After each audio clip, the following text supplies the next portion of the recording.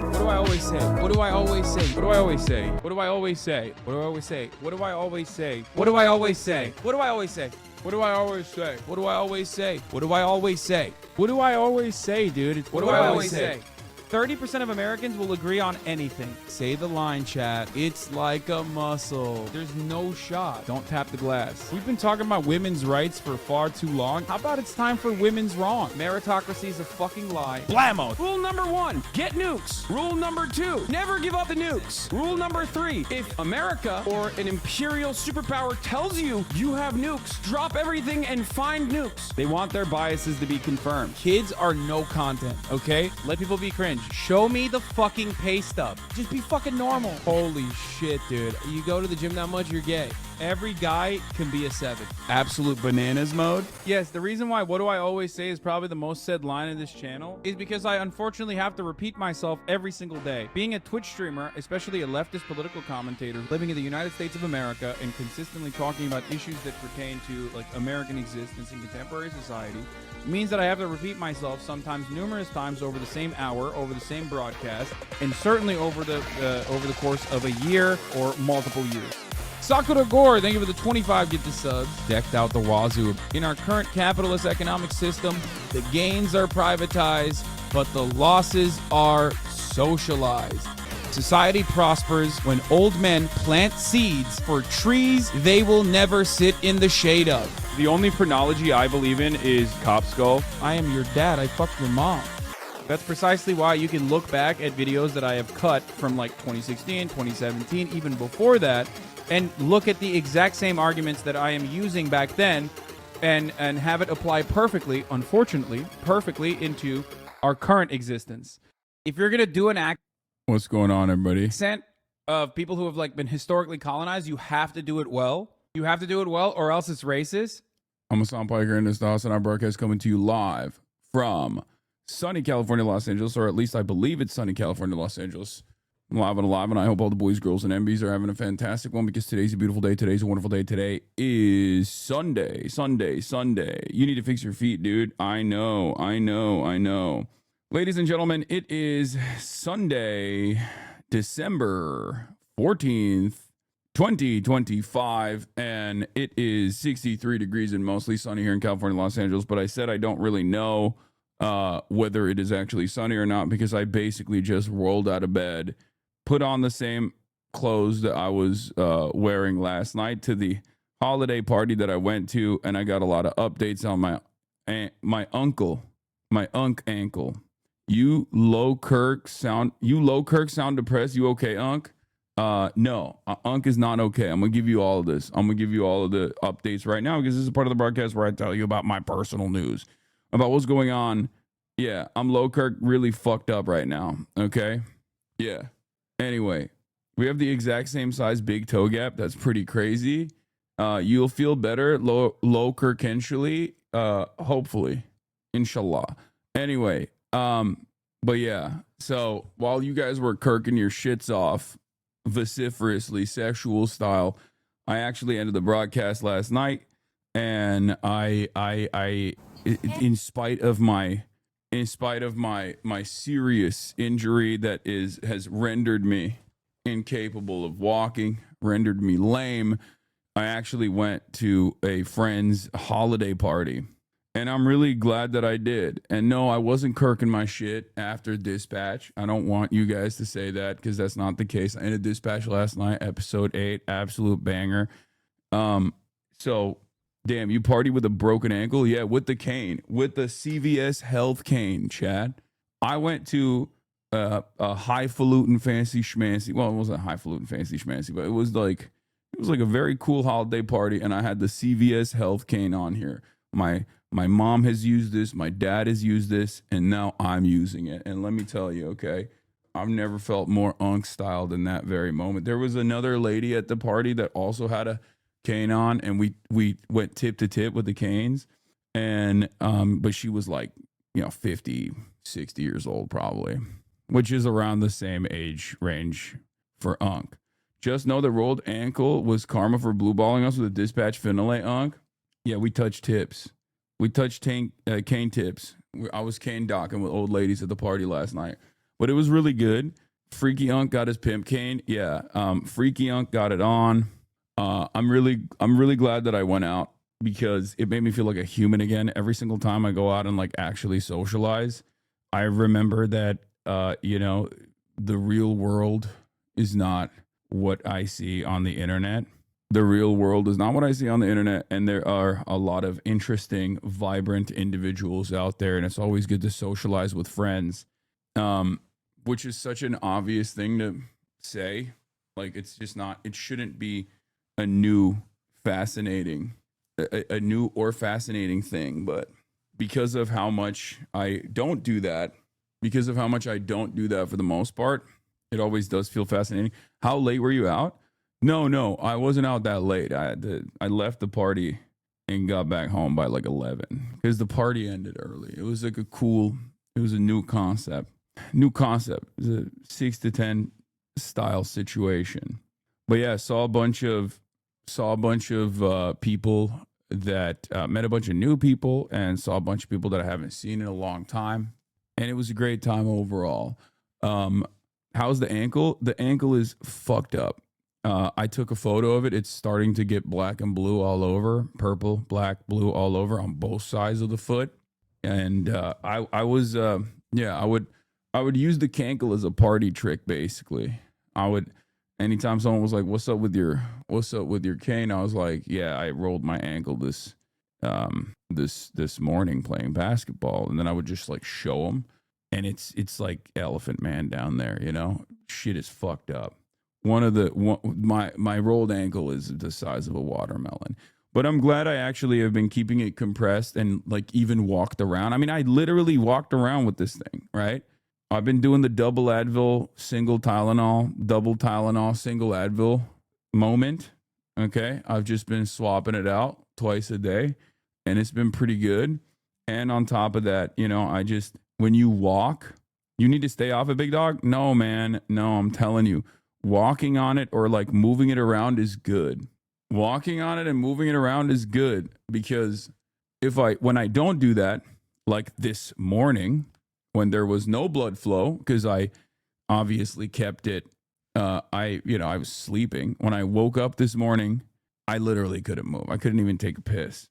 I couldn't take a piss before I cracked a double Advil, single Tylenol move. Because when I go to sleep, I don't move my leg, right? At all.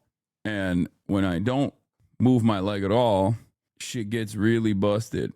100% broken? No, it's not broken. He's addicted? Yeah, I just popped a perky, Charlie Kirky, man. What do you mean? This is who it is. This is who I am, okay?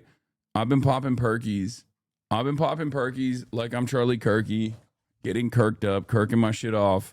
It's just how it is. There's a rock version out. What is this? Charlie Kirky. I just bought the perky. Charlie Kirky. Yeah, the chip bone from a rolled ankle has turned into a pseudo joint in the last 10 years. For me, at least, I would definitely get looked at that, fam. Okay, everybody calm down. I don't want to hear any fucking doctors in the chat. I don't want to hear from any doctors in the chat, okay? What was your Spotify rap? I don't do Spotify. I don't have a Spotify. So now that Dispatch is done, is this a game we can look forward to? Road to Empress? Yes. Is this when you rizz up like Chinese baddies on the way to becoming an emperor or some shit? Because I didn't realize that they made a video game specifically tailored to my interests so aggressively. It's kind of shocking. It's kind of odd that they made a video game specifically tailored to all of my interests, no matter how silly it might come across. So if you have dreams out there, don't let go of them, is my point, okay? It's even better. You got to become Empress and not get killed along the way. Okay. Discount Northern Lion. I can never be Northern Lion. 1, I will never be Canadian. 2, I can never be bald like Northern Lion. 3, actually, that's it. Those are the 2 main qualities. When I think about Northern Lion, I think about those 2 things. So it is what it is. Just don't let chat backseat your choices, king. Okay. 3, can't do movie trivia. I can't do any trivia. My trivia shit is so ass. So you're saying you might be a dad someday? Yes. Inshallah, one day. But yeah, great time overall. Going out. Your refusal to seek medical attention until you're basically dying is your most toxic masculinity characteristic. You share that with my 67-year-old redneck MAGA dad. Yeah. True. What else was I gonna say? There is some other stuff I wanted to tell you guys. What the hell? What else happened? Yeah, I guess I just basically I just went to a party, socialized, went to sleep, woke up early, and then went back to sleep. Warcraft, love the decor, especially the vanilla collector's edition. Oh shit, that's like actually Warcraft. Wait, how did you clock the vanilla collector's edition in the background? That's crazy. That's true. I do have that right there, right there, right where my finger is. Damn, Pog, Warcraft in the building. I spent lifetimes on this shit, okay? Warcraft 3. I don't know if you know this Warcraft, but I was a Dota boy. I was a MOBA guy before many of these people in my chat were even alive. I never was allowed to play World of Warcraft because it required a credit card, and my parents did not let me play any online video games because they thought pedophiles would kidnap me. But I played online video games anyway. I played Dota, but they never let me play World of Warcraft, which probably was the right idea. Like, I'll be honest, parental restrictions kind of ass, okay? Kids always find a way around it. I certainly did. But I do think the best thing that they did for me and my development was make sure that I never played World of Warcraft, because like I didn't have a credit card or anything like that, and I just couldn't do it. And I feel like if I had played World of Warcraft, my life would be so different right now. I would probably be Asmongold, still in Turkey. Like I'd be the Turkish Asmongold. This is not going the way Warcraft expected when they came in the chat, Lamau. Yeah, I did spend a shit ton of time playing Warcraft in general, though. I loved it. I was obsessed with Dota, which is why I stopped playing MOBA games in general. Well, no, Asmon didn't start out rich by my understanding, but outside of that, maybe. I mean, I wasn't talking about like accruing wealth in any capacity. I was talking more so about like how much of a shut-in I would have become if I played World of Warcraft. Let's be real, because it's so addicting. What is a MOBA? What do you mean? What's a MOBA? MOBA is literally like League of Legends is a MOBA game. Anyway, Warcraft 3 training arc with Grubby when Warcraft 3 passed the baton of Baldur's Gate 3 as the greatest of all time. Frozen Throne, another one. I used to draw Warcraft characters. OG heads in here know. Hellboy Hasan used to draw Rikimaru. 9 yaşında bizim üç komşunun evine gidiyorum. Babası WoW bağımlısı oldu. Oğlu da bana babasının hesabından karakter açıp duruyordu. Her evlerine gittiğimde sonra babasının bunu dövdüğünü öğrendim. Sonra da taşındılar. Bir de FETÖ'cülerdi, biz Aleviyiz diye çok sıcak bakmıyorlardı. That is an insane story that this Turkish chatter wrote in here. And it is virtually impossible for me to explain to an American. Like a direct translation of that story is you will not understand like 90% of the intricacies. That is crazy. Okay, second season Korean girl roommates game, or is that not safe for work? First of all, there is no such thing as not safe for work, okay? We don't do those things. Not safe for work means safe for the HasanAbi broadcast. I literally just played this batch. There's so many penises in it. There's titties in it. So, you know, there's no such thing.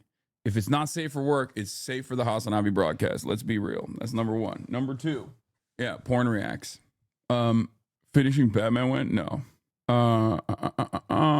Where was I? What was I gonna say? Actually, I don't know. Cutie and vanilla voice characters in this cozy Christmas game light up the town. Oh yeah. React to this, you fucker. Yeah, this guy literally did this thing. This guy did this thing like a day after Charlie Kirk got shot, brother. I'm pretty sure this guy came out and did this meme. This was literally the day of, or like the day after. Which is kind of crazy. Like, I mean, what did he know? The date of the ceremony will be announced, and I can only guarantee you one thing, that we will have a very big crowd. Very, very big.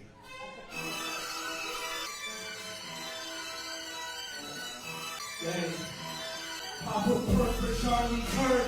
My young ones put in work. Person talk shit out the gang. And my young ones get you hurt. Pop a perk for Charlie Kirk. My young ones put in work. Person talk shit out the gang.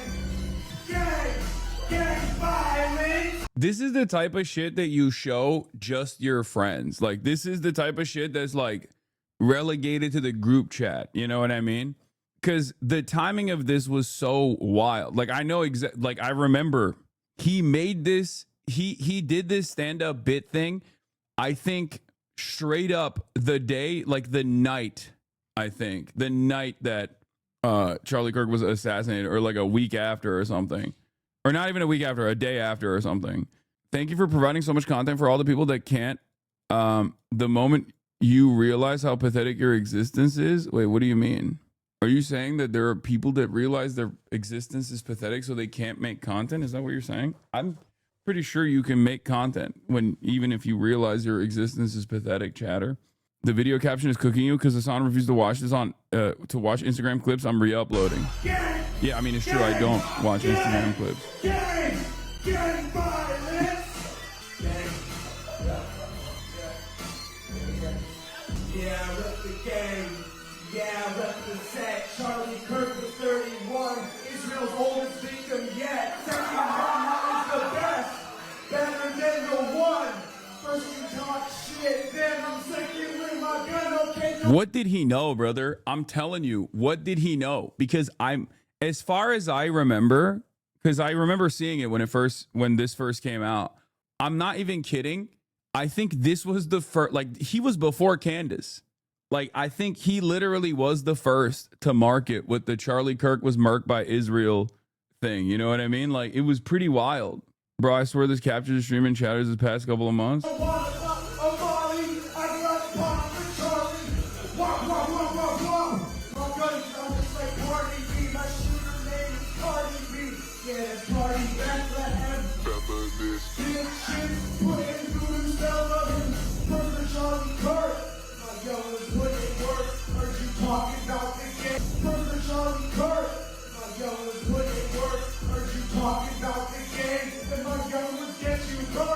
I think this is Candace Owens is like, this is the source, you know?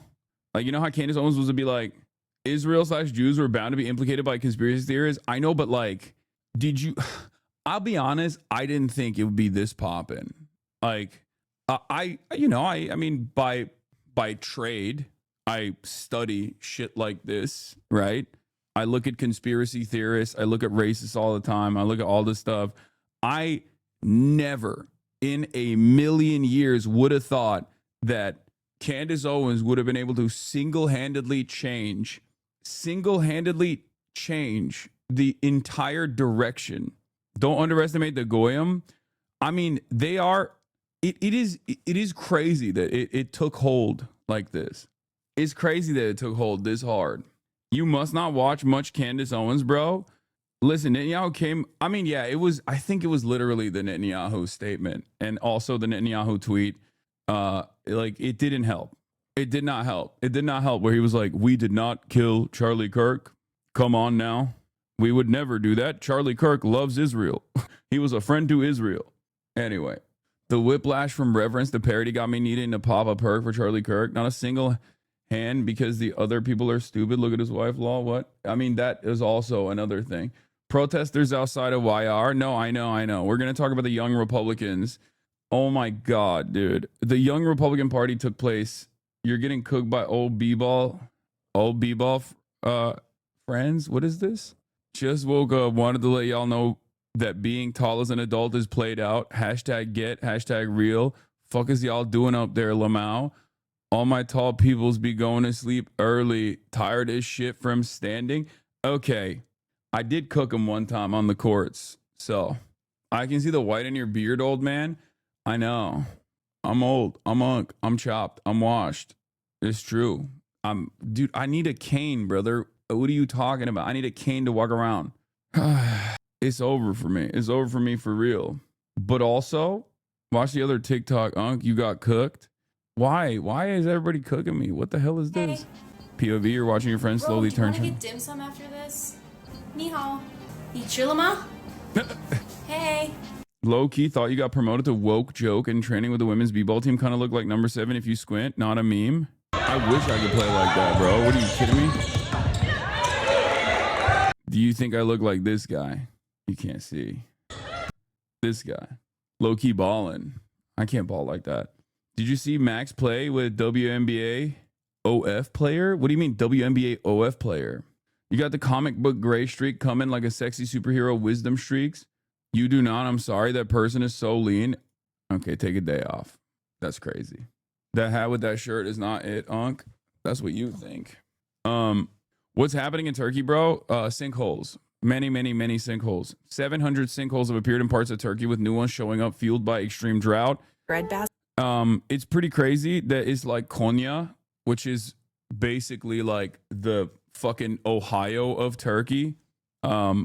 It's just it's wild to me that God is punishing Konya of all places. You know what I mean? It's like it's already a fucking punishment to live there. Nearly 700 sinkholes are tearing open Turkey's farmland, and the country's main breadbasket is literally caving in. Close to 684 large sinkholes have been found across the Konya Plain, the region that grows much of Turkey's wheat. I think it's because of irrigation, right? That's probably what I assume that's what it is. It's entirely because of Konya hak ediyor abi. Yapmayın abi, zaten adamlar Konya'da yaşıyorlar yani. Daha ne olsun oğlum, zaten Konya'da yaşıyorsan zaten hayatın cehennem her gün. Üstüne üstlük bir de şimdi böyle devamlı sinkhole açıyorlar yani, böyle bir şey olamaz. Anyway, it's not the best place to live in Turkey, okay? I'm just gonna say it. It's kind of a shitty place, low key. So the fact that there's also hella sinkholes opening up makes it even harder. Abi ayıp ediyorsun. Ulan yalan mı söyledim? Şimdi adamlar zaten Konya'da yaşıyorlar abi. Ayıp ediyorsun diyor adam. Ondan sonra sen nereden bağlanıyorsun? İzmir'den bağlanıp ondan sonra ayıp ediyorsun diyorsun. Git yaşa o zaman Konya'da. Eğer çok iyiyse. But yeah, anyway, all jokes aside, I do think abi 23 and me yaptım, Konyalı ve Sivaslı çıktım, paramı geri istiyorum. But when climate change gets bad enough, you won't be laughing at us Ohioans. No, I mean, this is what I'm saying. It's like most likely because of the year. Scientists blame a dangerous mix of extreme drought, climate change, and decades of heavy groundwater pumping. In the Karapanar district alone, more than 20 new sinkholes opened in the past year, some stretching 100 feet across and plunging hundreds of feet down. Researchers say the collapses have accelerated since the early 2000s. Ya bu pezemekler yeraltı suların amına koydular. Su yok. Kimse tarım reformu falan yapmaktan bahsetmiyor. Habire kuyu kazıyorlar. Yeah, that's what the Turkish chatters are also saying. They're saying that there's like very little underwater, there's very little water in the ground, and they just keep opening new wells with no concern for the groundwater, with the groundwater availability, and there's no like agricultural reforms that they are considering from an environmental standpoint, and therefore this is the likely outcome. Putting farms, livestock, and entire rural communities at risk. And with reservoirs falling to their lowest levels in 15 years, experts warn the ground beneath Konya may continue to give way. For AccuWeather, I'm Emily Speck. In like 2 years, this shit is going to start happening in Phoenix. The shitty groundwater table pumping laws literally condemn these places to death. But yeah, climate change, bad management, very little interest in preservation, short-term profit seekers that basically rape and pillage the earth with no care and consideration for what might happen in the short term even, and certainly in the long term. And this is where we're at.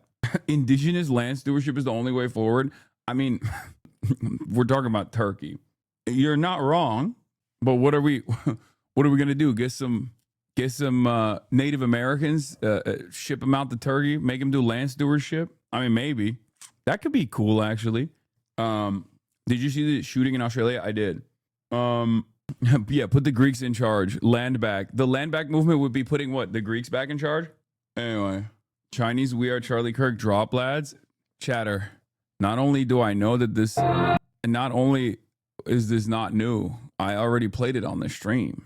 No pop-off tweet. Oh no, hold on. I'm gonna blast off right now before we get into the news. I know I was shooting the shit. Where was I? All right, let's do it. Let's blast off. Kings and Queens. ERIKA KIRK Townhall disaster. Young Republicans, New York City, Groyper war. Because of the shooting, it's okay to be Islamophobic. Yeah, I know. I know. People are going crazy over it. Brown University shooting. But a Muslim guy stopped the shooting. I know, but these guys don't give a shit. Okay, I know. I'm gonna get into all of that. Hold on. Do we have a blast off meme? I was on lockdown last night. It was nuts. Are you at Brown University or Rhode Island, or are you in Bondi Beach? Are you in Australia? Bondi Beach. I know. Sorry. See? Look, this guy went, what's one Muslim guy stopping a shooting compared to every other Muslim guy committing a murder? See, that's the attitude that a lot of these fucking dipshits have. He's like, well, it's a Muslim guy that stopped this shooting, but it's also Muslims that are doing all the shootings. Yeah, dude, all the shootings around the world consistently conducted by Muslims. Yeah, every Muslim around the world is responsible for all the shootings all the time. Wasn't the shooting motives even confirmed? No, but I mean, you can make an assessment, right? Anyway, do we have a blast off meme or not? She was locked down for 2 hours. Cops were mostly sitting around with their thumbs up their ass. Okay, hold on. Damn, we got nothing. We got no blast off memes in the chat today. What the fuck? Damn, I'm washed. I'm chopped. I'm washed. I'm chopped. And we got no, we got nothing. Adobe raised the price.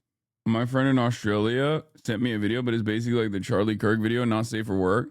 Okay. I don't even know what this is, but I'll just fucking post it. Whatever. Feet blast off or bust? No, we're not doing that. We're not doing feet blast off. Bro, some of us got finals make your own memes. Yeah, true. All right. Here it is. It's normally it's supposed to be Sunday fun day, but obviously we got a lot of news to cover. We got the ERIKA KIRK Townhall disaster, young Republicans in New York City doing a Groyper war, the Bondi Beach CHANUKKAH shooting, Brown University shooting, and all this stuff. So obviously I'm going to cover all of that. But every Australian guy is asking how a guy managed to get a bolt-action rifle in Australia where gun laws ban guns. They have very, very strict gun laws, but I'm pretty sure you can still get like a hunting rifle. That's why the reason I watched the video. That's why the reason why they were using the bolt-action rifle was because they can't get like AR-15s and semi-automatic rifles. Like they have rifles and shotguns. It's pretty much like it's pretty much the only things you can get, and it's specifically for it's specifically for hunting, and it's very difficult to get. And it's one of those things where it's like, because he had such because the two shooters basically had like such unrestrained access to so many people in an open field. Like if they actually had AR-15s or like automatic weapons or something like that, or semi-automatic rifles, the death toll would be far, far, far worse. Like it would have turned into a Stephen Paddock style situation. You know what I mean? Lorcan Collins has a message for you.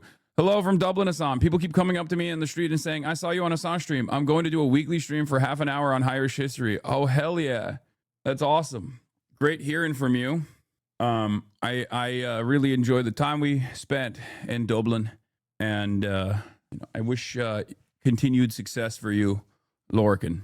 The story is a success story of gun control in that sense. I mean, yeah, it's so fucked to say there's no guns. Like, no, there's recreational guns, not cosplay bullshit guns. No, even in a country like Australia, yes, they have incredibly strict gun laws, okay? But obviously there's still hunting and shit, and you can still get, you can still go and purchase a weapon, okay? But it's also, listen, the success of the Australian gun laws is evidenced by the fact that there is much less gun violence in Australia than other countries that have more guns. It's that simple. Sometimes it's that simple, okay? And I suspect that, I mean, in this day and age, even though like a lot of governments are far more reactionary, I suspect that they will even figure out how They'll figure out how to restrict it even further. Although I do suspect that there will be a lot of right wingers now that will say, "Oh, if we had guns, we would have been able to like avoid this disaster," stuff like that. Because there are a lot of right wing chuds in every country that are completely brain poisoned by American style politics and want to implement American style politics in their countries as well. So I can see this being an opportunity for many of those guys to make a big point about how we need to get our guns back.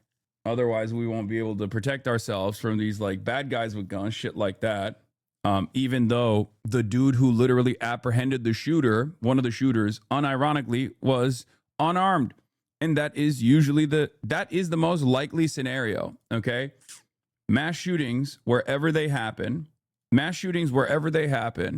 are more often than not stopped and thwarted by an unarmed person, a good guy without a gun. So the when the gun control conversation is taking place in a place like Australia, just remember stuff like that. In any case, we'll start off with the shooting at Bondi Beach that killed 12 people so far and has injured dozens. 2 people walk up to Bondi Beach. There's a Hanukkah festival / event taking place because it's Hanukkah there right now. It's supposed to be Hanukkah tomorrow in the United States of America. The death count has the death count has apparently risen to 16 at this point. 2 gunmen walk up with bolt action rifles and semi-automatic. Well, it's not technically semi-automatic, but like whatever the semi-automatic shotgun version is in Australia. And they walk up to this area and they just straight up, they're straight pull shotguns and just start opening fire. Is it 3? I thought it was 2. I don't know where you guys are coming from with this 3. The initial reports I read said it was 2 gunmen. I think a lot of people mistook the third guy who apprehended one of the 2 gunmen as a third gunman or something. And that's why you're saying it was 2 shooters, but they had 3 guns between the 2. And one of the shooters is dead. The other one is not. And basically there is a full 10-minute video of them shooting. I watched it from afar. It is a harrowing incident. It is obviously completely unacceptable, absolutely evil shit. They just walk up to this public area and just start opening fire on people. Talis fact-checking the OSINT accounts. Yeah, there's also a lot of this. Yeah, this is wrong. This is the second gunman. We can trace his path throughout the entire incident. The individual in the white pants shot 2 people, walked across the bridge towards the Hanukkah party, then disarmed, returned to the bridge and picked up the second shotgun. Yeah, I mean, beyond tragic. It's a very American style incident that took place this time in Australia. So let's take a look. And I'll shots ringing out over Australia's most famous beach, packed for sunset. Panic as people on the shore and in the sea run for shelter. As rounds are fired, a moment of bravery. Watch as the man in white, Ahmed al-Ahmed, tackles one of 2 terrorists, targeting hundreds of Jewish people who were peacefully celebrating Hanukkah, the festival of lights. The disarmed attacker retreats to a bridge, where his co-assailant, 24-year-old Naveed Akram, continues to fire, shooting Ahmed al-Ahmed twice in the arm. The pair continue their attack before they're surrounded by law enforcement. One is shot dead and the other is seriously injured and apprehended. Police are investigating reports of a 3rd terrorist. They also discovered improvised explosives. Look at the speed of him shooting. This is a trained sniper. Yeah, I mean, he was I wouldn't say he's a trained sniper necessarily, but it's obvious that he is very well trained with this weapon, because being able to cycle through with ease like this obviously implies that he is very well practiced. It doesn't mean that he's like well practiced at, like, I don't know, combat or something. It just means he's like definitely very aware of how to use this rifle, as you can see. And I think it's not a regular bolt action, right? Because regular bolt actions, you have to push it back in.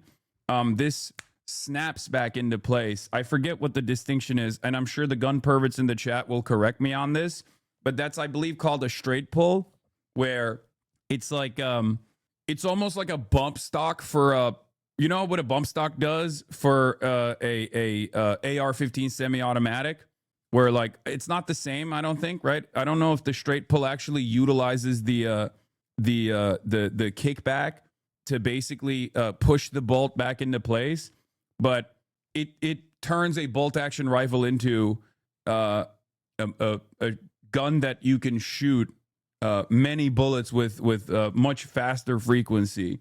But I don't think, but it's not like a modification or anything, right? No, stop.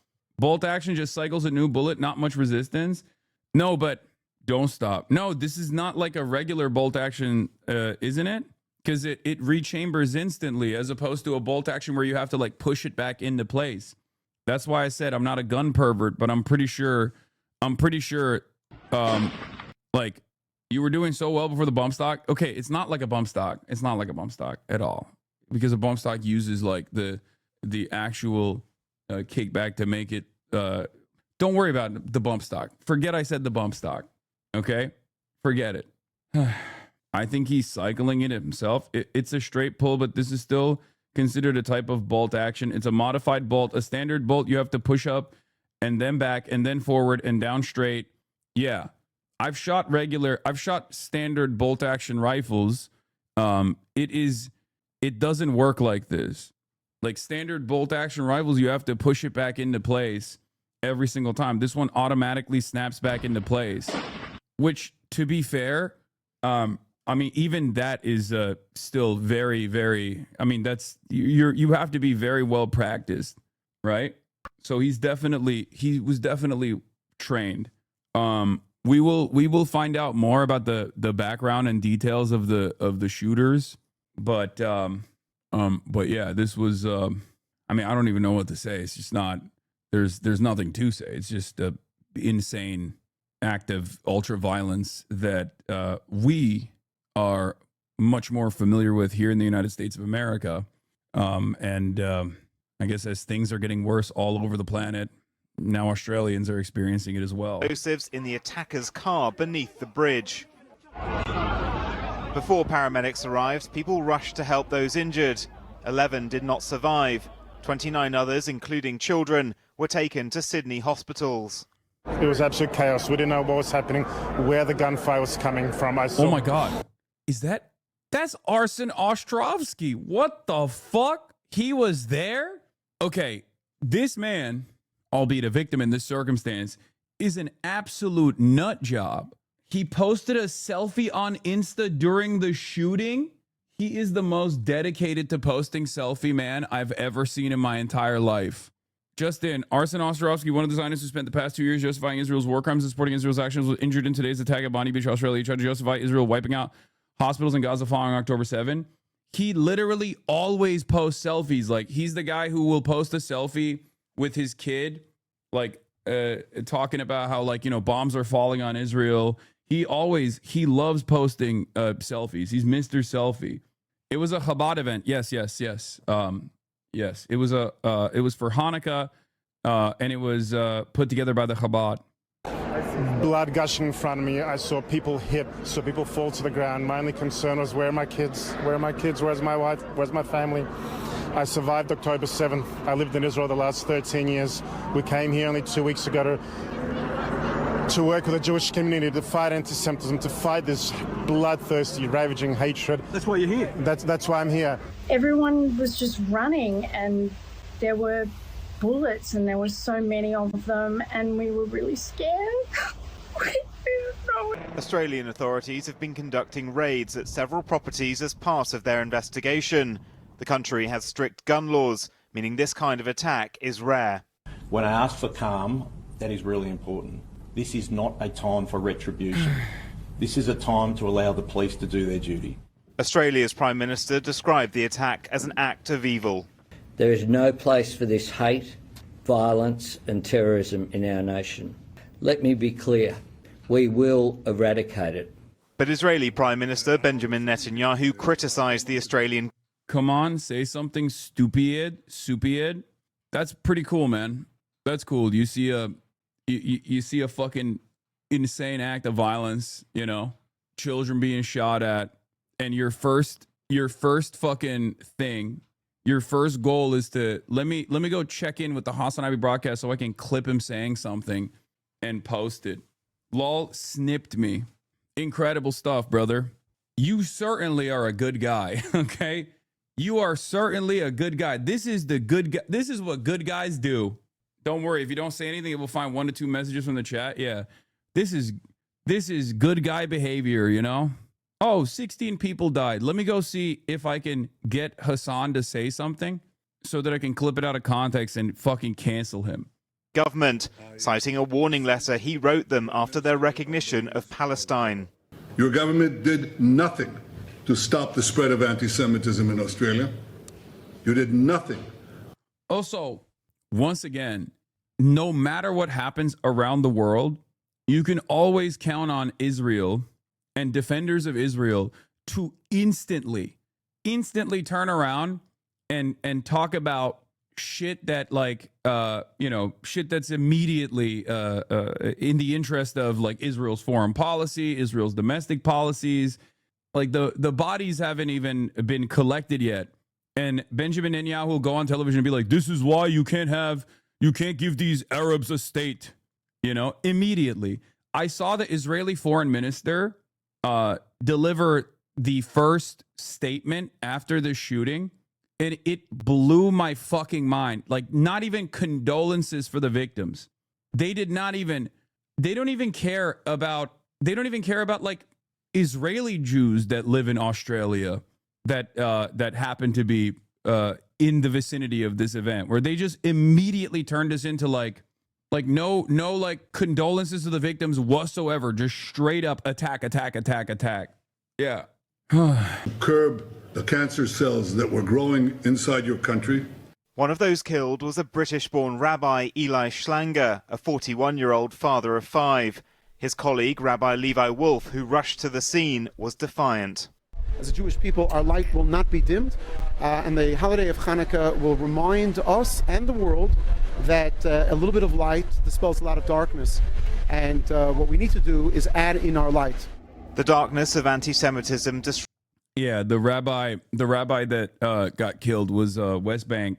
I think a settler in the West Bank, and was in Israel, in and out of Israel. Very, this doesn't justify what took place. Obviously, it's fucking completely unacceptable. What is this? I wrote Benjamin Netanyahu 5 hours ago. Now, as a result of this, the Secretary of War Pete Hegseth said the following. He said, "Let it be known that if you target Americans anywhere in the world, you will spend the rest of your brief, anxious life knowing the United States will hunt you, find you, and ruthlessly kill you. They're not only trying to annihilate us, they attack us because they attack the West."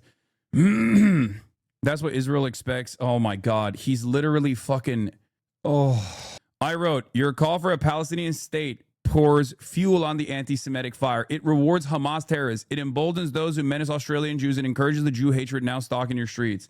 Brother, how the fuck do you turn around and make this about a Palestinian state? And if you were to make this about a Palestinian state, how the fuck do you make this about... Oh my God, dude. It is fucking insane. It is insane. Every pro-Israel person has like a different, pet peeve that they're going to turn around and like use any instance of harrowing ultra-violence, anti-Semitic violence, whatever, to their advantage in this moment. To be like, well, this is exactly because they're giving aid to Gaza. But they never actually think about the enmity that has grown towards not just Israel, but also Jewish people as a whole, directly as a consequence of Israel being tied falsely to Judaism over and over again, putting Jews in the West in the crosshairs as a direct consequence of Benjamin Netanyahu, and not just Benjamin Netanyahu, but the entire Israeli government and the Zionist project tying Judaism to Israel openly and deliberately, dangerously. Like, if anything, this is it's the exact opposite of what these guys are saying. If there wasn't such instability born out of Israel's apartheid state status, that there wouldn't be this kind of negative association. Sure, anti-Semitism would still exist, right? It's one of the oldest versions of bigotry and hatred. But like, how can you not see that these sorts of incidents are increasing? directly as a consequence of the association that people make with Judaism and Israel, Judaism and Zionism. And there's not a moment that is wasted in instances like this. Sky News interviews the Israeli deputy foreign minister about the attack in Australia, and she used the opportunity to attack the hate marches in London and claimed that globalized intifada is a call to kill Jews. It isn't. Oh, my Lord. They were probably fans of yours, to be honest. Okay, good one, dude. I mean, the people that come in here to say shit like that are unironically doing a different version, a smaller version of what these guys are doing, right? That's what they're doing, which is, there's a moment of crisis. There's a horrible act of violence that took place. How can I make this about my least favorite Twitch streamer? How the fuck do you live like that? It doesn't make any sense to me. Yeah, never let a good crisis go to waste. It's an opportunity. Disrupted the joy of lighting Bondi's menorah today. Around the world, Jewish communities will continue to light those candles in their windows this week, in defiance of the rising threat against them. Well, Australian broadcaster Hamish MacDonald is the presenter of Mornings on ABC Radio Sydney. I spoke to him a short while ago and asked him what the mood is like there just hours after the attack. It's not an overstatement to say that I think Australia is devastated by these events. This took place in Sydney's backyard, Australia's backyard. Bondi Beach, the place that so many travel from all over the world to see, is that single snapshot of Australian life. And that is very much what this place is all about. It was a Sunday evening. It was a perfect early summer evening. Friends of mine that live here said you couldn't have asked for a better Sunday evening. Another friend had just jumped on a surfboard because she saw her friend riding some nice waves not too far from here. And it was interrupted. It turned to chaos. There was pandemonium. Hundreds of people running south from the beach, north from the beach, up the hill. Some people still carrying beers in their hands because people were coming into bars and pubs and cafes and restaurants and saying, run for your life. And so, sadly, at least 12 people have been killed, including, of course, one of the gunmen we now know. But I think obviously it's significant this has been declared a terrorist incident, but it is also the single biggest shooting in Australia since 1996. This is going to have a profound impact, isn't it, on Australia? It's not something of the like that the country has seen before. Jewish contacts of mine, friends, have been in touch tonight saying, you know, we've been warning of this. People have questioned whether we were exaggerating when we said this sort of thing might happen. And so I think there's a sense of deep regret in the Jewish community that their worst fears have been realised. As I drove down here to Bondi Beach tonight, I stopped off and saw an Orthodox Jewish friend of mine who spent her afternoon ferrying, crying, distressed, hysterical young women of the Jewish community that were here at the CHANUKKAH event up the hill to their residences because they could not get out of here. Just think of the timing, the first day of Hanukkah, the lead up to Christmas. This is when Australia kicks back for their summer holidays. And the Prime Minister, Anthony Albanese, has said he's going to eradicate this hate. I mean, what might that look like, and do people believe he's able to do it? I think it's very hard to know how he intends to do that, speaking honestly.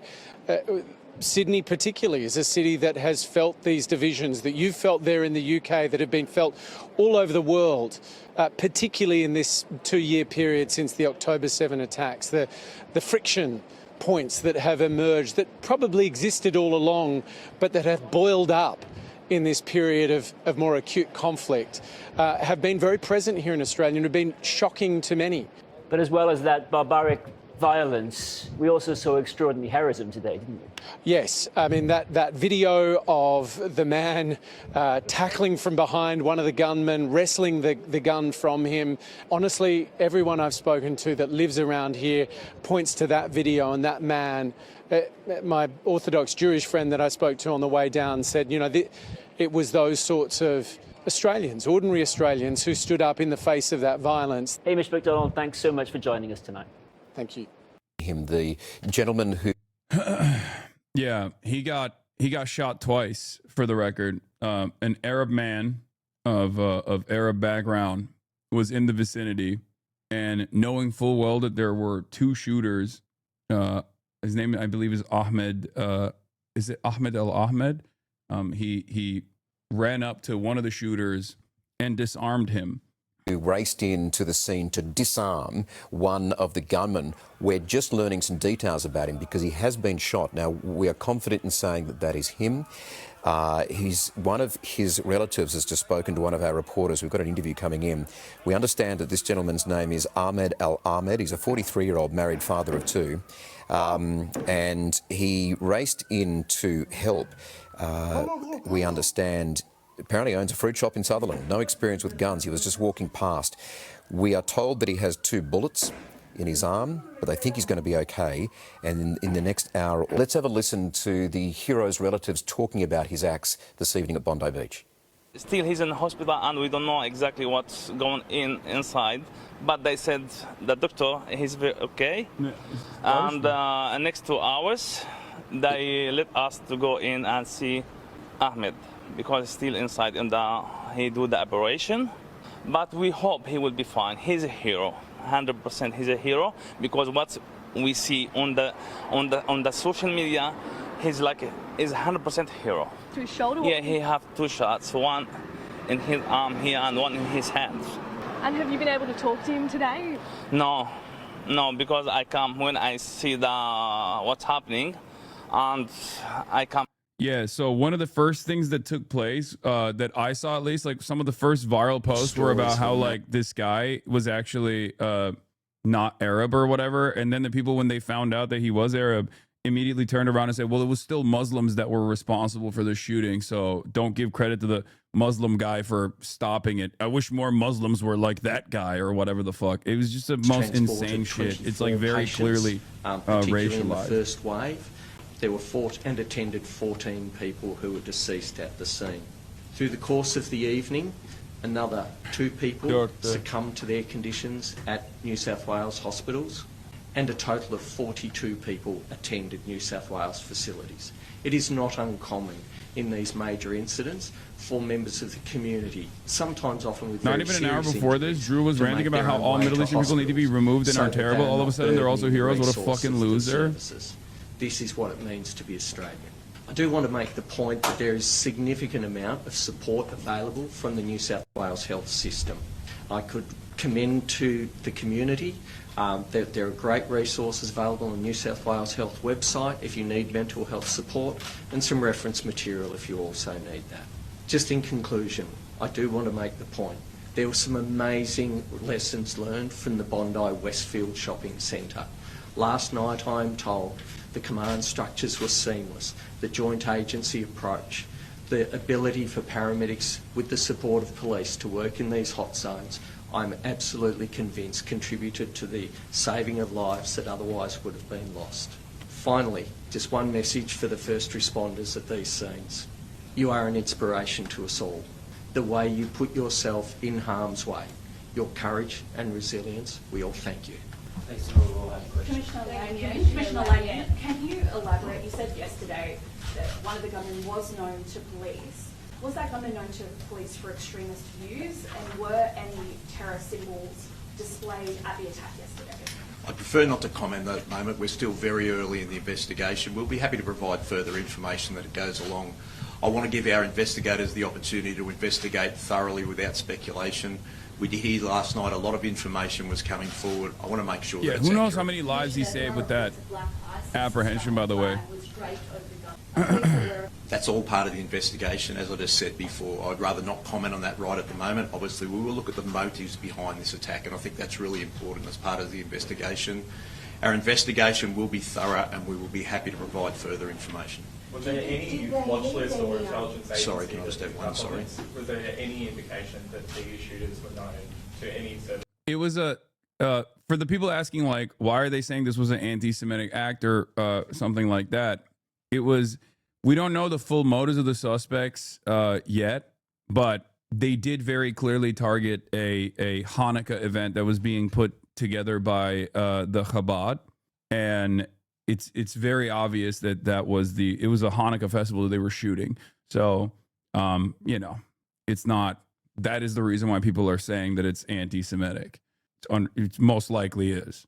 Like, while we don't fully know, like while there is no complete confirmation, it's understandable for people to assume that, you know, it's like you shoot at a church. It's, you know, most likely if you go into a black church and shoot up a black church, even before you figure out what the motives of the shooter is, you can probably assume that this is like a white supremacist guy, like Dylan Roof, right? It's a very logical conclusion to arrive had a gun at. licence for approximately 10 years. And the younger man, he was one known to police and to ASIO. Do you have any more information on that?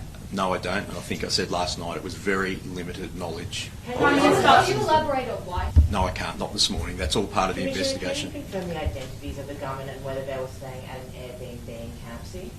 I can certainly indicate that they were staying at an address at Campsie.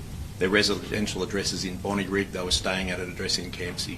Prime Minister Benjamin Netanyahu has laid some blame on your feet. What is your response to Netanyahu's comments yesterday that were pretty inflammatory? This is a moment for national unity. This is a moment for Australians to come together. That's precisely what we will be doing. Is it a failure that these men were seriously on the radar of our authorities? Look, our authorities do an extraordinary job, As Commissioner Lanyon has said, investigations have already made some progress. The fact that there were raids on the home in Bonnyrigg and at Campsie last night. We will continue to provide every resource possible to the AFP and as well to our intelligence and security agencies. Prime Minister, Police Commissioner, not looking for a third offender, that means not just no third shooter, but no other persons of interest or suspected accessories. How do you know that these two were acting alone? What I'm saying is that we will conduct a thorough investigation. If there is any other person that is associated with the two offenders that we believe that was either involved or responsible for what took place, we will take appropriate action. What I'm saying very clearly is that there were two persons involved yesterday. There were two persons in this atrocity. We are not looking for a third person who was involved in yesterday's incident directly. Was anyone arrested? This is a failure that this man was able to get a gun licence and that he was not more on the radar of authority. I think there's actually legislation that governs how people have a firearms licence. So what I've said so far, and I'm not going to go further into it at this stage, there was very little knowledge of either of these men by the authorities. The person was determined to be entitled to have a firearms licence and had a firearms licence. The person had had a firearms licence for a number of years for which there were no incidents and it was regulated. I think it's probably premature to be talking about this. When I'm speaking about an investigation, we want to get to the circumstances of everything that occurred yesterday and what led up to it.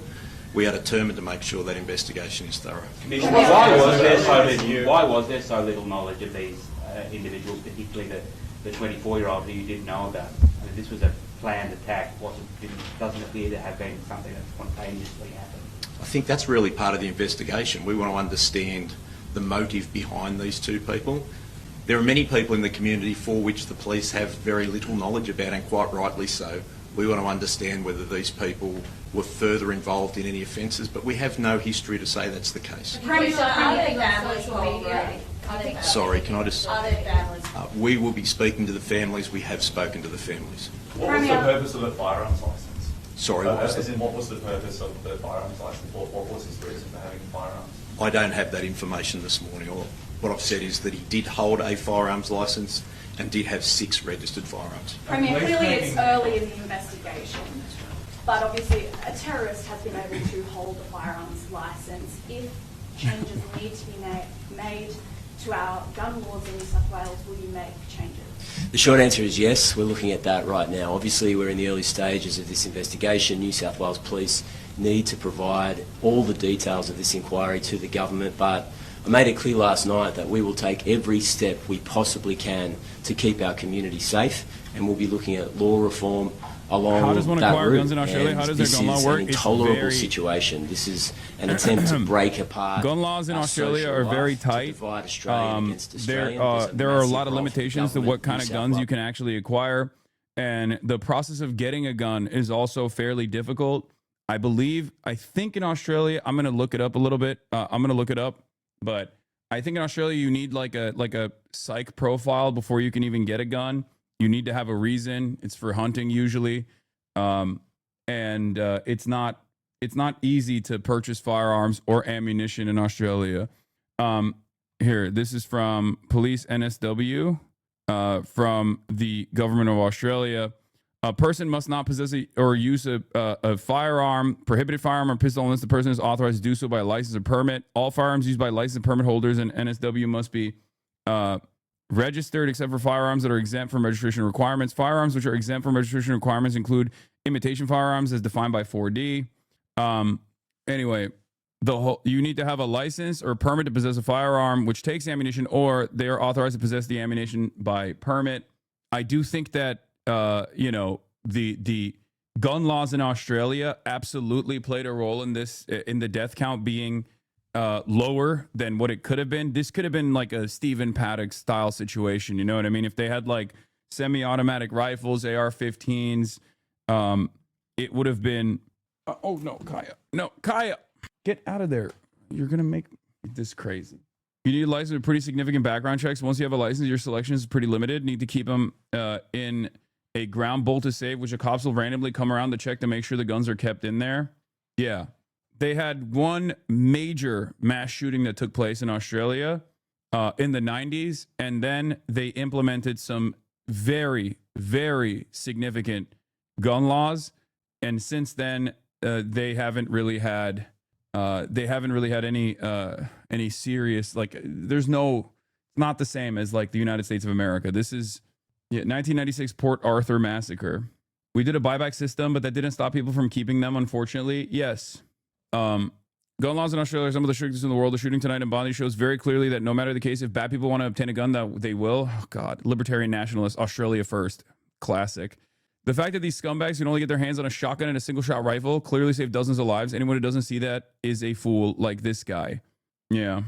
And then, of course, American brain rot immediately getting into Australian political discourse. The fact that AU has demonized firearms the way it has is why no police were equipped to eliminate the threat. A trained officer with a capable rifle in his trunk could have saved lives. Maybe grow up and stop thinking of tools as having a nature. Focus on the humans using them. Trained armed police officers were firing back at the gunman within 4 minutes. Trained and armed officers killed one of them. Trained and armed officers brought down the other one within 5 minutes of exchanging fire. You're not very smart, are you? Like, what the fuck are you talking about, bro? We have Uvalde. Like, Uvalde happened in the United States of America, okay? Where the most geared up police were completely rendered useless. And there are so many instances of this because mass shootings and school shootings specifically happen with such regular frequency in the United States of America that, like, we know sometimes there is a heroic cop, but in most circumstances, it's actually an unarmed hero that ends up apprehending the gunman, or the gunman kills themselves. Okay. And that's the only way that these sorts of incidents end. American cops have basically everything short of a fucking RPG in the trunk. And yet, you know, it seems like there are a lot more fucking mass shootings that take place in our country than a place like Australia. I cannot believe that we are literally forcibly exporting our fucking brain rot to other countries. I hate this shit so much. It's so crazy that not only are we fucking ourselves, okay, consistently advocating for our own demise, but we want to get involved in other countries' affairs and we want to fuck them too. We're like, no, that brain rot, we must export it. You must have it too. You must have that brain rot as well. Every Australian needs a gun immediately. It's insane. It's insane. Will continue to stand with like the Australian cops with the limited training that they supposedly had still did a fucking better job than American cops do in situations like this. And they're still talking shit. Americans are still talking shit. Like, all things considered, this could have been a far, far worse event. It was already a horrible event. But it blows my fucking mind that we look to this situation in a country that has like reasonable gun safety and gun control. And we still, like, everybody loves when horrible incidents like this take place, so they can just take on whatever cause they have and just hammer it over and over again. And I think that in and of itself is another indication that we are so desensitized to these kinds of acts of violence, especially Americans, right? Because it's like, I mean, there was a fucking school shooting that took place in Brown only a couple hours prior to this happening in Australia. And that's basically any other day, right? I mean, that happens all the time here. It's the gun equivalent of vaccines. It's the same people are saying, oh, I got the flu even though I got the shot, so the vaccine doesn't work and we should outlaw them. Anyway. But think about the profits American gun manufacturers could earn if there were unrestricted access in the AU. Yes, except the Amerifats that are advocating to loosen gun restrictions in Australia thousands of fucking miles away on the entire other side of the planet are not actually gun manufacturer executives that are slated to, you know, that are slated to make profit here. They're just regular ass Americans that think this is how it's supposed to go. They are doing the bidding of gun manufacturers against the social welfare of a different country thousands of miles away, okay? But they're doing it for free. They're doing it because they just like, they are so invested in this.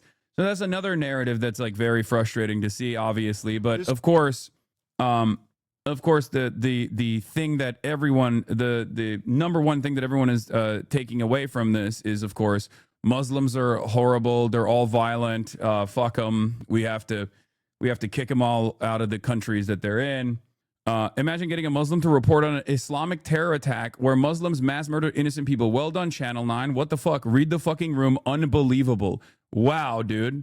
That's just an insane thing. Like, you see a random Muslim journalist and you immediately assume like all Muslims are related to this incident. Once again, straight up unrestricted, unrestrained racism. 51,000 likes, of course.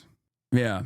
What happens when a white guy is responding to the scene of a white nationalist doing like a racialized hate crime or something? Nobody will turn around and be like, whoa, I can't believe a Christian white guy is reporting on another Christian white guy doing fucking a mass shooting. Like, that's so stupid, right? People understand how stupid that is, I hope.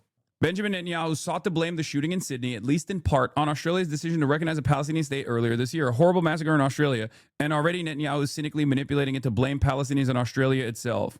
I'm telling you right now, I think the reasons as to, like, the way that the entitled and the arrogant ways in which members of the Israeli state communicate to the rest of the planet is a big part of the reason why people just immediately go, okay, fuck you. Okay? Like, there is no room to breathe here for people. There's no opportunity for people to grieve their loved ones. There's no opportunity for people to take a breath and be like, what the fuck is going on here? How do we make sure that this never happens again? Instantly, Benjamin Netanyahu comes in and it's like, oh, this is because you wanted to recognize the Palestinian state. It's so transparent. It's so cynical. It's so obvious that you don't even give a fuck about any of the people that were killed.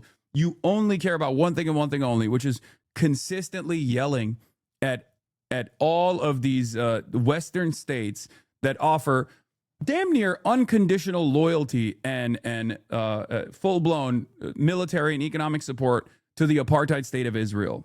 Christchurch 2019 reaction didn't immediately assume a certain ethnic or religious suspect. In fact, the reaction didn't really turn vindictive towards anyone. Muslim reaction to injustices towards them has to be restrained in the context of Western media bias. Yeah, of course. And that's the reason why you see like mainstream outlets instantly go, oh, well, they've let these hate marches go on. And the hate marches are anti-genocide marches, chat. It's fucking insane. Okay? And of course, the way that Benjamin Netanyahu conducts himself in these affairs, once again, invites tremendous scrutiny because he is the absolute worst. He is the absolute worst communicator for people who aren't like brain poisoned by ultra Zionist tendencies. When they see someone like Benjamin Netanyahu try to communicate in this media environment, they go, this is fucking bullshit. We know your hands are bloody. We know you're a bloodthirsty murderer. And now you're over here immediately turning this back into completely irrelevant political goals that you have personally, or completely oblivious to the dangerous conflation between Judaism and Zionism. Because in some respects, anti-Semitic incidents such as this one, okay, or all different sorts of anti-Semitic incidents. And I'm not talking about like the fucking bullshit ones where people are like, oh, I saw someone say free Palestine in my vicinity and I got scared. I'm talking like actual acts of anti-Semitism, right? That kind of stuff explodes as a direct consequence of tying all Israeli violence, all apartheid violence, and all genocide back to Judaism, not only in Israel, but also in the Western world as well. It's insane. Do you think pro-Palestine protests should be allowed outside of synagogues? It's entirely dependent on what's going on inside of the synagogue, my friend. The fuck do you mean? There has never been a pro-Palestinian protest outside of a synagogue when there wasn't an actual event taking place inside of the synagogue that was like selling stolen fucking West Bank properties to Western developers and Western buyers. So yeah, they don't just like, people don't randomly organize and go, oh yeah, fuck this synagogue. That's not how that works.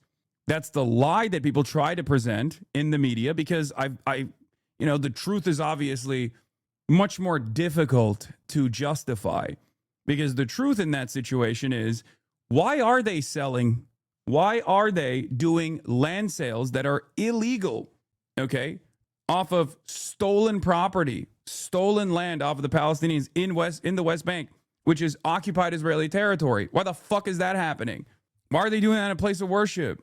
So of course, I'm not a fucking idiot. Don't get suckered by mainstream media narratives on this stuff. Whenever the media tries to cover incidents like that, they will automatically say, oh, this is an anti-Semitic act. I mean, yeah, if there was a random anti-Israeli protest outside of a random synagogue for no reason, okay, for no reason whatsoever.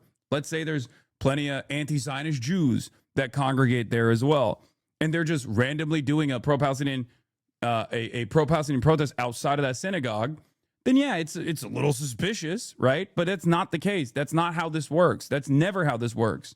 In every single one of those instances, where the media makes a big deal out of like the anti-Semitism taking place in these pro-Palestinian protests outside of like a synagogue or a place of worship or like something like that, they're literally doing land sales inside, okay? Stolen land in the West Bank that Israel illegally occupies. Benjamin Netanyahu, the Israeli prime minister, sought to blame the shooting in Sydney, at least in part, on Australia's decision to recognize the Palestinian state earlier this year. Speaking to government ministers on Sunday, Netanyahu said that the Australian government had done nothing to stop the spread of anti-Semitism in Australia, with the results being the horrific attacks on Jews we saw today. He did not provide any evidence to back up that claim. Gideon Saar, the foreign minister of Israel, instantly did not even offer condolences to the victims. Said, I'm appalled by the murderous shooting attack at a Hanukkah event in Sydney, Australia. These are the results of the anti-Semitic rampage in the streets of Australia over the past 2 years with the anti-Semitic and inciting calls of globalized intifada that we realize today. How can you not understand? How can you not comprehend that these two things they have to be forcibly separated, and you are merging them together. You are merging them together, tying back Israel to Judaism aggressively, which only increases the likelihood of violence that Jews are subjected to in the West, because people are hearing what you're saying and they're tying it back to what Israel is doing. And yes, they're already running around blaming the pro-Palestinian rallies and shit like that, which is so psychotic, dude. Yeah, the pro-Palestinian rallies that are conducted and supported by people of every different background, including Jews themselves, are actually conducted so that with the singular purpose of saying that they should go and do shootings at Hanukkah festivals and shit like that. It's just it's so frustrating. Your view, because we've heard from other Jewish people living in Australia this morning, they don't think enough has been done up to now. My view is really clear. They're very much playing it safe, and they pay a lot of lip service. And I've been told that the actual police who are witnessing death threats and chants at, like I have to call it what it is, pro-Palestinian rallies, when they hear death to Jews, gas the Jews, and from... They're not... Oh my God. Yeah, there are rallies where they say death to Jews and gas the Jews. Those are not pro-Palestinian rallies. Those are fucking neo-Nazi Defend Australia rallies conducted by white supremacists, as a matter of fact. But those are reliable allies. Those are fascists of a different order, and therefore that doesn't actually invite any scrutiny from Zionists for some weird fucking reason, okay? If your highest priority is to, one, ramp up Islamophobia, and two, to immediately tie this back to anti-genocide rallies, because your only priority here is to defend Israel and defend Israel's goals, then immediately you're just going to turn around and be like, oh, well, it's just, what did you expect? Of course, it's because of these fucking protests. It's because of these fucking anti-genocide protests. The river to the sea, which is a clear directive of kill Jews worldwide. Globalize the Intifada means kill Jews wherever you are. And just so you know, the Jews that go to a Hanukkah party are very open. Everybody there were probably very few ultra-Orthodox Jews at this party. It's mostly secular Jews who look like everyday Aussies. In this kind of media environment, it is virtually impossible to bring back sanity, okay? This kind of media environment is also partially the reason why this kind of sentiment actually fucking blows up. Good morning to everyone waking up to the false flag terrorist attack at a Hanukkah event in Bondi Beach, Australia. This post from Candace Owens aged well. They've been signaling that a 9/11 style attack is coming the second week of December. Save this tweet. It will age well. That's it. Most people that don't have the same the same interests, or most people that haven't like lived around Jewish people or have Jewish friends that are seeing this kind of stuff, non-Jews that are seeing this kind of stuff in the media, the constant conflation between Judaism and Zionism, and then also the immediate response coming from people who want to defend Israel that tie any kind of act of violence such as this one immediately back to like anti-genocide rallies and shit. They see this stuff and they go, what the fuck are these people doing? What are they saying? It feeds into the anti-Semitic conspiracy theories. And it's crazy because like it makes my job a lot harder. It's crazy because it's virtually impossible to cut through that noise. No matter how much I rail against this kind of narrative, no matter how much I criticize this kind of dangerous conflation, it seems like mainstream media, especially in the West, will consistently do this dangerous conflation. And after a certain point, like, of course, this is what you're socially conditioning people into believing. Ms. Haskell, that governments around the world, including the Australian government, could have done more to tackle anti-Semitism. What would you have expected them to do to prevent or anticipate this kind of attack? Also, there's this aspect of it too. There was no moments wasted. The blood hasn't even dried, and there's already a growing suspicion in Israel that Iran is behind the mass shooting in Australia. Israel's assessment grows. Iran is behind the massacre. There's growing suspicion in Israel that Iran is behind the massacre in Sydney, Australia, in which at least 12 people were murdered during a Hanukkah party on Bondi Beach. Israel Hayom, Israeli official. Iran is behind it. A senior Israeli security source says Tehran and his proxies have stepped up efforts to target Israeli and Jewish sites worldwide, pointing to the deadly Bondi Beach terrorist attack as a part of that campaign. In Australia, where following specific intelligence warnings, the government took partial measures against the Iranian embassy, including the expulsion of the ambassador. There is no doubt that the direction and infrastructure for the attack originated in Tehran. Netanyahu, a few months ago, I sent a letter to the Prime Minister of Australia. I told him that their policy is fueling the fire of anti-Semitism on the streets. I said that it encourages hatred of Jews. Anti-Semitism is a cancer, and it spreads when leaders are silent. Anti-Semitism is a cancer, and Benjamin Netanyahu is like the #1 purveyor of anti-Semitism, the #1 disseminator and distributor of anti-Semitism. Israel investigating possible Hezbollah involvement in Bondi Beach shooting, possibly in retaliation for the Ali Tabatabai's assassination. Khan, according to warnings passed by the Israeli security establishment to Australia, Iran has established a large infrastructure of terrorists with the aim of attacking Jews and Jewish targets in the country. It's much easier to get people on board with a super simple narrative. On the pro-Israel side, it's much easier to get people on board with the Islamophobic narrative. All Muslims are a dangerous, cancerous entity in the West, and they are going to do barbaric stuff all the time. And also on the anti-Semitic side, sometimes it's a double Monty by the likes of Nick Fuentes and Asmongold, where they hate both Muslims and Jews, right? But it's also much easier to convince people that this is a Jewish conspiracy.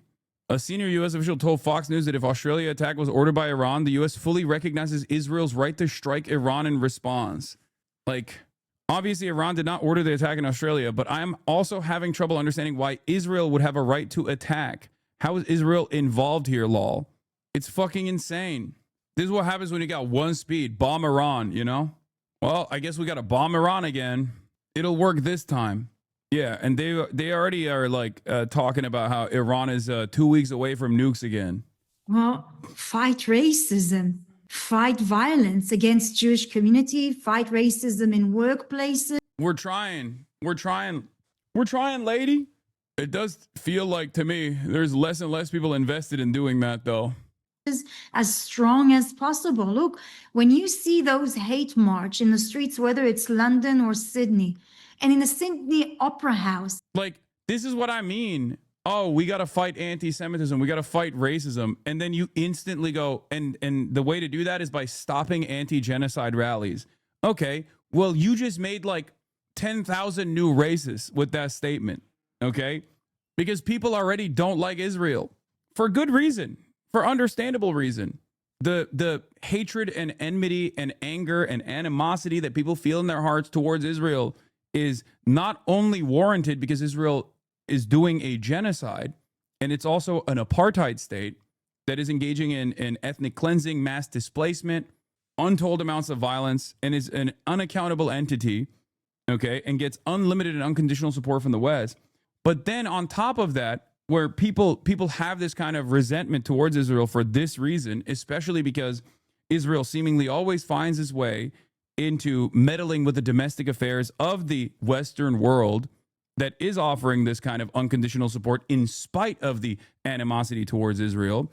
But then when you tie back people who call this allegiance into question into acts of violence against Jews or anti-Semitic acts of violence by saying the people, regardless of their background, you know, anti-Zionist Jews and anti-Zionist Muslims, anti-Zionist Christians alike, are all actually responsible for these kinds of actions, you are quite literally pushing people away. It becomes more and more difficult to try and actively combat anti-Semitism in this media environment where every single anti-Semitism combater, like, and I'm using air quotes when I say this, every single anti-Semitism warrior seemingly is not invested in anti-Semitism at all and is actually invested in fomenting enmity towards Jews by consistently packaging their narrative with criticisms of Israel doing a genocide being the equivalent to anti-Semitism. They chanted, "Gas the Jews, gas the Jews." Not even a single arrest, not even a single person. Also, it is kind of stupid to just fucking be like, yeah, we got to combat bigotry. Also, we need to kill every Muslim. we need to purge Muslims from Western states because they're cancerous. Okay, how the fuck's anybody going to take you seriously after that? There is no, like, this kind of stuff doesn't work anymore is what I'm trying to say. You can't just, I mean, she also packages that up with like totally made up bullshit, right? But it's crazy that, it's crazy to me that you start off by talking about, you know, let's combat bigotry, and then you instantly do bigotry towards Muslims, not realizing that people hear that inconsistency and they go, no, I want to be bigoted towards Muslims and Jews, actually. It's all or nothing, you know? There's this attitude among reactionaries that I sometimes find laughable. Obviously, this is not a laughing matter in this moment, but like there's this weird attitude that reactionaries have where they think like, oh, as long as we can say slurs, we can combat, you know, the violence coming from these individual groups. Like they try to make it seem as though if you say the N-word, then like crime will go down or something, right? And ironically, Israel, also being a fascist project, a fascist ethno-state, also does that towards Muslims, where it's like, hey, the only way to solve this problem, the only way to solve anti-Semitism is if we just get really fucking vengeful towards Muslims. You watched that protest in 2023 with Ethan. He showed you that video. It's not a lie. Brother, are you fucking kidding me?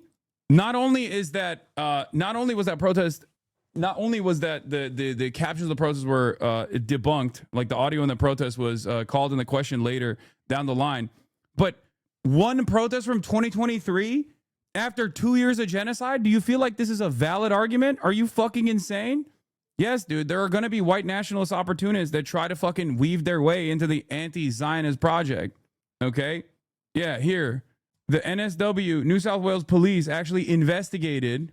Say, analysis shows pro-Palestine chant in viral Sydney Opera House video was, "Where's the Jews?"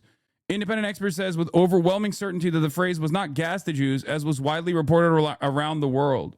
But even if there were actual fucking anti-Semites in that protest, okay?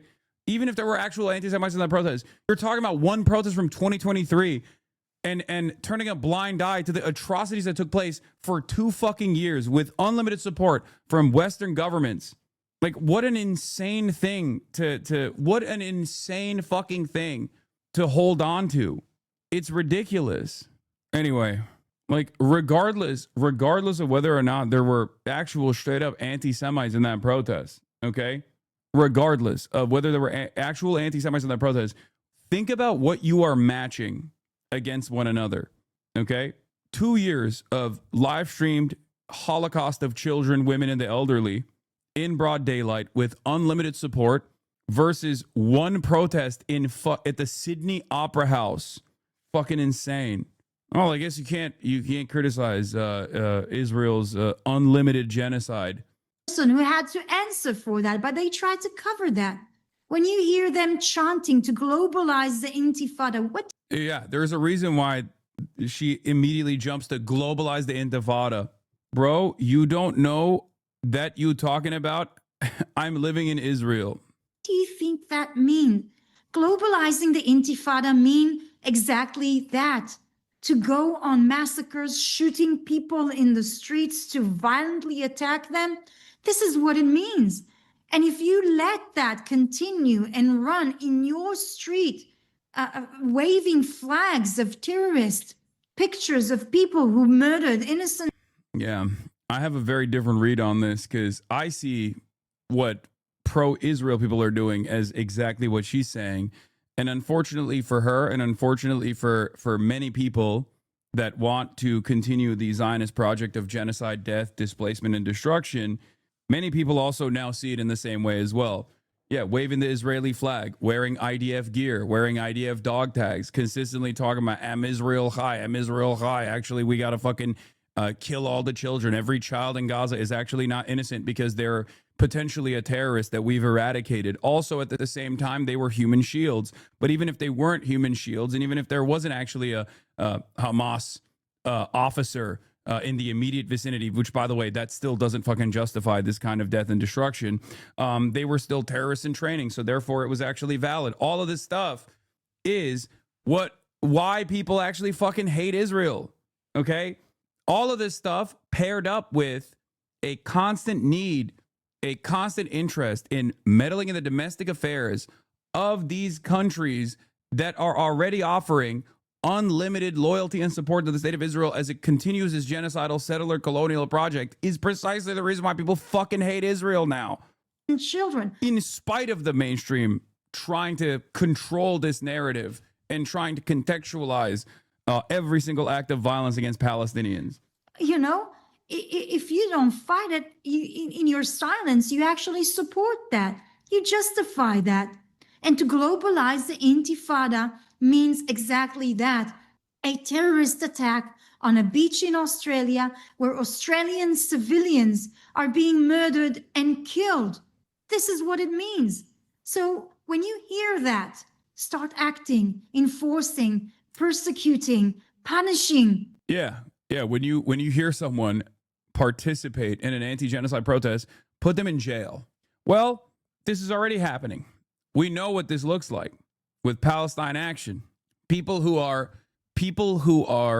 holding up a placard that says, "I support Palestine Action." You know, retirees, pensioners, people in wheelchairs, blind 80-year-olds are getting arrested by the British police. We know how fucking stupid that looks. And trust me, it doesn't fucking work, okay? It's not creating a positive association with Israel And the more you tie Jews to Israel, the worse it gets for Jews in general. So that people Yeah, she also said persecuting instead of prosecuting, which was a Freudian slip, of course. understand this is absolutely unacceptable. No racism, no violence will be accepted, not in Australia and not in the UK either. Instantly. Persecution. Sorry, I'm tweeting. Not a second is wasted for victims of more of their loved ones. Instantly, Israel's envoys demand persecution. They blame recognition. Australia. Not sure it was a slip. Australian government was super neutral and bent to the local Israeli lobby. Of course, every Western government has done the same thing. There's not a single government that has actually done that's actually done anything decent here. Not a second is wasted for victims to mourn their loved ones. Instantly, Israel's envoys demand persecution of anti-genocide protesters worldwide. They blame the bare minimum recognition Australia has offered to Palestinians is so cynical, so transparent. Stanley Cohen says, a core tenet of Zionism is knowing how to work the room, second to none, and exploiting any and every moment. Truth gets swallowed by cheap political ends. Yeah. PragerU guy is mad at Zoran for condemning the attack. Zoran Mamdani says, the attack at a Hanukkah celebration in Sydney today was a vile act of anti-Semitic terror. I mourn those who were murdered, and I will be keeping their families, the Jewish community, and the Chabad movement in my prayers. May the memories of all those killed be a blessing. While we are still waiting for all the facts to emerge, what we already know is devastating. At least 11 dead, including Rabbi Eli Schlanger, who had deep ties to Crown Heights. At least 29 injured. Another Jewish community plunged into mourning and loss. A holiday of light so painfully reduced to a day of darkness. The attack is merely the latest, most horrifying iteration of a growing pattern of violence targeted at Jewish people across the world.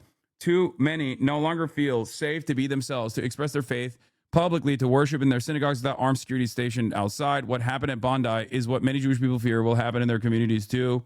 On Bondi Beach today, as men with long guns targeted innocents, another man ran towards the gunfire and disarmed the shooter. Tonight, as Jewish New Yorkers light menorahs and usher in a first night of Hanukkah clouded by grief, let us look at his example, and confront hatred with the urgency and action it demands. When I'm mayor, I will work every day to keep Jewish New Yorkers safe.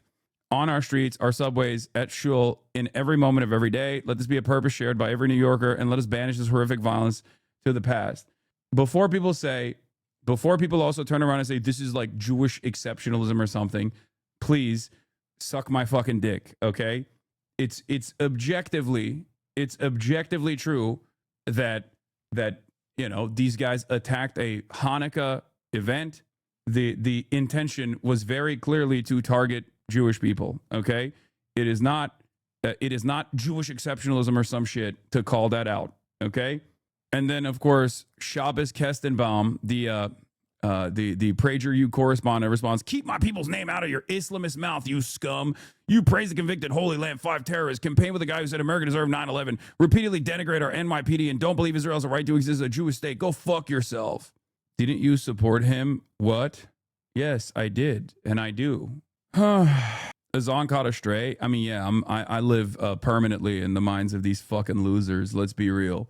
That was a reply to someone else. Did you not see it? What are you talking about? No, this is Shabbos Kestenbaum, the PragerU guy, attacking Zoran for this statement. I mean, he's a total fucking lunatic. The way public reacts to this is all going to depend on Candace Owens, right? I mean, I know how Candace Owens is going to talk about this. I can tell you right now. She's going to say, I told you so. Here's a false flag attack that Israel committed. Here's a false flag attack that Israel committed, and then now they're using it. Now they're weaponizing it. And, you know, the kernels of truth in that sentiment, will be the litany of different envoys of Israel and Zionists living in the Western world or living in Israel that have been going crazy like this, advancing their own personal agendas. Not sure you mentioned, but the Australian news reported that the gunmen were father and son. Yes, I saw. On August 17th, about 4 months ago, I sent Prime Minister Albanese of...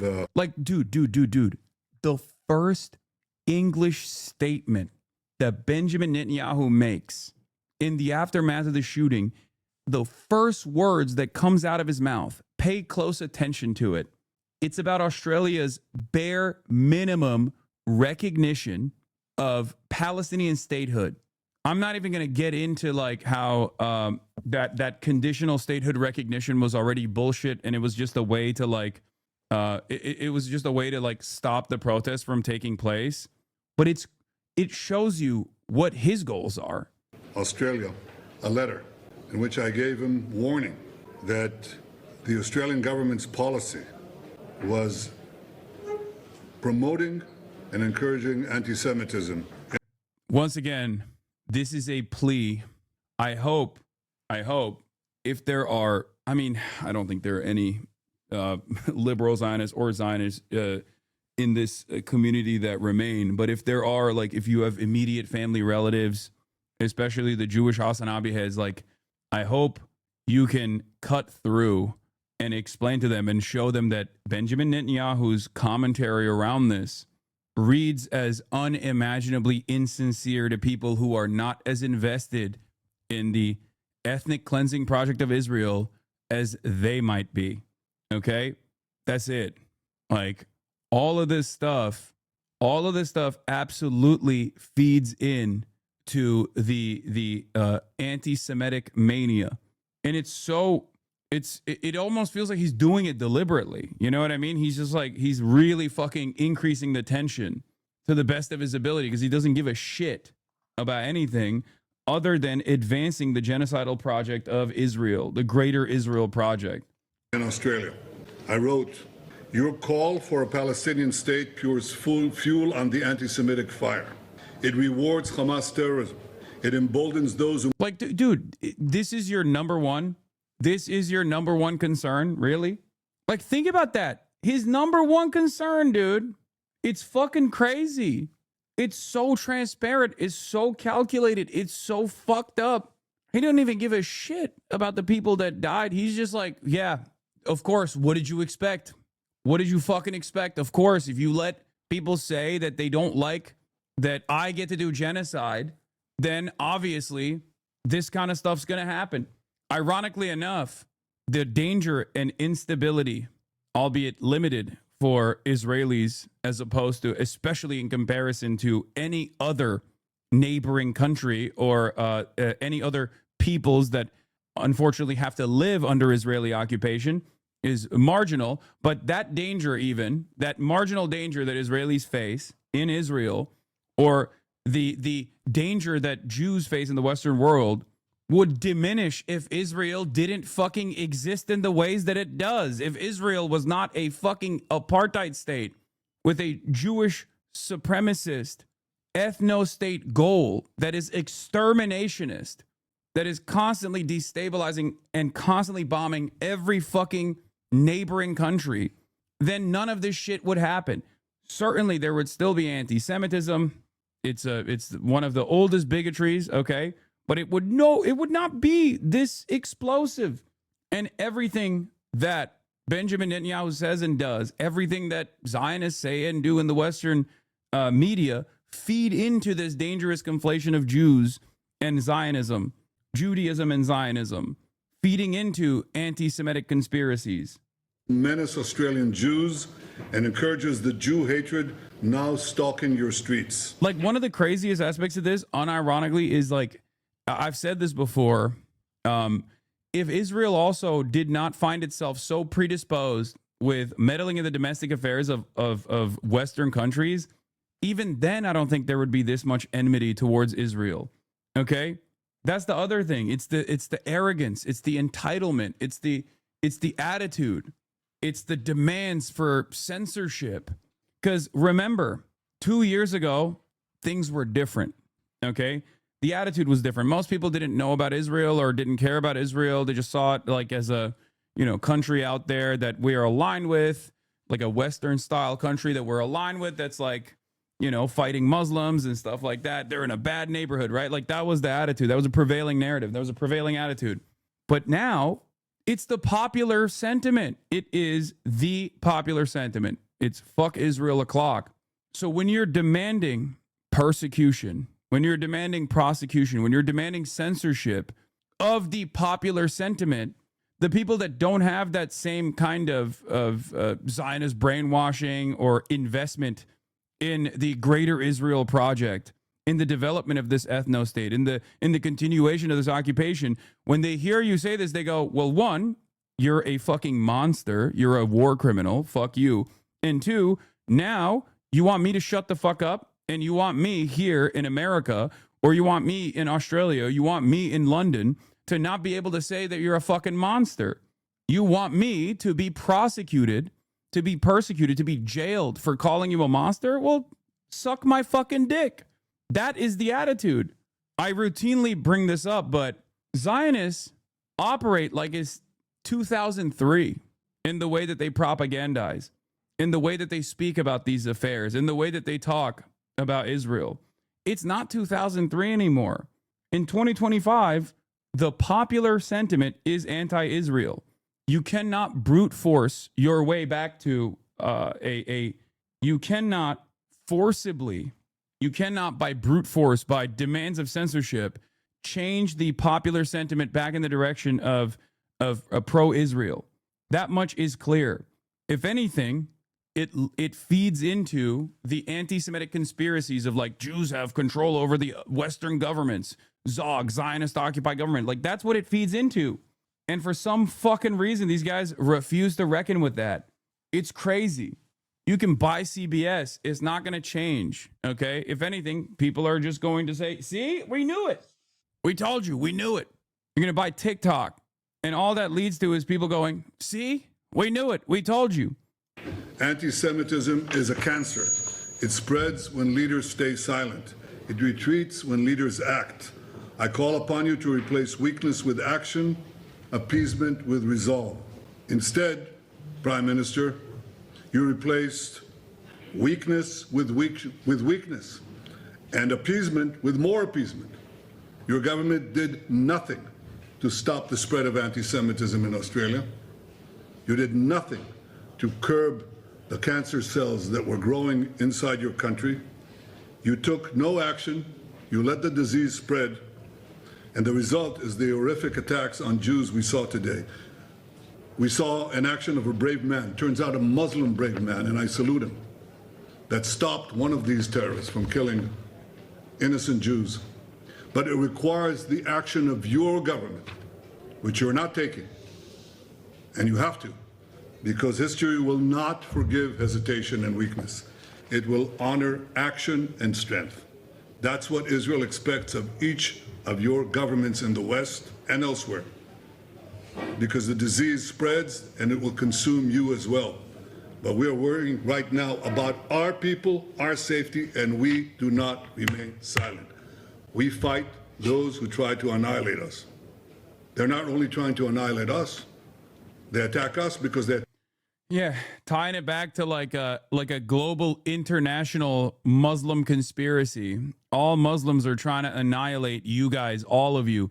Trust me, we're fighting for you. We're not fighting for our own ambitions. We're not fighting for just, the greater Israeli project.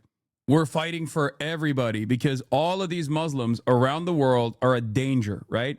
That's the narrative that he is trying to present here. It's a very common narrative. Israel has figured out that this is perhaps the only narrative that is salient, especially nowadays. And this is stuff that, Zionist groups have actually focus tested, right? They look at focus groups to see like if they can get people back on board with the Israeli project. And they've realized that the only way that they can push for like a salient narrative in a sea of like fuck Israel narratives is to just simply redirect the attention back to enmity towards Muslims. Okay, that's the reason why he's doing that. He's just like trying to actively be like, it's fine. You guys don't like Israel, it's fine, but we're fighting this battle for you. We're fighting against the international scourge of Islam, to make sure that this violence doesn't come to your doorstep, right? Now, there has been some success in this. The person who said source, do you guys have, do you have the drop site link of the focus group? I mean, I don't know if that person is like sincerely looking for a source for this, but there is, I've covered it extensively on this broadcast. Anyway, yeah, they think that the only way that they can continue. Yeah, here is it. This one, Israel's reputation. Yeah, Israel is considered a genocidal apartheid country abroad, according to Israel's own research. I think this is the one. Yeah, key findings. About half of all Europeans were generally misinformed about the state of Israel as a democracy offering freedom of religion. Fear of threat of Islamic jihadism is prevalent throughout Europe. This is my least favorite kind of dipshit. Wait, you don't support what happened? Come on, dude. Good bait. Good bait, chatter. What kind of a freak are you? They said they appreciate the source. Oh, hell yeah, Bible believer. Yeah, Europeans believe that the Hamas casualty numbers are accurate and mostly civilians were killed. They agree with the language of Israel being genocidal apartheid country, even though it contradicts their opposition to Hamas and Iran. So basically what they found out is that the perception of radical Islam and jihadism is a major threat. So they try to beef that up to the best of their ability. Okay? They can't get people to be pro-Israel any longer, but what they can do is foment hatred towards what people already perceive as like this ever-present danger to the Western world, radical Islam, jihadism, that sort of stuff. So they just like shift people's priorities away, shift people's attention away back to radical Islam and jihadism. And who's fighting radical Islam and jihadism and trying to stop it from entering the Western world? Israel, of course, a bulwark against this kind of radical Islam and jihadism, right? Now, of course, ironically enough, any sort of fundamentalist attitude directly stems from colonial violence that Israel subjects its neighbors to, but I'm not even going to get into that. And this kind of sentiment doesn't actually change the dynamic of people hating Israel or even tying the Turk talking about, wait, what? Oh, dude, this guy is still talking about the Ottoman occupation, Ottoman Empire's occupation of the Balkans. Yes, thank you for the timely criticism, chatter. We definitely think this is a real gripe that you have and not like a insincere misdirection or an insincere deflection in this moment. Yeah. The Ottomans did it, so Israel gets to do it right now with our tax dollars. That's a good argument. You really captivated everybody here. People were thinking Israel is a ethno-religious supremacist apartheid state conducting a genocide with unlimited funds and political cover from the Western world. And now they're like, well, everybody else has done it at some point in time, so it's all right, I guess. Goof Skookum, thank you for the 5 gifted subs. And Jose, thank you for the 5 gifted subs as well. Here's another point of evidence for this. Remember when it was revealed that Israel's internal analysis concluded that the only way to reverse the disastrous plunge in Israel's standing was to fuel Islamophobia and portray Israel as a defender of the West? Well, here you have it. Melanie Phillips' speech in New York. Why is all this happening? Well, I think that the Palestine cause is absolutely central. For the record, this is the reason why people who are Islamophobic and also anti-Semitic are able to win tremendous popularity in the independent discourse side, okay? Because constantly shifting the attention back to Islamophobia and how dangerous Muslims are doesn't actually make people less anti-Semitic. It actually gives an opportunity to people who aren't anti-Zionist but simply anti-Semitic to present themselves as the only real ones invested in the cause, okay? And I don't think people understand that. I don't think people who like are unwittingly or inadvertently advancing this kind of narrative, I don't think they realize it. Like the Laura Loomers of the world don't realize that people fucking hate her, okay? Sure, they hate Muslims too, but they hate the Jews as well. It's not actually making people love Jewish people. It's not actually making people love Israel. It's just making people more hateful towards both groups. The Palestine cause, as we all know here, is based on nothing other than the destruction of the Jewish state. But more than that, it is also based on stealing the Jews' own history in the land from them.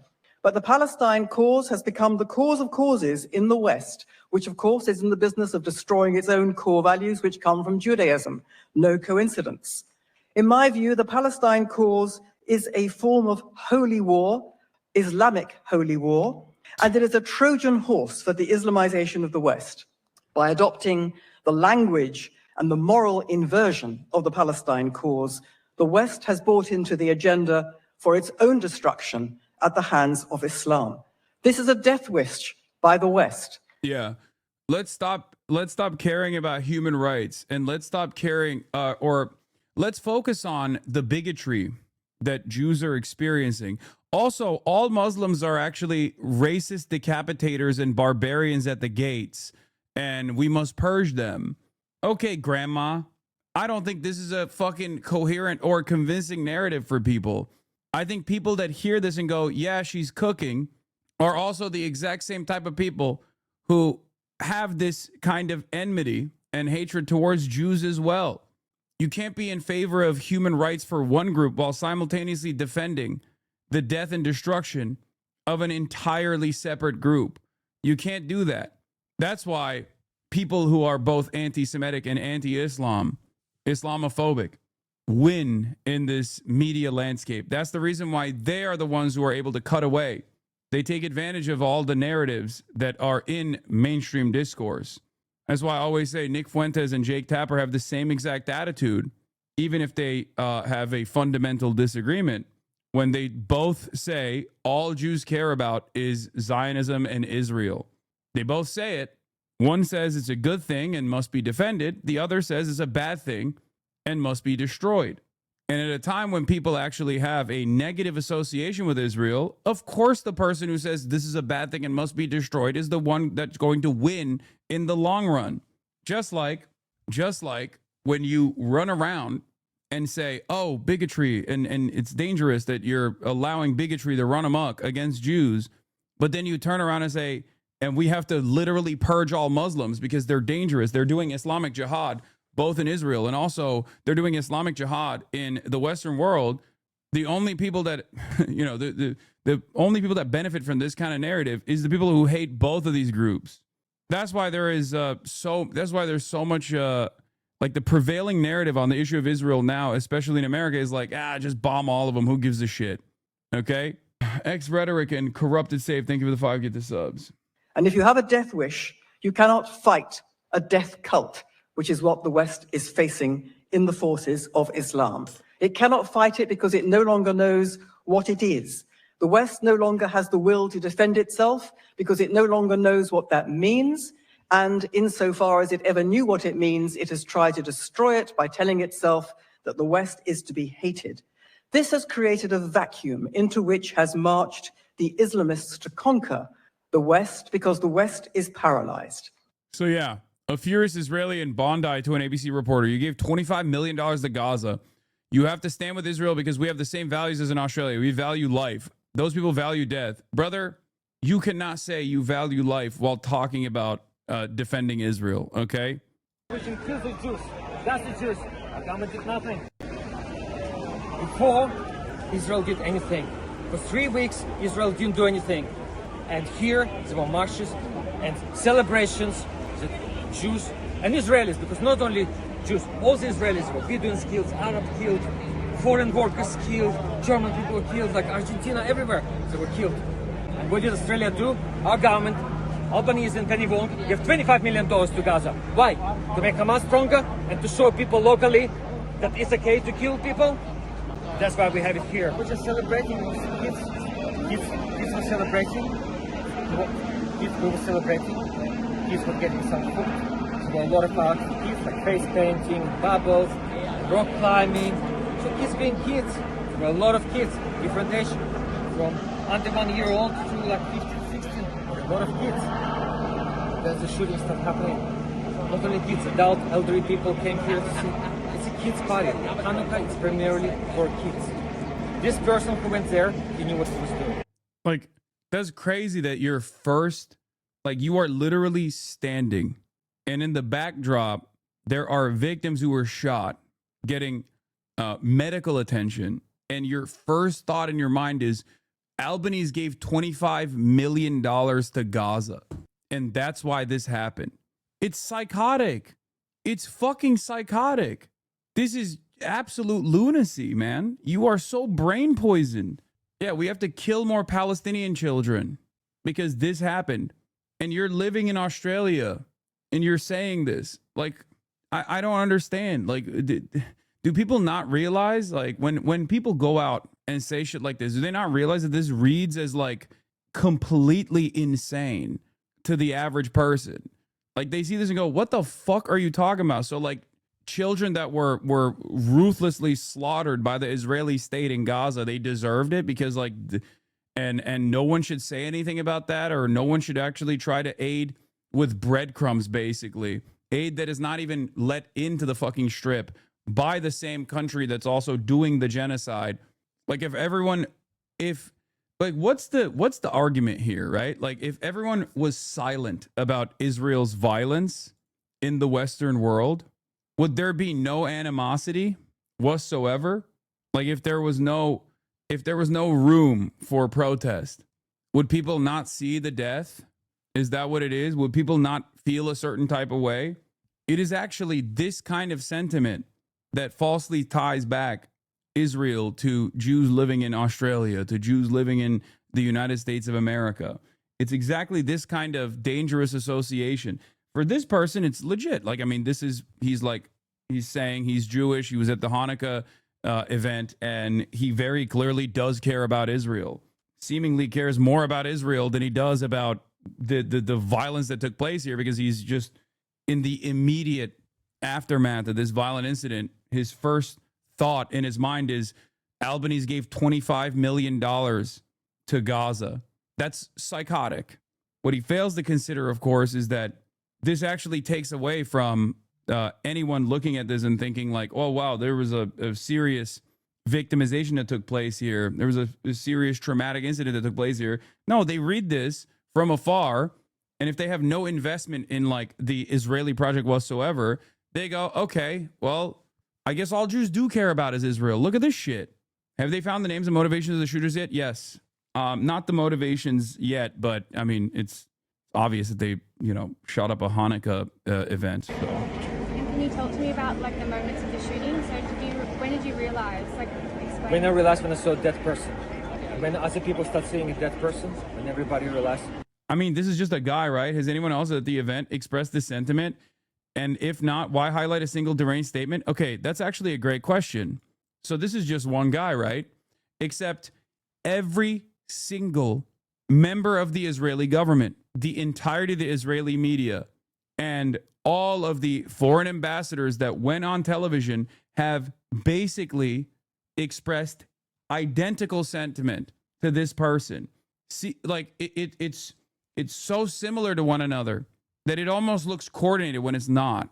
Well, in the case of the Israeli government, it is obviously like they immediately go and hit these lines over and over again. As I talked about earlier, as I showed you earlier, Israeli media in unison said, oh, Iran is responsible for this. Islam is responsible for this. You have to combat Islam, right? And many different ambassadors, Israeli ambassadors, Israeli envoys, Zionist envoys went on television and expressed similar statements. Oh, this only happened because like they let anti-genocide protests take place in Australia. They let anti-genocide protests take place in London, in England. And also this clip was obviously featured by a prominent Hasbara account, and it now has 34,000 likes. Sure. This is like 7th of October. This is like Nova Festival in Israel. This is exactly how it is. That's what people on the Nova Festival, young people who came to have fun, that's what they have experienced. Exactly the same. The terrorists came and killed them. Then how people in Australia, I'm talking to all the people, you're ABC, I'm talking to all the people in Australia, you have to stand with Israel. You have to stand with Israel, because in Israel, they have exactly the same values as in Australia. We value life. Those people value death. If you harbor the people who value death, the death will come to Australia. In fact, I'm really sorry the death came to Australia. This is a Nova Festival massacre in Australia. Anyway, then we're gonna when there's new updates on this issue, we'll get back to it. But yeah, we got this shit going on too. We're gonna be talking about the young Republicans, but let's talk about our very own school shooting that took place. At least 2 dead, 9 injured in Brown University shooting. This morning, the urgent manhunt around Brown University now over. I want to offer my profound thanks to all the hardworking men and women in law enforcement who worked through the night to be able to get us to this point where we can confirm that there is a person of interest who has been detained. Police believe they have a person of interest in custody who opened fire on the Ivy League campus as students were taking final exams. The state of Rhode Island is in shock. In front of the Sciences Library on the Manning Walk for a male shot in the back. The first calls of an active shooter reported just after 4 p.m. Saturday. Police say a gunman entering the Barris and Holly Engineering building, opening fire in a classroom on the first floor. The doors of the building unlocked because of finals, giving the suspect access. Terrified students receiving cell phone alerts, telling them to lock doors, silence phones, stay hidden. Some ducking for cover as gunfire rang out, barricading themselves inside classrooms using any furniture they could find to block the doors. Everyone that was in Barris and Holly, everyone that's had to spend their nights in the Sciences Library barricaded. I don't think we've felt that fear ever. I just could not think that it would happen at Brown. At least 2 people killed, 9 others injured, some rushed to the hospital in critical but stable condition, all of them students. Police swarming the scene, immediately entering the building, but they say the suspect exited the side of the complex before they arrived and fled on foot. Overnight, 30 Jews get shot. Hassan, oh shit, got to do an anti-Israel stream ASAP. That's your takeaway, chatter? Okay, no, Kai, you're going to fuck up the... Oh, no. Watch out. Don't go over here. Why do you always come to the left side? That chatter's very limited understanding, or I guess like deliberate misconstruing of what I was talking about is part of the issue here. Okay? You do realize that I didn't make this about Israel. Benjamin Netanyahu instantly came out and started talking about Australia's policy towards Israel as his like first statement. Investigators releasing these images of a person of interest, a man wearing dark clothing, maybe a mask, calmly walking the streets of Providence after police say he had just left the building. Police establishing a perimeter around campus, students locked down inside, eventually evacuated, escorted by officials to buses, taken to a reunification center outside the area late at night. I just kind of felt the same cycle of emotions I felt when I was 12 in Parkland, like just the numbness. Zoe Weissman survived the school shooting in Parkland nearly 8 years ago. Now, as a sophomore at Brown, she's lived through yet another. Right now, I'm just very angry. I think I'm angry that I've had to go through this more than once, that now my classmates and my friends also have this experience in common with me. President Trump monitoring the situation from the White House, speaking to reporters overnight. I've been fully briefed on the Brown. Yeah, from what I understand, Trump said the suspect was in custody before he actually was. There is a suspect now. Washington Post has revealed that the person of interest authorities took into custody in connection with the shooting at Brown University is Benjamin Erickson, a 24-year-old originally from Wisconsin. People briefed on the investigation told the Washington Post. Erickson has not been named as a suspect or charged in connection with the Saturday attack, which left 2 dead and 9 others wounded. He's still a person of interest, not a suspect. Sorry. But of course, before any of that was revealed, Laura Loomer and many others instantly did what they always do, which is there's only a couple talking points here, and you guys already know. Either blame trans people and say the shooter was trans, or Antifa, Trantifa, or Muslim. Okay? Laura Loomer's conspiracy theory about the Brown University shooter being Muslim non-white foreigner just fell very hard. The shooter's name is Benjamin Erickson from Wisconsin. Mass shooter at Brown targeted classroom with a professor who taught Judaic studies at Brown University. The professor also taught abroad in Israel. Why is the media protecting the murderous Muslim who killed innocent people at Brown University? Sources tell me that the Democrat officials in Rhode Island and woke administrators of Brown are doing all they can to hide the fact that the shooter at Brown University was a Muslim who targeted the classroom of Professor Rachel Friedberg, who taught Judaic studies in addition to economics. A source told me students heard the shooter scream Allahu Akbar before he opened fire, but the PC culture of Brown has them afraid of being called Islamophobic.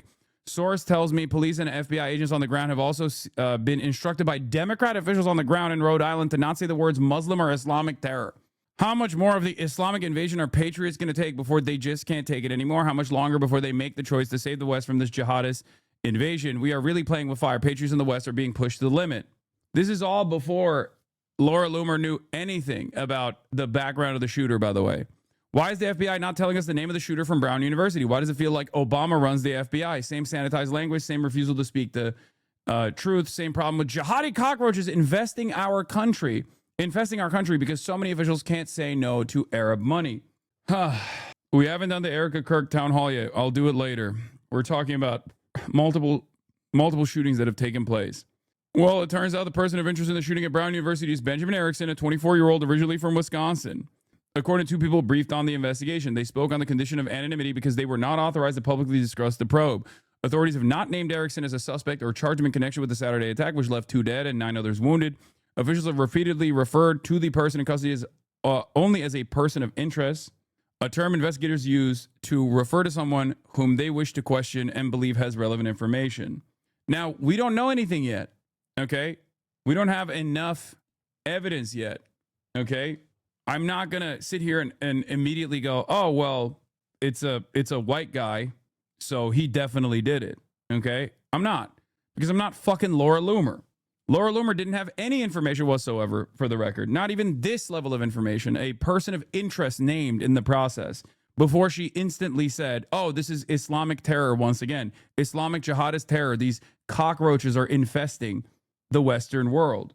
But yeah, Benjamin Erickson has been named as the Brown University shooting suspect in police custody. Officials say they are investigating his mental health history and a possible connection to the university.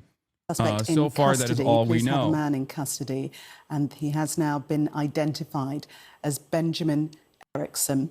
Law enforcement officials say they're looking into what might be an extensive mental health history for Erickson, and they say also that they're looking into a possible connection to Brown University. So the update on that story.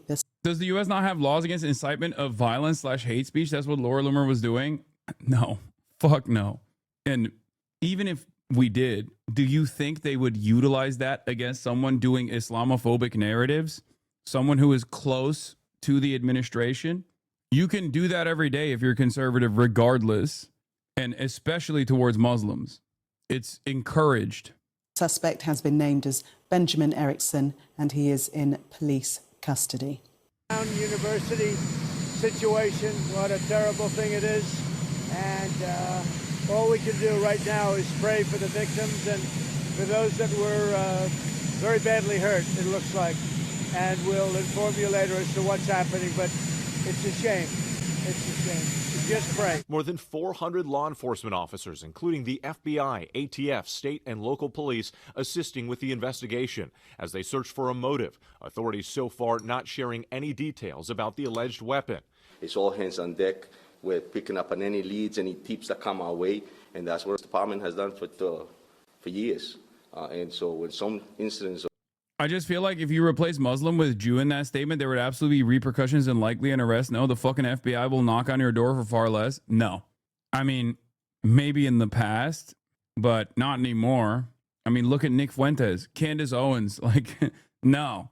And ironically enough, it does actually, like, the reason why there isn't any sort of stigma or legal repercussions for that kind of sentiment either is partially because of the likes of Laura Loomer, Randy Fine, and so many others unleashing a torrent of hate towards Muslims. Andrew Cuomo, Kirsten Gillibrand. For a lot of Americans, it's basically gotten to a point where it's like, no, it's equal opportunity hate time. So I don't even, like, I mean, is there more repercussions for saying the exact same thing about Jews as she does about Muslims? Sure, there's more institutional stigma still, right? You can't say stuff like that and get away with it in the same way that like Randy Fine does, for example, right? Having said that, the repercussions are minimal, even when you do say that about Jews nowadays. And that's partially because of the anti-woke, anti-cancel culture initiatives that this current administration ran on in the last election cycle, where they were like, no, they made it seem as though there's this prevailing attitude in the reactionary circles where like, if you say bigoted, hateful shit, you'll be able to solve all crimes. Like, it's like this magic word. They used to do this with like COVID, if you recall, where Trump would be like, Wuhan flu, Kung flu, Wuhan flu, as though if you say Wuhan flu and say China's responsible for it, you magically will combat the spread of COVID or some shit, right? It's fucking stupid. It's like a child's brain. Yeah, they used to demand that Democrats say Islamic terror in debates. Exactly. Like that's going to solve the American imperialism born resistance network in the region. Like, yeah, if they falsely accuse this guy of being Muslim, then the every single day there's another mass shooting, but it'll somehow limit the amount of mass shootings, I guess. Anything but actually trying to tackle the real problem, you know? Anything but that. So horrific incidents like this occur, we step up. Now, Brown University says final exams have been canceled for the rest of the day. They're still not sure what the plan is for the rest of the week. They will let the students know. And the mayor telling the people of Providence that they can't. Yes, I've seen information about Benjamin Erickson's background or the suspected person of interest background, but we don't have any we don't have any evidence right now that this person actually did it. This is just all speculation at this point. So I'm not going to dive into the background of some like random person potentially until officials confirm that this was the person, right? If they elevate this person from person of interest to suspect, then we can dig into the background. Breathe a little easier now that that person of interest is in custody. ABC News chief investigative correspondent Aaron Katersky, who's right here. Even as we're on the air, you're texting with your sources. You have some new information now. The person of interest who was taken into custody in connection with the shooting at Brown University. Oh, shit. What the fuck? ABC News chief investigative correspondent Aaron Katersky, who's right here. Even as we're on the air, you're texting with your sources. You have some new information now. The person of interest who was taken into custody in connection with the shooting at Brown University was caught at a local hotel in Coventry, Rhode Island, taken into custody at about 3:45 this morning, Gio. Found in possession, law enforcement sources told ABC News, of two guns. The types of weapons have not been specified, but the individual, we're told, had two guns in his possession when he was caught at a local hotel in Coventry, Rhode Island. Coventry police, along with the FBI, were the ones to take him into custody. Now the authorities with the Rhode Island State Police are working with the local prosecutors to determine what charges this individual will face. The individual has not been publicly identified, but we're told the authorities do have his name. They are working to run down background. They are also working to determine what connection, if any, the individual has to Brown University. He's not believed to be a current student at Brown University, but we know that sometimes there will be a connection to campuses. Mindful, this is 13 years today since the Newtown Elementary School shooting at Sandy Hook Elementary School. The individual responsible there had a connection to the school. The authorities are trying to run down whether this individual now in custody had any connection to Brown. Such a reminder again of another mass shooting that we have witnessed in this country 13 years later. But Aaron, that new information that you just shared with us, very important. Thank you. That suspect captured at a hotel, you said, with two weapons on it. A local hotel, two weapons, about 3:45 this morning. So they put the video out that Whit showed us of that individual dressed all in black, rounding the corner, leaving the engineering building. And just a few hours later, a tip leads to someone now in custody. Just a short time later. Still so many questions as the investigation continues. Aaron, thank you for that. Hello, Doctor. How are you? Hello, everybody. This is so great. And before we begin, however, I want to just pay my respects to the people, unfortunately, two are no longer with us. Brown. Has Alex Jones opened his mouth about this? We don't go to Alex Jones anymore to understand what like the conspiratorial side of the American political discourse is thinking. We go to Candace Owens. It's the clandestine operators that completely dominate discourse at this point. Alex Jones is washed as fuck. Alex Jones is washed up. You know, he still has some legitimacy, but that legitimacy is diminishing because Alex Jones's attitude, Alex Jones's first goal always is to defend Donald Trump. One of the most insane things that Donald Trump also said, for the record, is another classic tone-deaf moment from him. Trump on shooting at Brown University. Things can happen. Classic. I mean, I guess it's an honest assessment. If you are, yeah, it's technically true. It's fucked up. And the president shouldn't be saying that in this moment. He should be trying to actively solve the problem or at least like try to comfort people. But I think it's a deep recognition of the lack of interest that every administration has had prior to this one, and certainly this one as well, in solving and combating gun violence and school shootings that take place in this country. So in some ways, it is a very honest assessment of events. We've heard J.D. Vance say similar things as well. You know, things happen. What are you going to do about it? University, 9 injured, and 2 are looking down on us right now from heaven. And likewise in Australia, as you know, that was a terrible attack. 11 dead, 29 badly wounded. And that was an... Weird they didn't say the same about Charlie Kirk. I mean, honestly, with Donald Trump, he did low-key do the same thing about Charlie Kirk, which is even more insane because he like personally was friends with Charlie Kirk, right? They were like, oh, how do you feel about Charlie Kirk? And he was like, oh, it's terrible. Also, look at my ballroom, you know? Look at my ballroom. Charlie would love my ballroom if he was alive, but he's dead because he couldn't dodge the bullet like I did. I dodged it. I dodged it so good. It was pretty much the attitude that he demonstrated with the Charlie Kirk shit. These guys very clearly don't give a fuck about any gun violence whatsoever, as long as like they don't care about any gun violence until they can make propaganda around it. If it's like a trans person or Antifa that's responsible for the gun violence, or if at least if they can like lean into that direction, they'll try to hammer that narrative over and over again. But even then, with the likes of Donald Trump, for example, he is so personally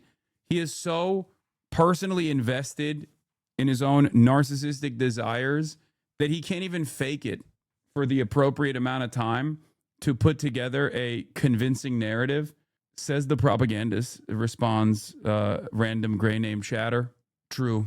So true. You're right. I should instead do propaganda in the way that you like it and tell you sincerely that this fucking dipshit actually cares about you.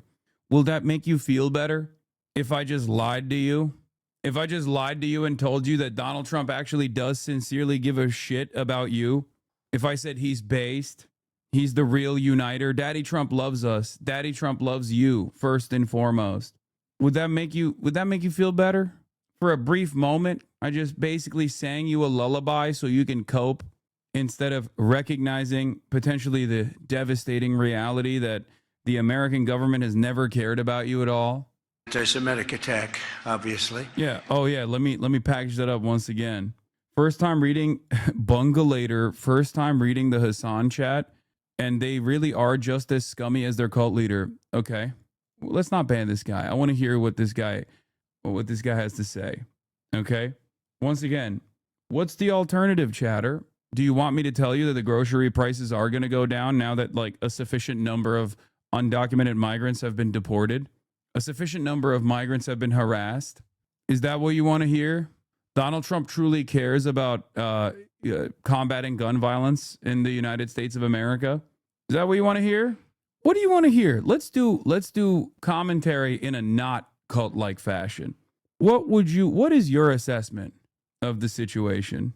It's also shocking because like the position that Donald Trump truly cares about the average American is no longer, I mean, it wasn't really a popular position anyway. Okay. But it's one that's becoming less common, even on the internet. Even people in Trump's cult have basically moved away from Trump because they think he's like too pro-Israel, too self-interested, too interested in like improving the profit margins of his buddies. Nice hate account. 2 follows, Hasan and Frogan. Okay. Maybe he's just a big fan of me and Frogan, you know? But I want to hear what he has to say. You have the floor, chatter. Yeah, he's losing. Yeah, Donald Trump is not butt buddies with Jeffrey Epstein. Is that what you want me to say?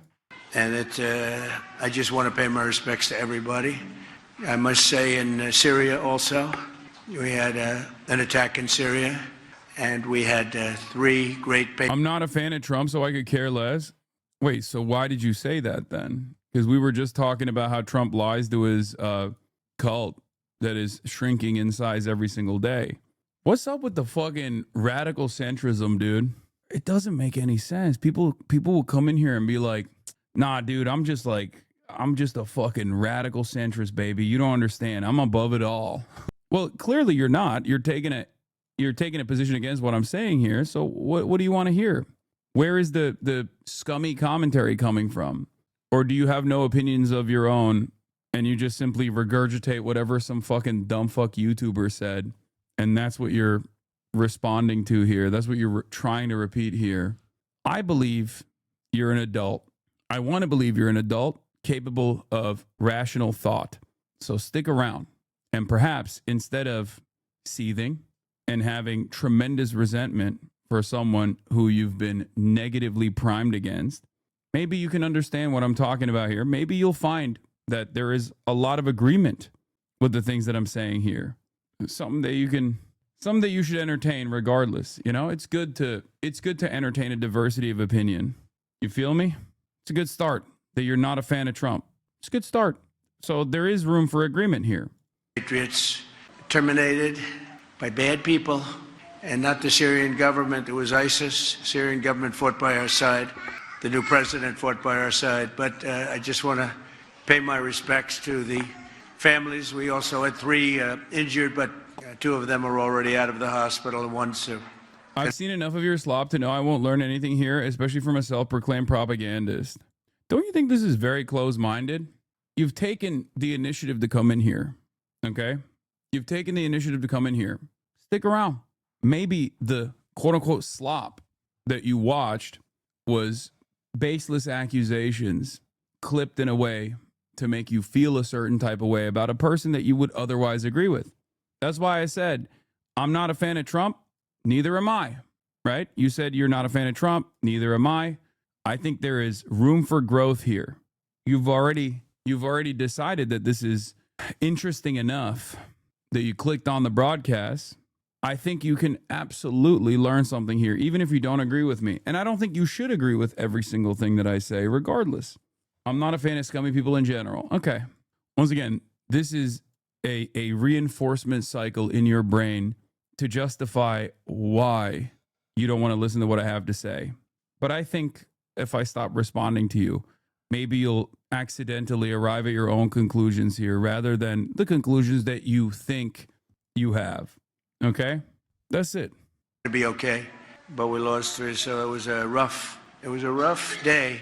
But to Australia and the Prime Minister, to everybody that we know so well, we get along with so well, we have a great relationship. That's a terrible situation going on over there. Think of that. And Brown University, great school, great, really one of the greatest schools anywhere in the world. Things can happen. So to the 9 injured, get well fast, and to the families of those 2 that are no longer with us, I pay my deepest regards and respects from the United States of America. Thank you very much. It's a very important thing to say, and we mean it. I can tell you in Syria, there will be a lot of damage done to the people that did it. They got the person. How is he so bad at these sorts of responses after like tragic events? Is a question that someone asked in the chat, and it is because he truly is too self-interested. Like he famously lacks empathy and has a really hard time talking about victims in general. Like he'll always do this shit where he'll be like, yeah, the person got shot and killed in this gruesome murder, sitting next to like the victim's family, you know? But he also just like doesn't give a shit about anything. He doesn't care. And he's not very good at crafting even like a fake empathetic approach. The individual person, but there'll be big damage done. And the other, supposedly, they call him a person of interest, so I'll keep it along those lines so we don't get ourselves in any trouble, but they have a person of interest at Brown. And in Australia, you probably read, it's been a very, very brave person, actually, who went and attacked frontally one of the shooters and saved a lot of lives. So very brave person who's right now. Just a few minutes ago, police finally opened up the street right here behind me in the block around the engineering building. It was in there where the economics class, Principles of Economics, with some 60 kids was being held when someone walked in the room there and began shooting, killing 2 people, wounding 9 more. As you said, a person of interest is now in custody as police are going through all the physical evidence they have, which is 2 guns that they found on him at the time they took him into custody and the shell casings they found as well at the scene. One notable thing we've seen here on the campus is behind us there have been students. Yeah, you know the person of interest is white because they immediately started looking into his mental health, okay? That's it. Let's be real. Like, this has happened far too many times for me to not notice that that is a pattern with the way that officials operate in this situation. Lone wolf or has a history of mental health complications instantly. Walking with wheelie bags and backpacks, leaving. Classes have been canceled. Final exams have been canceled. Final presentations have been canceled. So students who can leave are leaving, in some cases days as much as a week earlier than they had anticipated. I want to get to CNN's Lee Waldman, who arrived here just within hours of the shooting overnight. Lee, what more can you tell us about how law enforcement tracked down this person of interest? Well, John, we know, according to the FBI director, Kash Patel, he's posted on social media saying they actually used his own cell phone data to track him down. And we know that our other CNN crews were there at that hotel as the law enforcement there approached this person of interest, detaining them.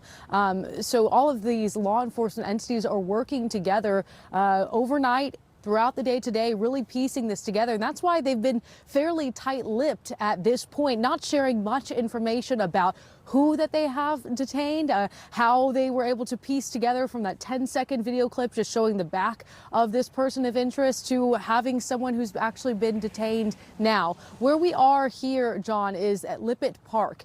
This is where that community gathering is going to take place in less than an hour. It was supposed to be a Christmas tree lighting and a menorah lighting, but all of that has changed in light of this tragedy that happened just a few miles away from where we are now at Brown University, where you are. We've spoken to students who have gone through not one mass shooting at their school, but 2. Mia Tretta telling us about how she was shot in high school and now she was on lockdown here at Brown University. This is something we asked Mayor. They're holding Kash Patel in the basement so he doesn't divulge anything.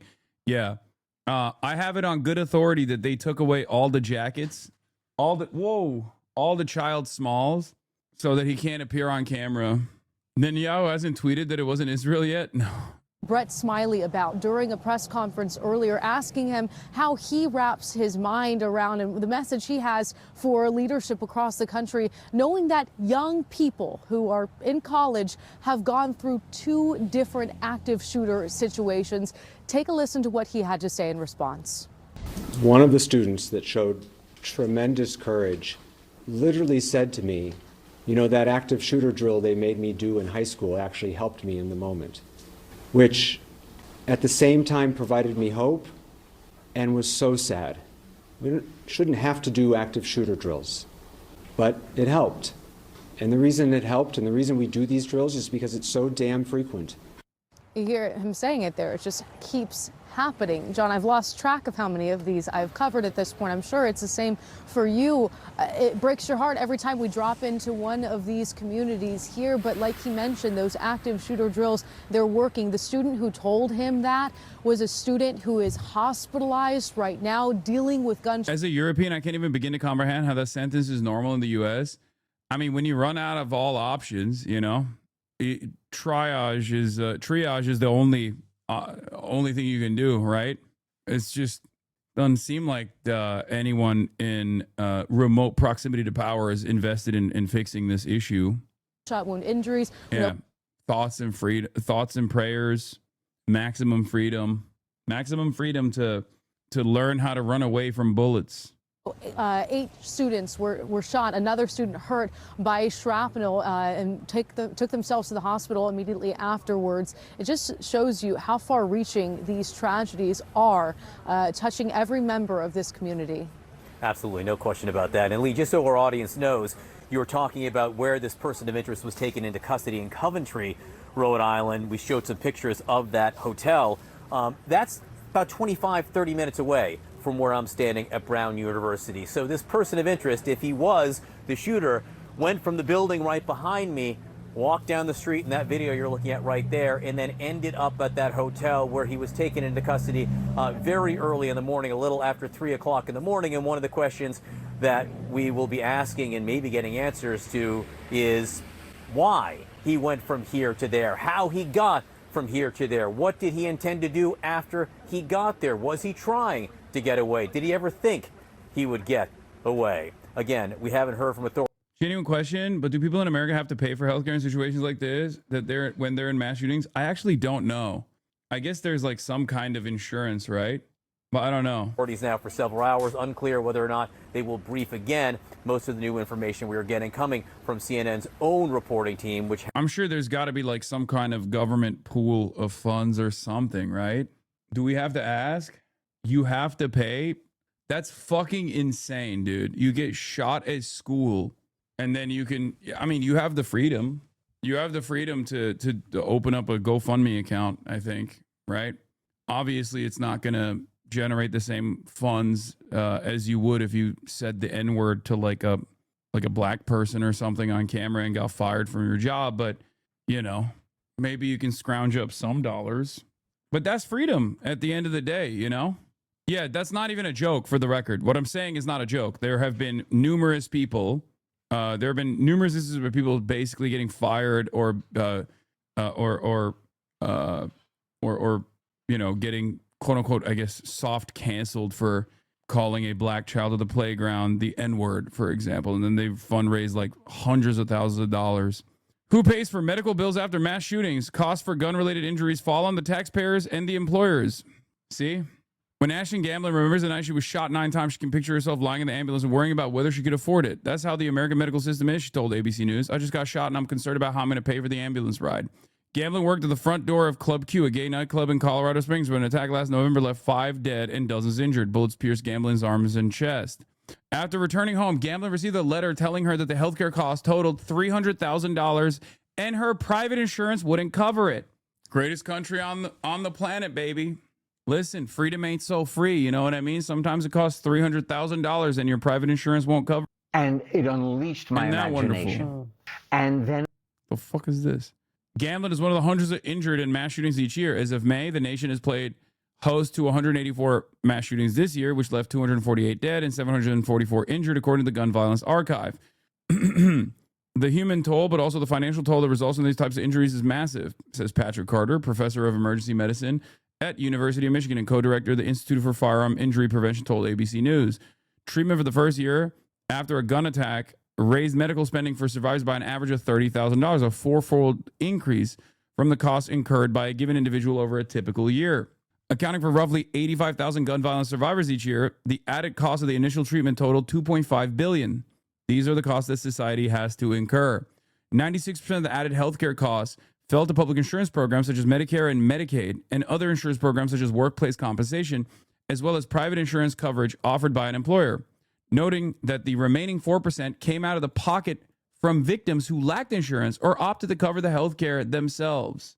Between 2010 and 2022, the cost of initial hospital treatment for gun violence victims in New York was borne primarily by Medicare and Medicaid, which covered at least 70% of the cost, according to a sub-study published. Since Medicare and Medicaid receive funding from the federal government, the costs fall on the taxpayers nationwide, Moreno told ABC News.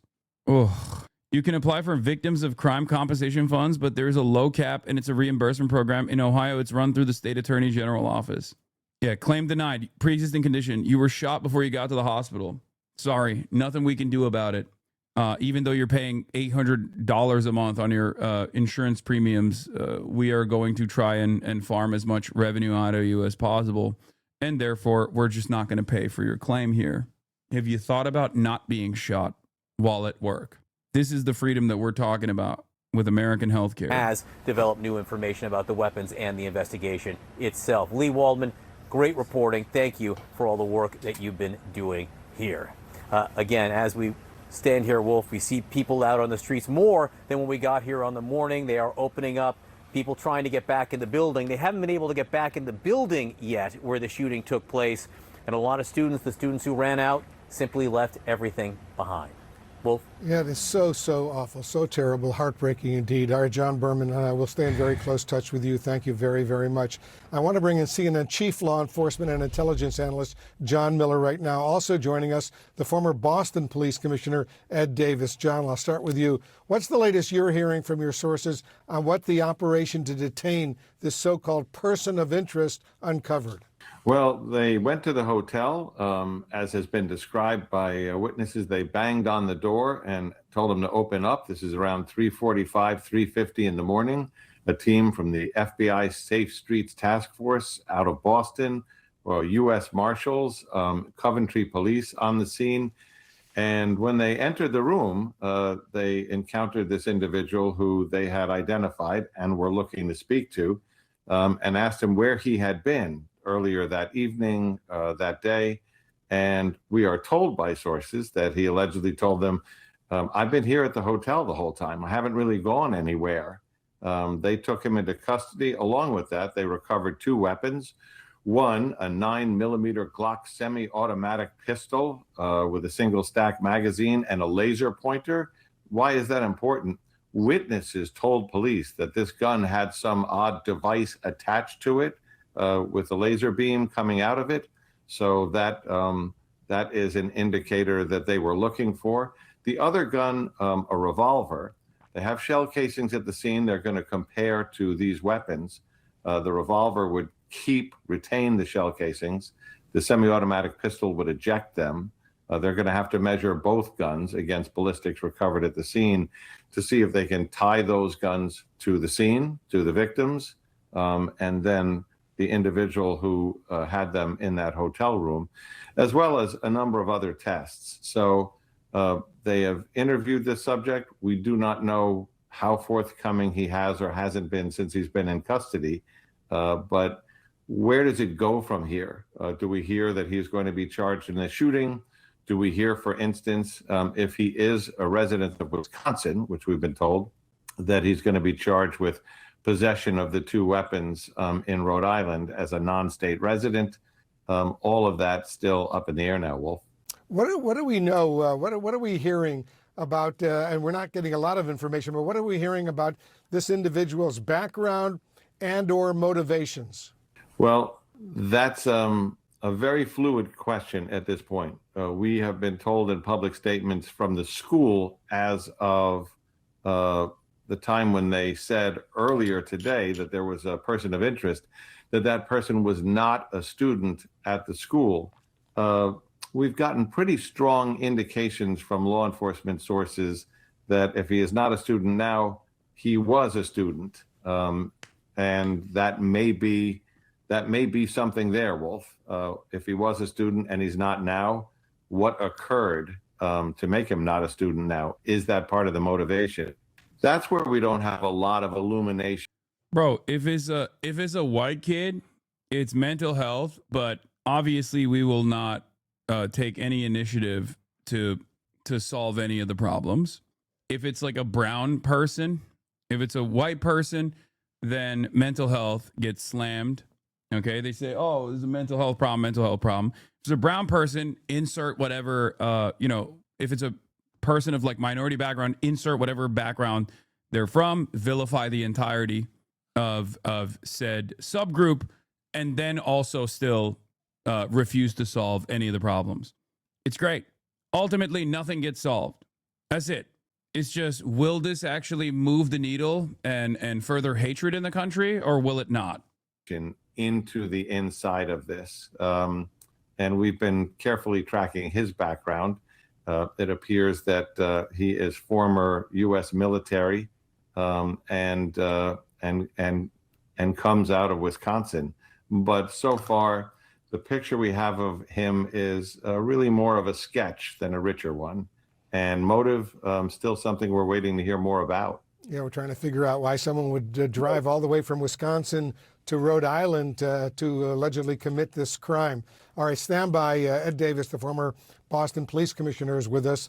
The police chief there on the scene told reporters today, Ed, that it took all hands on deck to detain this so-called person of interest within 12 hours of the shooting. Authorities have only released this video of him from a security camera. So what does that tell you? Good afternoon, Wolf. I'm glad you asked, because that particular issue is really central to their ability to run this guy down. It wasn't until that video, and it wasn't very clear. It wasn't a video that you could make an ID from, but it did show what the individual was wearing. It showed how the individual walked, his gait, his height, his weight, things like. Why is this shooting getting far more attention than other school shootings? I think one, he killed 2 people, because oftentimes when when school shootings on college campuses happen, it doesn't end up with like casualties, just people gravely injured or severely injured, and it drops out of the discourse cycle fairly quickly. 2, it's an Ivy League school, Brown University, so that actually increases the interest. And last but not least, and I know this sounds so cynical, but I do think that if you're going to do assessment on why the media gravitates towards certain stories, you have to be as cynical as the way these guys operate. And I think aside from rich people going there and their children going there, it's around holiday season, so like there's not a lot of news happening. It's like a slow news cycle, and I think that's also part of the reason why there is a more interest in this story. Like that, you could discern from that. What do you mean? So much is happening. For guys like this, for CNN, it's a slow news cycle. Yeah, and the good news is someone saw that video, and within hours, they had a lead that was solid enough to allow the FBI to ping his telephone and find him in the hotel or motel down in Coventry. So we can't say enough about the importance of transparency and cooperating and allowing the public to do some of the hard work that needs to be done here. Ladies and gentlemen, the premiere event that you've all been waiting for. CBS News presents a town hall with ERIKA KIRK. It's time to pop a perky and get Charlie Kirky.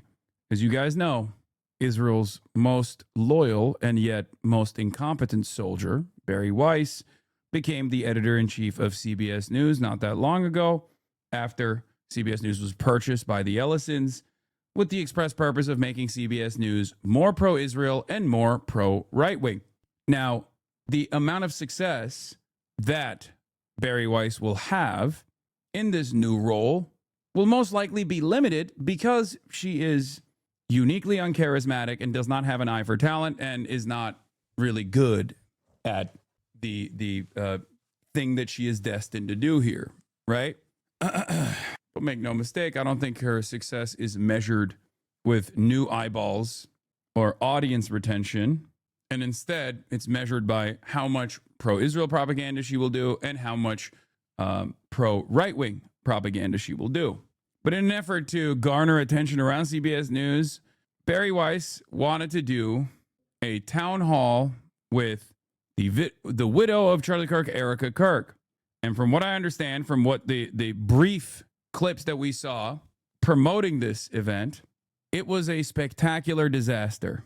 Now we'll look at the entire event that has been talked about this whole week leading up to this very moment. It took place last night, and try to figure out exactly what the goals were here from Barry Weiss.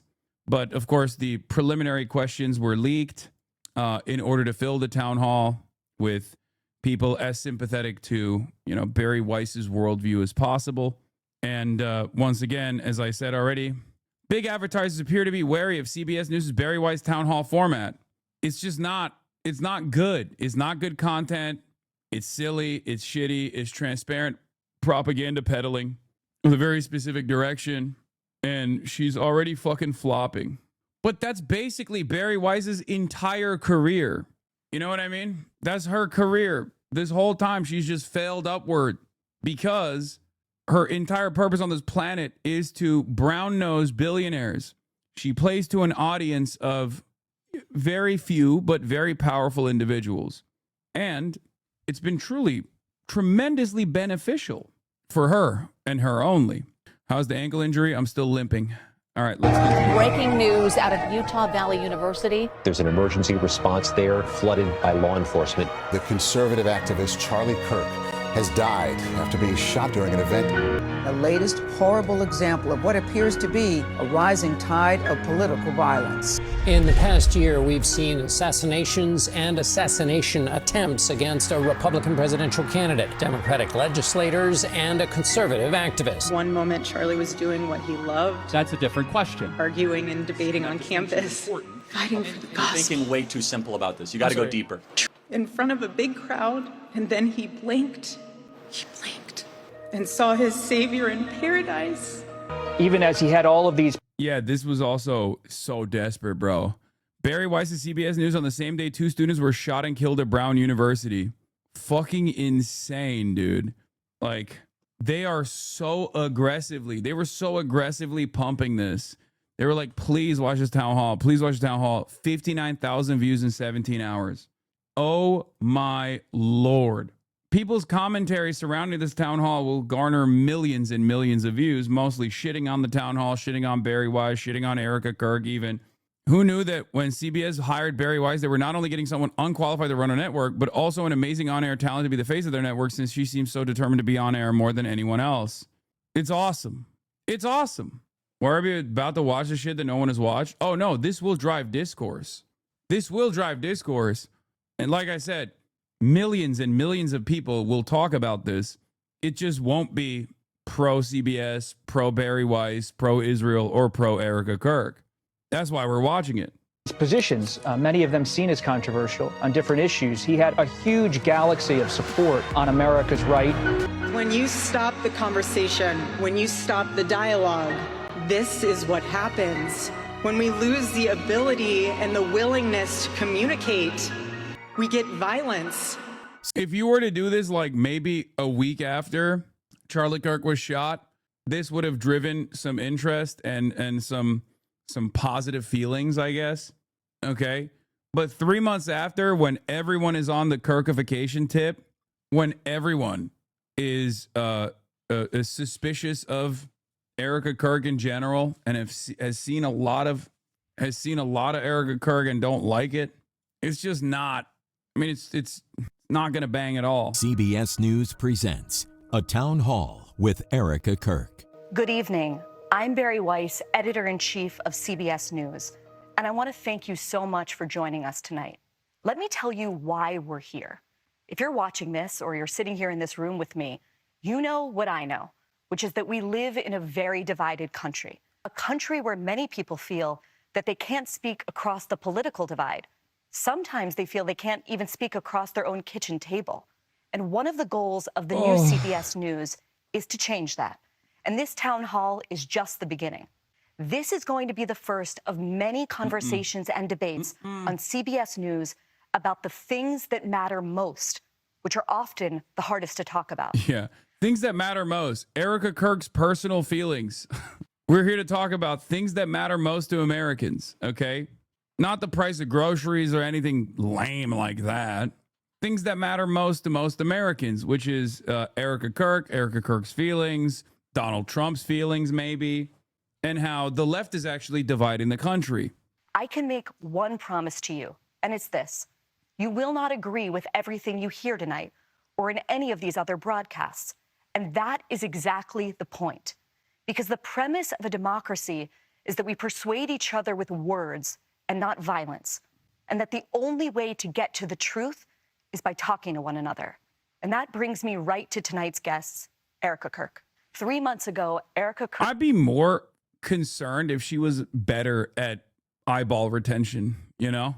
It's the very fact that she is dog shit at her job. It's the very fact that she has never been like a ratings boon, never been able to reach genuine success in the independent sphere that makes this whole thing a lot funnier. Like if you had like a good propagandist that was doing pro-Israel propaganda at CBS News, I'd be more worrisome. But the very fact that it's Barry Weiss doing it and she's absolutely dog shit at her job makes this really funny. Kirk's husband, Charlie, was assassinated on a college campus in Utah. To some, Charlie Kirk was controversial. To others, he was heroic. What is indisputable is that he transformed the American right in the 21st century. He did it through an organization called Turning Point USA, which he founded when he was only 18 years old. Glaze. In the wake of Charlie's murder, ERIKA has now picked up his mantle. The mother of 2 young children, she is also now the CEO and chairwoman of Turning Point. Tonight in the audience, we have other victims of the political violence that's ripping through this country. We also have religious leaders, college students, young Christians, and others invited by CBS News. You're going to be hearing from some of them tonight. Okay, we have a lot to talk about. So, ERIKA, let's get started. Thank you so much for joining me. Thank you for having me. I was very grateful when you had reached out because it was an opportunity to be able to have a conversation that Charlie always enjoyed, being able to have dialogue on both sides so that people could really hear everything that's going on. I appreciate it. Thank you so much for making the time. There's so many subjects I want to cover. This is like, this whitewashing is so crazy, brother. Yeah, Charlie Kirk loved making a mockery of college freshmen with pre-canned statements, locked in the chamber, ready to fucking release. And he would cut people that would actually destroy him in said marketplace of ideas to do pro-Trump and pro-Trump agenda propaganda. That's it. Okay, here we go. Okay, here we go. Look at this. Look at what's happening here. Hello. Little lady, what are we doing here? Little lady is bored. No, you can't get up here. Here. Daddy is injured. I can't pick you up, little lady. You're too big. You're too big now. I know you want uppies, but she's trying to protect you from ERIKA Kirk. She wants to carry the flame, dude. That's what it is. That's what it is. She wants to carry the flame herself. She's like, come on, Dad, let me carry the flame a little bit. Look. She's trying to put her paws on my lap to try to get up here. You want to get up here? Is this what you want? Here, look. Oh, about to break my other leg too. Let her speak. What do you want to say, Kaya? What do you want to say? Oh, ow. No, you're stepping on my foot. Oh, no, it's too much. It's too much. Ow. Okay. Kaya. No. It's too much. Lady, no, that doesn't mean come through tackle the other side. Oh God. About to fuck the crutch up again. Uncle's watch can't even pick up a puppy anymore. I know. All right, let's continue. Mm-hmm. I want to begin with the hours and days after your husband was murdered. Yes. You got up in his podcast studio where he broadcasted from for many hours every day. Yeah. And you said this. You said, you have no idea what you have just unleashed. What did you mean by that? Let me give you a little background of that day. We get home. Yeah, she was like, you have no idea what you've unleashed. And then what she unleashed was just mid. Genuinely her worst, genuinely, she is her own worst PR person. It was so crazy when they were like, oh, you've just activated 1 million Charlie Kirks, which literally did happen. It did. They unleashed 1 million Charlie Kirks. It's just not in the way that they thought that they would, you know?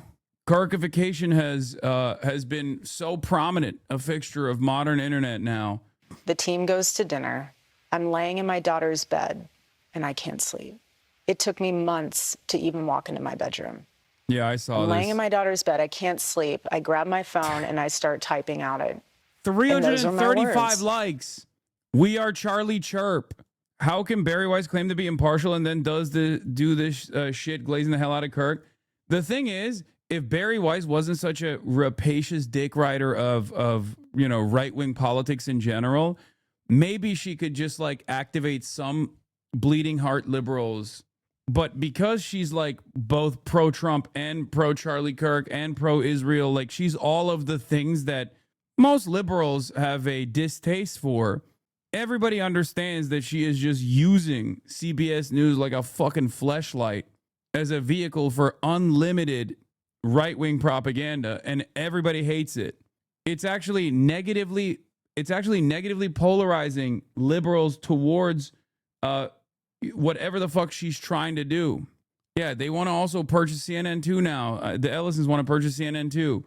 She's gonna brick every fucking major mainstream institution with her negative aura and her unlimited right-wing propaganda. That morning, you have two people here that are just so deeply uncharismatic, but desperately want to be in the spotlight. sometimes it's okay to let other people do that role if they're better at that role than you are, you know? The team reached out to me and said, they think they got the guy. You should probably say thank you to the authorities and just make a statement. I said, okay. I wasn't afraid. They said, let's go to the office and let's discuss. We're at the office and they say, do you want to go live? Or we can easily, you know what? Yeah, let's do that. We can easily pre-record this. I said, absolutely not. My husband always went live. I have nothing to hide. We're fully transparent. What you see is what you get. If I start breaking down on live TV, I break down on live TV. My husband was assassinated. He didn't die in a car accident. So we go live. I write all of my own speeches. And when I said that, that is the Holy Spirit that is unleashed. Oof. That is a revival that's unleashed. That's not meant for call to violence. That's meant for people to understand that the Lord is moving in ways we have no idea. And God is going to use something so tragic to wake people up to realize that our life is short. He only lived 31 years. 31 years. And so, yes, you have no idea what has been unleashed. But I will promise until my last... I got a pretty good idea. I'm seeing it. It's maxed out Kirkification, you know? They did unleash 1 million Charlie Kirks, it's true. breath, that I will let the Lord use me in ways that he only can to bring glory to him and to the kingdom. And it has been unbelievably powerful. And it's just the beginning. Erika, one of the most alarming things about Charlie's murder was the way that some people in this country reacted to it. Yeah. And not just online. This was an idea that you encountered a lot. And the idea was this. They kind of justified it. They basically said that because Charlie said or believed things that they believed were controversial or even hateful, that he somehow had it coming. What do you say to people who justified his death? You're sick. He's Slow a zoom. human being. So slow zoom, camera panning. It's so fucking rehearsed. And once again, this is 7 minutes in. It's the first line of inquiry from Barry, right? The first line of inquiry is trying to rehash old ass, dusty ass nachos here. Okay. Microwaving dusty ass nachos to be like, well, don't you feel like it's really fucked up that the left was celebrating Charlie Kirk's assassination because of simple disagreements and differences in opinion? Society has already moved on from that. The new meta is Israel killed Charlie Kirk, right? You can't pander to this narrative any longer because the overwhelming majority of salient talking points are actually coming from the right. There is a much newer meta right now that they're all aware of.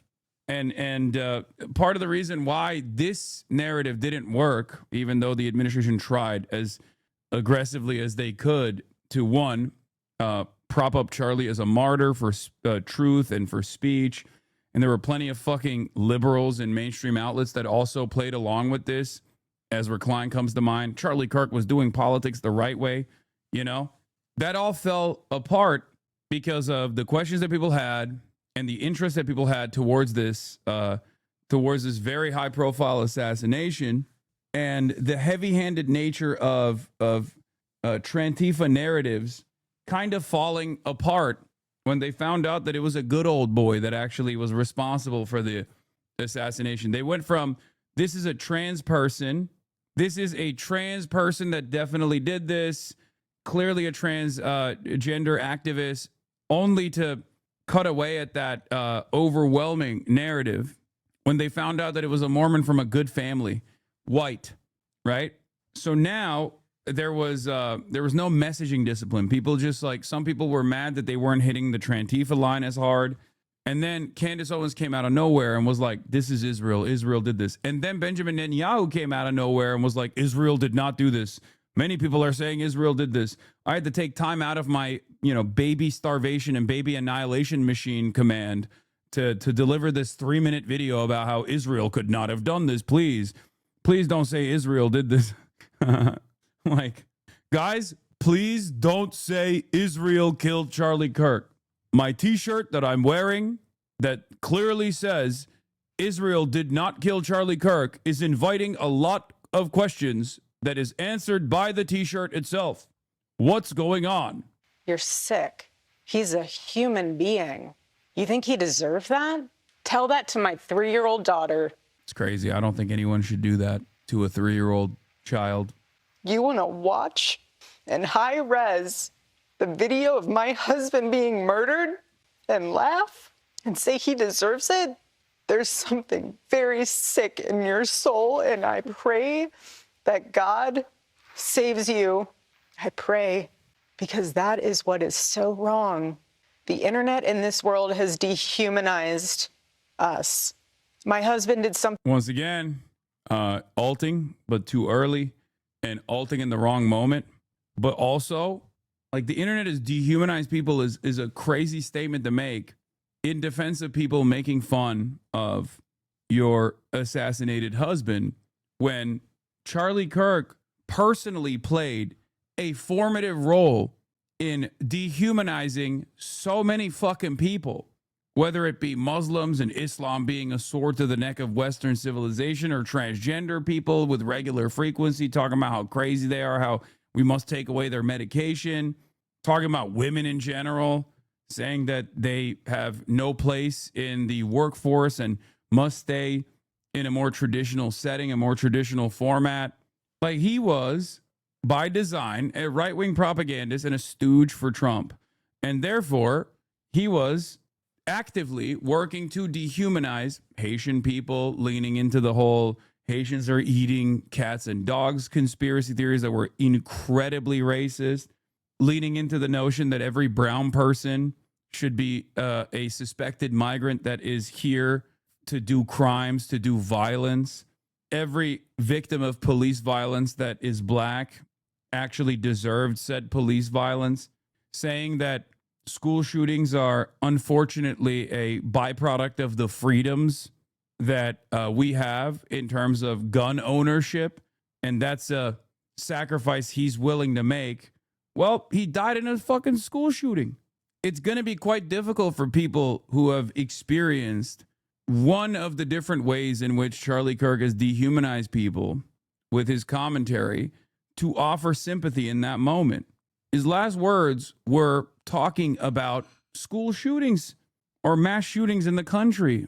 His last words were counting or not counting gang violence, where he thought this was a good racialized deflection away from the main point of contention, which I know the guy who asked him that question is going to be in this town hall, demanding fealty, demanding loyalty, demanding reverence, and especially the heavy-handed ways in which the administration instantly tried to punish people for not only like making a mockery of Charlie Kirk in the aftermath of his untimely demise, but even simply relitigating some of the things that he had said. Like, there were people that were being fired for just posting Charlie Kirk quotes that he was very proud to say in public, in broad daylight, things that weren't being misconstrued, but instead things that he actively and deliberately repeated over and over again. If you're proud of those statements when you're alive, why wouldn't you be proud when those very own words are reflected back? It's ridiculous. Something very simple. He talked to people. You're going to be murdered for talking to people. He didn't go after people. He went after your ideas. And if you think it's okay to murder someone because you think they had it coming for them, because they took the time to have people come to the front of the line if they didn't agree with you, and you think it's okay because you don't like what they say or how they say it, that they should be murdered, and you're enjoying it, and you're... Yeah, this kind of like vague generalization is also another way to to try and, I guess, remember Charlie Kirk with the limited confines of how you're supposed to remember Charlie Kirk. You can't say what his job was. You can simply say he was a conservative activist. You can't actually reflect on some of the points that he was consistently advancing. You just have to say he's interested in disagreements and discourse and debate, right? There's a right way to talk about Charlie Kirk, and there's a wrong way to talk about Charlie Kirk. Well, his job was to be a mouthpiece for this administration, a mouthpiece for this movement, I don't understand why you're so ashamed. And before people say, Hasan, you did the same job, what if people reminded you of your worst moments or your worst quotes in terms of like, America deserved 9/11, right? In the aftermath of, you know, hopefully this doesn't happen, but I get assassinated. And everyone was like, oh, well, remember when you said America deserved 9/11? There are some things that I have said that are understandable to reflect on, okay? But the overwhelming majority of quotes that people would present that my haters love fucking recirculating and recycling are not even in the direction. And I'm saying the 9/11 thing is separate from this, right? But not even in the same direction of my advocacy. Whereas with Charlie Kirk, it was directly verbatim, not only his quotes, not out of context, but it was also in the direction of the things that he believed, right? Like if you were to turn around and be like, oh, Hasan, I don't know, like even in the most negative framing in the aftermath of my assassination, if someone were to be like, even in the most negative framing, if they were to be like, oh, he was an anti-Semitic terrorist, right? Why was he an anti-Semitic terrorist? Well, because he believed that people are, of course, going to resist against Israeli occupation. Because he humanized the victims of Israel's settler colonial violence. That's why he's an anti-Semitic terrorist. Yeah, if you were to have that conversation, I think most people would realize like, oh, never mind, you're a fucking piece of shit for saying that. But with Charlie Kirk, it's like, even if you entertain like where he was coming from with respect to, black female pilots. I'm thinking of like one of his chosen issues that he would talk about. DEI has created an environment where like if there's ever a plane crash or whatever, it's because there's probably like a black woman who is a pilot. And Charlie Kirk talked about how he was, Charlie Kirk would talk about how he would be scared if he walked into a plane and saw a black woman as a pilot. How do you describe that? The motivating principle there and your worldview there is very clearly racist. Oh, he just wanted, he wanted the best possible person to actually be in charge of a role that is so important for, safety and security for the hundreds of people that they're, flying. Okay, but you don't think a black woman is capable of being the best possible person for that job.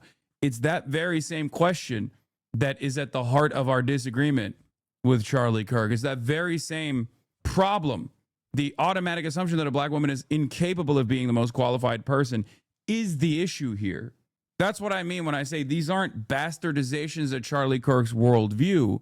These are accurate reflections of the things that he advocated for. Okay? Kaya Place is now your most famous quote instead of the 9/11 one? Yeah, I don't think so. I think that's just more so a reflection of how online you are. Yeah, I would see a bunch of doors open. I got to pee. Kaya Place. Okay. Rejoicing in that? Doors open. That is evil. Evil. Excuse me. As you know, and as I know, one of the ideas that has gained a lot of traction among young people, especially in this country, ERIKA, is, and this leads them to this kind of justification, is the idea that words... Yeah, is that he would often talk about how DEI hired people were people that were stealing jobs from qualified white people. He directly saw them as stealing. That's a verbatim quote. Exactly. It's fucking ridiculous. ...themselves are violence. And that brings us tonight to... I'm with you, but any conservative saying this is obviously going to say that Kirk did believe black women could be competent pilots and that his comment was about a supposed elevated risk of a black woman only being there because of DEI, not because she's competent. How should one respond to that? My dad is lighting the kitchen on fire again. I don't know if you guys can hear the beeping in the background. Baba! Okay. The point here is that this is based around a false assumption that black people are only elevated to that position because they're black. That's the whole point.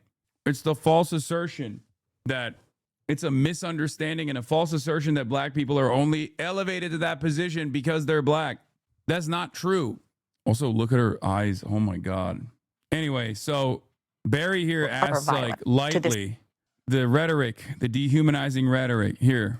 People, especially in this country, ERIKA, is, and this leads them to this kind of justification, is the idea that words themselves are violence. And that brings us tonight to our first audience question. It comes from Angel Eduardo. Angel is a senior writer and editor for the civil libertarian group, the Foundation for Individual Rights and Expression, or FIRE, and he writes passionately about issues of free speech. Angel. Thank you, Perry. Excuse me. Hi, Erika. My condolences. A recent survey that we took after Charlie's assassination found that 90% of undergraduates believe to some extent that words can be violence. Another FIRE survey that we took earlier also found that 1/3 of surveyed students believe that using violence to stop disfavored speech can be acceptable, at least in rare cases. What's your response to those numbers? And what would you say to those students in particular? Well, for the people who say that my husband might have incited violence. As far as like FIRE being pro Kirk in any way, shape, or form here is also crazy because it's a First Amendment auditor institution.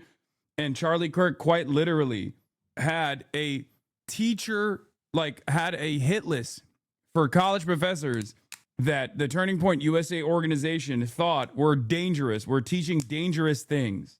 If you were like a sociology professor, for example, well, that's unacceptable. How dare you teach sociology? That's dangerous. You must be fired. It brought a lot of unwelcome scrutiny and even harassment to many college professors all around the country, simply claiming that this was, in favor, simply claiming that this person who was responsible for such a list is in favor of free speech unconditionally is a little ridiculous. But then again, that is precisely the type of inconsistent free speech defense that Bari Weiss likes, because Bari Weiss herself has made a career out of talking about Bari Weiss herself has made a career about talking about how cancel culture is run amok on college campuses and how we have to make space for, reactionary ideals and whatnot, which they very clearly do exist on college campuses, obviously, while simultaneously advocating to fire teachers for being Palestinian or recognizing the humanity of Palestinians. So just something to consider as far as that inconsistency. Also, another thing that I find very funny about like the liberal ass attitude is that these guys have made a mockery of the statement words are violence professionally for years and years, only to turn around and launch that exact same attitude towards their left flank. Words are violence was mocked endlessly on the right, only to turn around and say that about the Charlie Kirk assassination, even like, oh, words are violence is bullshit unless we can tie that back to a larger narrative about how the Democrats are responsible for all the violence in this country with their words. And when you listen to the words of the Democrats, you're like, where is the violence here? These guys are, if anything, like the biggest criticism against the Democrats from their own base is that they're too cowardly, that they don't actually fight back hard enough against the growing reactionary movement in this country. So it just doesn't work at all. I know that was not your question, but I'm going to put a squash on it before anyone else can attach to that. My husband never incited violence. He never once said, go after them because they're saying X, Y, Z and they deserve to die. My husband never once said that, and he never would. What did he say? Come to the front of the line. I'll put my mic down. Tell me why you believe that. Well, that's interesting. I never thought of that. But have you thought of this? People heckling, laughing at them. Stop. It took a lot of courage for them to come up here. Stop doing that. He gave them a microphone. He didn't take away a moment for them to speak back. He gave them a microphone. And what they do, they gave him. He literally routinely did exactly those things. And his entire job was to do bottom of the barrel dunks on these people that were demonstrating a common viewpoint that was antagonistic to the Trump agenda. And his goal was to make a mockery of them after the fact in the editing floor. And Charlie Kirk himself also made, he wanted to bail the fucking Paul Pelosi attacker, dude. What are you talking about? This kind of Kirk revisionism is so ridiculous. It's so silly. The entire, not to mention the million George Floyd posts, but the entire medium that he just basically stole from Steven Crowder, Change My Mind, is built around this false premise as well. There is no minds being changed there, okay? There's no mind being changed there at all. The whole purpose of that is to cut propaganda by making a mockery of commonly shared opinions. Yeah, here he is calling for people to be in this killed. Rachel costume and the uniform, etc. And she comes back and says, and she's like, now I'm just talking as Rachel. And she goes, the reason I'm this way is because I'm Christian. And in the Bible, it says, love your neighbor. And really, I approach people in love. And if you're not doing that, I guess you're not really following the Bible. She didn't say that part, you're not following the Bible, but that was kind of the underlying piece there. So Charlie, 128. what's going on with that? Well, let's let her say it. 120. I'll respond, and then I got a dash. I've shared prayers on here before and said, God bless. And that's because my faith is really important to me. And it's also one reason why I love every neighbor. In Matthew 22, a religious teacher asked Jesus, what's the most important commandment? And Jesus says to love God and to love your neighbor as yourself. All the law and the prophets hang on these two commandments. There's no greater commandments than these. I believe it's mentioned 8 times, love your neighbor. So yes, everyone belongs, everyone's welcome, everyone is treated with empathy and respect. It doesn't say love every neighbor except. There are so many reasons I stand strong in love. I stand with everyone. That's who I am. And the love back and the God bless if you disagree is genuine. Andrew? I would just, to Jack's point, I'm dying to know, like, what do you think when Miss Rachel quotes scripture in that way? I mean, Satan's quoted scripture plenty. It doesn't just say love your neighbor, though. It does say love your neighbor, except in a sense. As yourself, but hold on. She's not totally wrong when she says, first of all, the first part is Deuteronomy 6:3-5. The second part is Leviticus 19. So you love God. So you must love his law. How do you love somebody? Here we go, folks. You love them by telling them the truth, not by confirming or affirming their sin. And it says, by the way, Miss Rachel, you might want to crack open that Bible of yours. In a lesser referenced part of the same part of Scripture is in Leviticus 18, is that thou shalt lay with another man shall be stoned to death. Just saying. So, Miss Rachel, you quote Leviticus 19, love your neighbor as yourself. The chapter before affirms God's perfect law when it comes to sexual matters. I mean, that's one of the worst arguments, but here's a better one. And why is he still in jail? Why has he not been bailed out? By the way, if some amazing patriot out there in San Francisco or the Bay Area wants to really be a midterm hero, someone should go and bail this guy out. I bet his bail's like $30,000 or $40,000. Bail him out and then go ask him some questions. And why is he still in jail? Why has he not been bailed out? By the way, if some amazing patriot... There's the guy who tried to kill Paul Pelosi. This inherent hypocrisy is really fucking annoying to people in the margins, okay? But it's at the heart. It's at the heart of conservative commentary. It's the same thing that you see from Nick Fuentes posting a viral tweet about how BBC was actively calling on him to kill himself and how devastating that is for him. Brother, your most famous moment before this was saying your body, my choice on the night of the Trump election victory. He was upset that on a BBC broadcast, they were like, Ash Sarkar said, follow your leader when talking about Nick Fuentes. No, I know I'm talking about Fuentes, not Kirk now. I'm saying this kind of hypocrisy is baked into right-wing commentary all the time. They literally will say the most unhinged and violent shit. Their entire worldview and their entire commentary revolves around being as edgy, as ruthless, as violent as possible. And in many circumstances, they can basically get away with this kind of violence, or violent rhetoric rather, by simply demanding more of it from the state. There's a difference between, saying we need to kill everyone in Iraq versus we need the American military to show them what's what.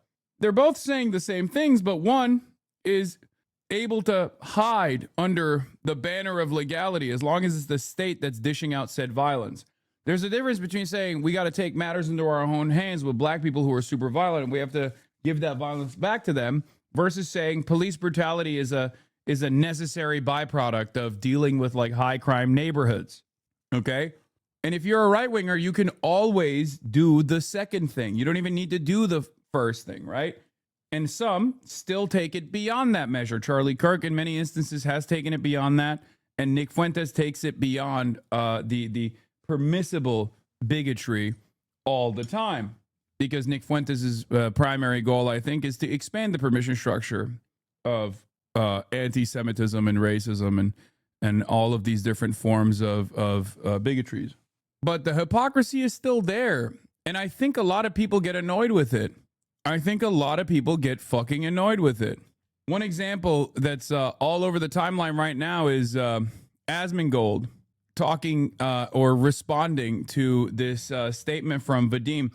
In the future, we'll all take turns being sued by psychotic asshole millionaires and then criticized by brain-damaged Nazi-sympathizing incel roach-fuckers when we eventually break down as 13-year-old edgelords, MAGA dorks, and boss cheer them on and rinse and repeat.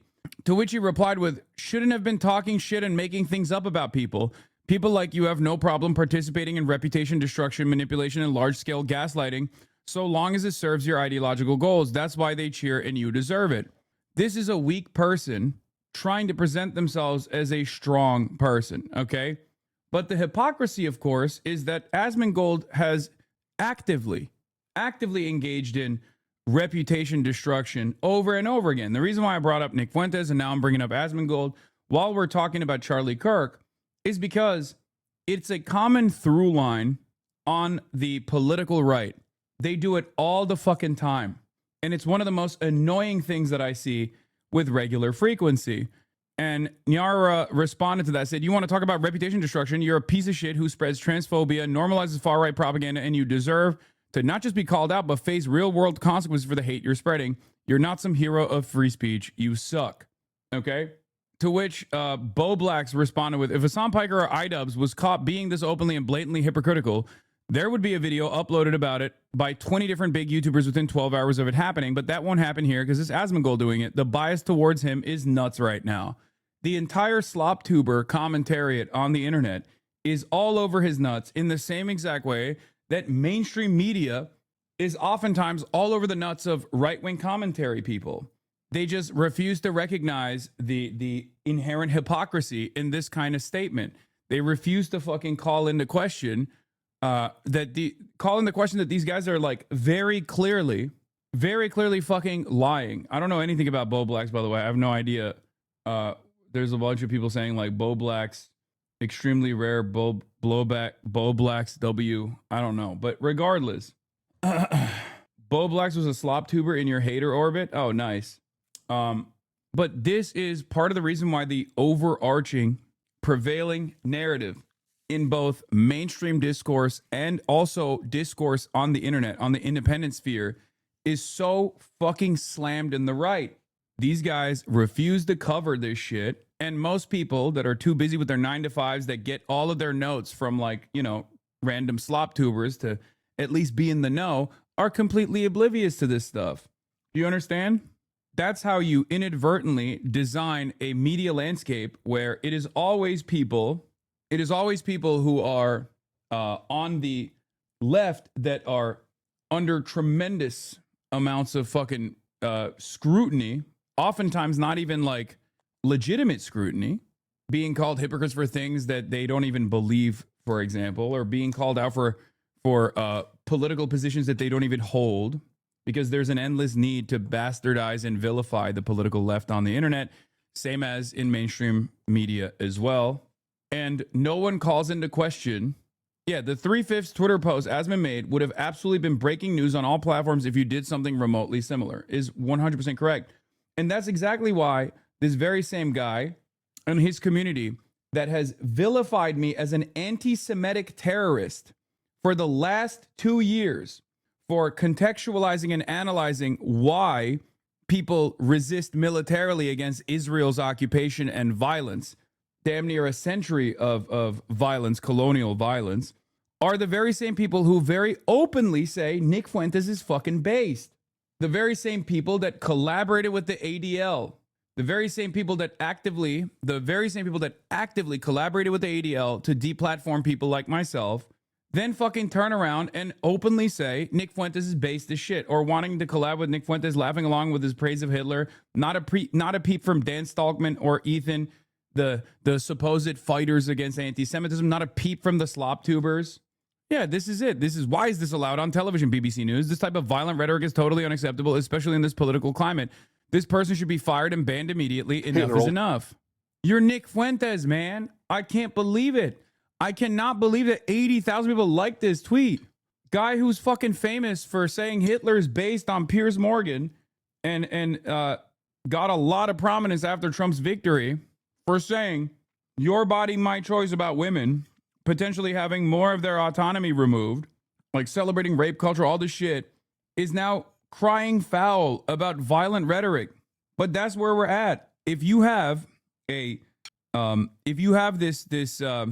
extremely centrist approach to political discourse that rarely ever invites any scrutiny to far-right figures, right-wing figures, and you spend most of your time browsing the content of people who seemingly only have a lot of smoke for those who are ostensibly or even marginally on the left of the current modern Democratic Party, then what is the expectation? Of course, people are going to think, yeah, Nick Fuentes is right.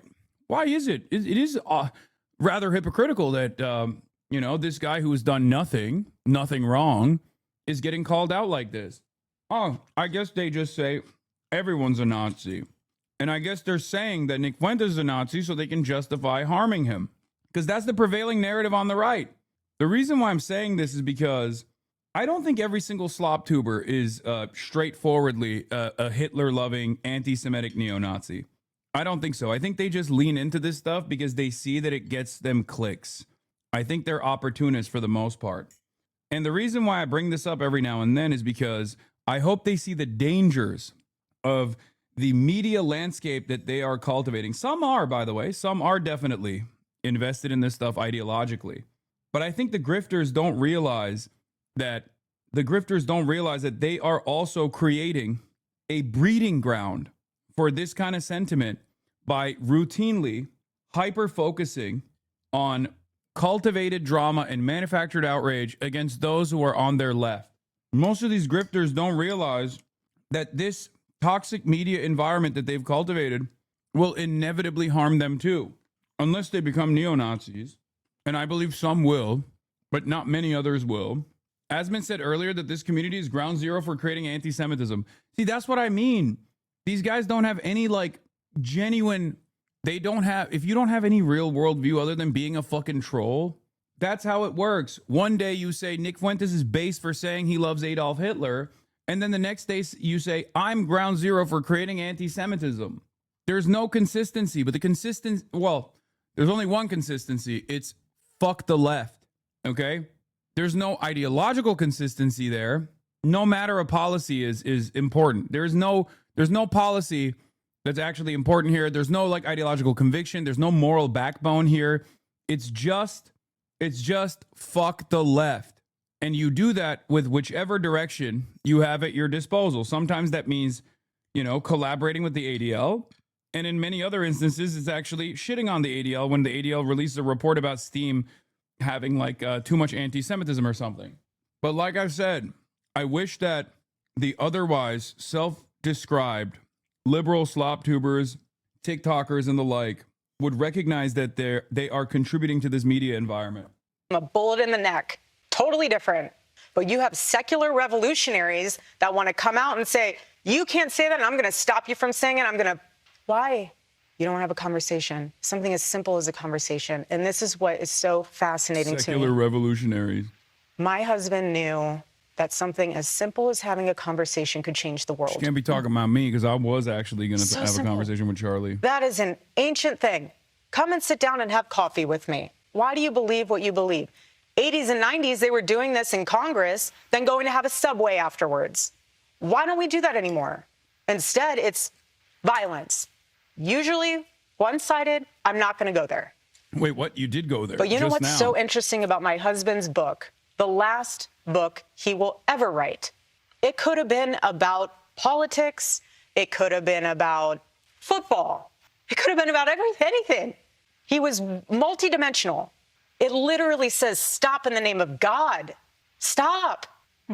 Stop the violence. Stop the hate. Have a conversation. Stop.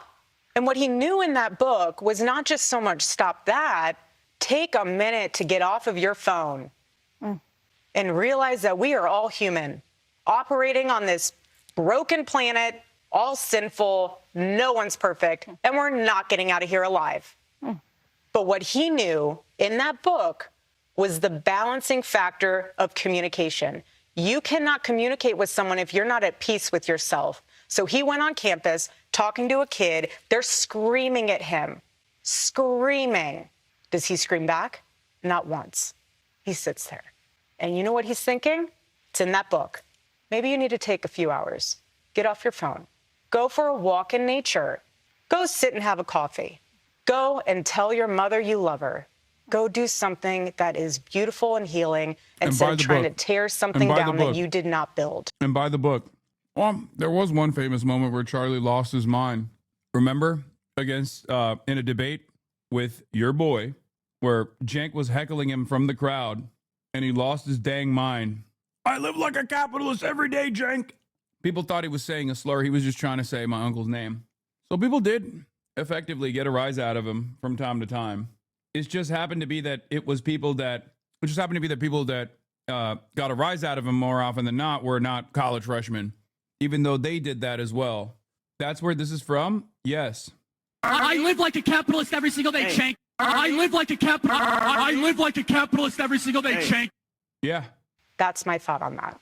We're going to talk about the book in a little bit, but I want to pick up on a theme that you've now hit on twice, which is the idea that the black squares that we all have in our pocket, our phones, that they are doing something to us collectively, that they are dehumanizing us. Later, we'll even Barry was like, yo, we'll get to the book later. Come on, Erika. Talk about the conspiracies that are spreading right now on those platforms about who killed your husband. What do you recommend to people sitting in this room? What are your practices to disconnect, to reconnect by disconnecting? Well, like my husband, I took all of it off my phone. All social media off your phone? No, I don't have it on my phone. I have a team that helps run it. Did I unironically know Charlie Kirk for longer than Erika Kirk? Yes. I've known Charlie Kirk since 2017. I don't know when he married Erika, but when I first met him, she was not a part of his life, I'm pretty sure.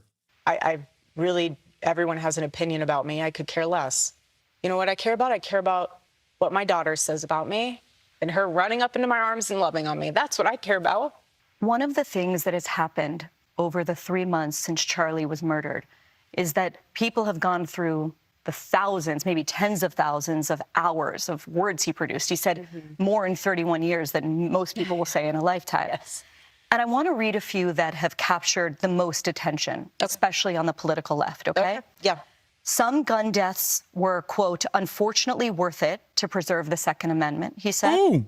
Acknowledging that he wishes he didn't feel this way, he said, I'm sorry, if I see a black pilot, I'm going to be like, boy, I hope he's qualified. He said the Civil Rights Act of 1964 was a mistake. Now, I realize that all of those quotes come from longer conversations that he had on his show. Correct. But he did say those things.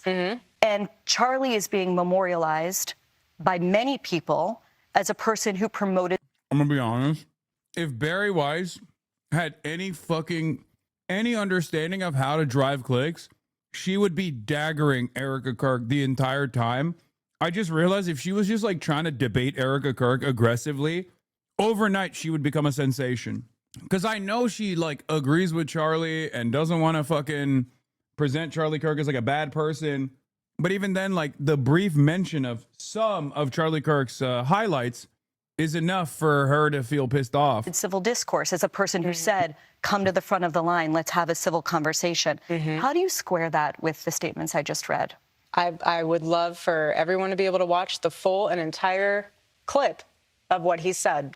Charlie didn't care what skin color you were. He didn't care what religion you were. He loved excellence. He loved knowing that people, his favorite word was earn.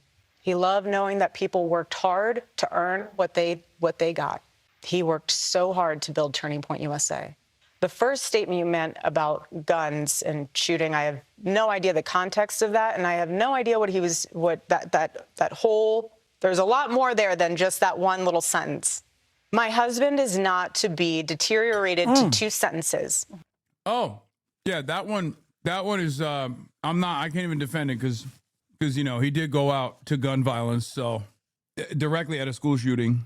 And that kind of is something that he, at least on the principle of defending gun freedoms, He kind of went out. He kind of fell on his own sword there. Bro, don't get mad at me for saying this, but I'm about to say something.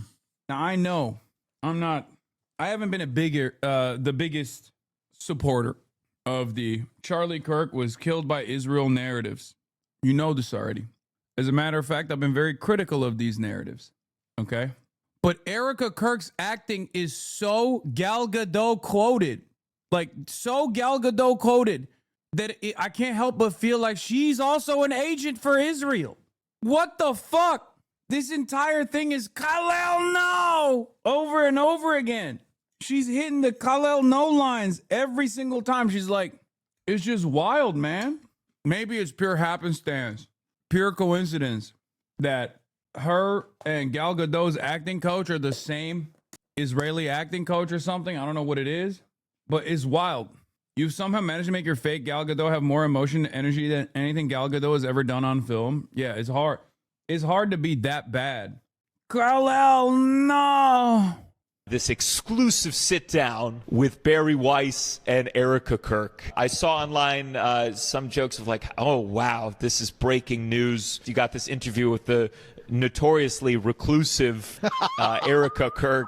Yeah. Paige, play that video. People have gone through the thousands, maybe tens of thousands of hours of words he produced. And I want to read a few that have captured the most attention, especially on the political left, okay? Some gun deaths were, quote, unfortunately worth it. I'm sorry, if I see a black pilot, I'm going to be like, boy, I hope he's qualified. He said the Civil Rights Act of 1964 was a mistake. Charlie is being memorialized as a person who promoted civil discourse. How do you square that with the statements I just read? His favorite word was earn. He loved knowing that people worked hard to earn what they got. He is a thought leader, and he was brilliant of a man. So that's fine if you want to take words out of his mouth or out of context without the whole thing. But that's the problem. It would be funny if we watched the context and each of those situations, he said, just kidding.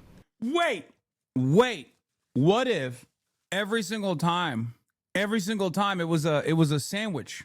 Charlie Kirk was actually building a sandwich as a narrative device where he would say, hey guys, I'm about to say something that I truly don't believe and I think is utterly repulsive. And then he inserts the quote about, I don't know, the Civil Rights Act was fucking repulsive or whatever.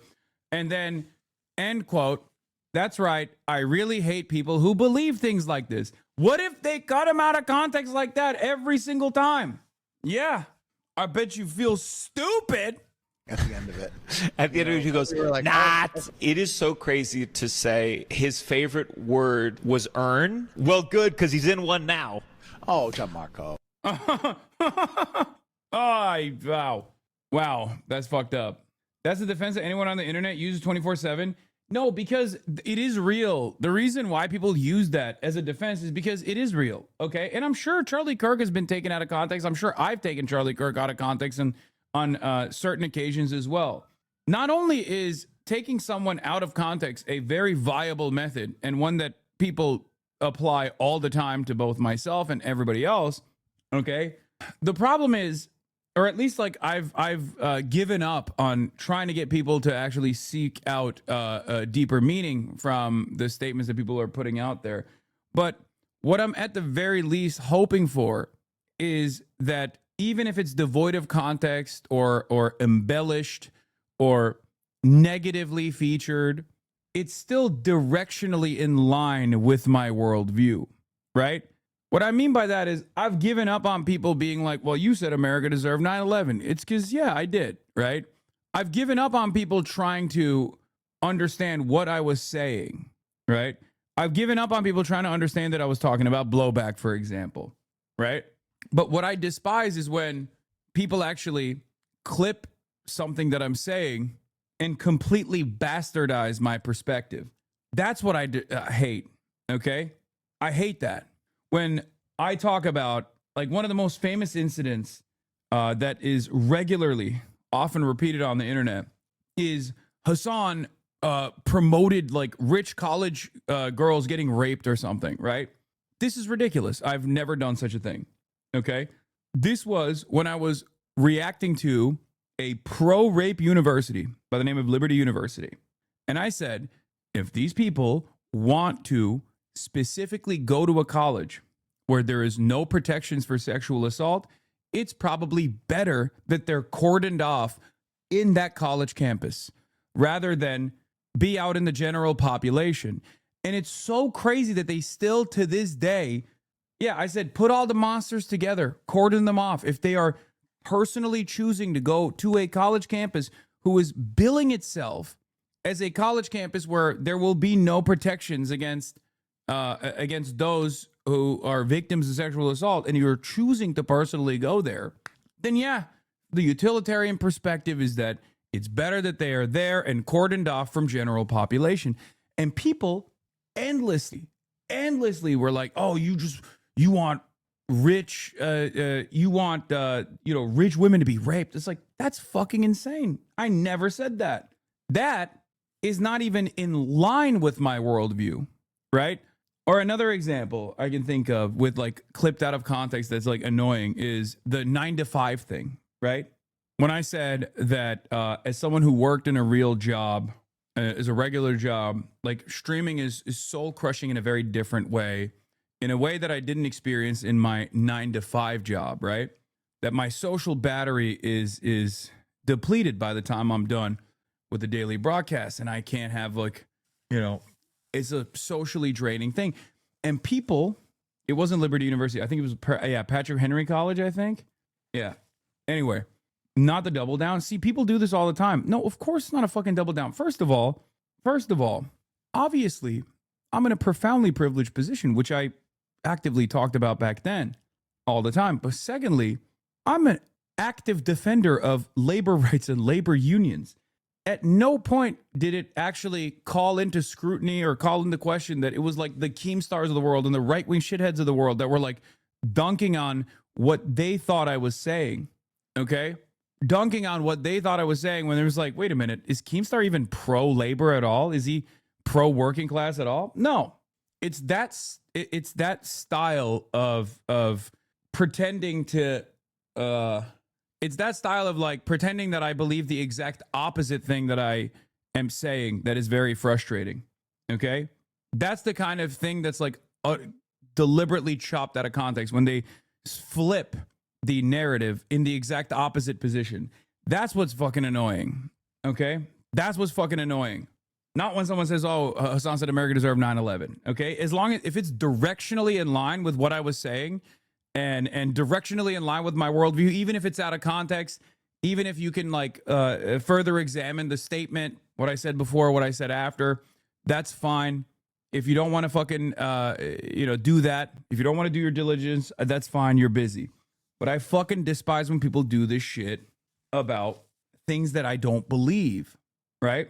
When they just like make up, they just like make up whatever they think I believe. It's fucking annoying. The reason why I'm bringing this up is not to do a woe is me thing, right? Here's one narrative that's being formed by a clip right now. Hasan blames Israel for a recent anti-Semitic terrorist attack. If the additional context does not actually turn around and change the meaning in its entirety, then you weren't clipped out of context. That's it. So in many circumstances, when like people use that as a weapon or as a deflection, what's frustrating is in Charlie Kirk's instance, in all the instances where they complain that he's being clipped out of context, he's not actually being clipped out of context at all. The context makes it worse, Man moment. Not everything is bait, chat. People disagree. Just because they weren't right doesn't mean you were. Now that college girl take is wild. I mean, you've said stupid shit. That doesn't mean overall you're someone who should be canceled, but I wish you just take accountability for your weird takes like the college girl's victim blaming. No, you're misunderstanding my point, man. I'm not doing that. I'm not doing that at all. But this is precisely the reason why that kind of narrative works. Okay? This is precisely the reason why that kind of narrative works, because they know, like right-wingers know that if they concern troll about a thing that I don't believe, about a thing that like they're claiming, there are always gullible leftists that will fucking lean into it. Okay? There are always people. This is also the other reason why the right is seen as like a comfortable safe haven for a lot of people in the margins. because they never have this tendency. They'll just be like, yeah, fuck off. He said what he said. Suck my dick, right? So there is always like, they can say whatever they want. They can get away with saying whatever the fuck they want.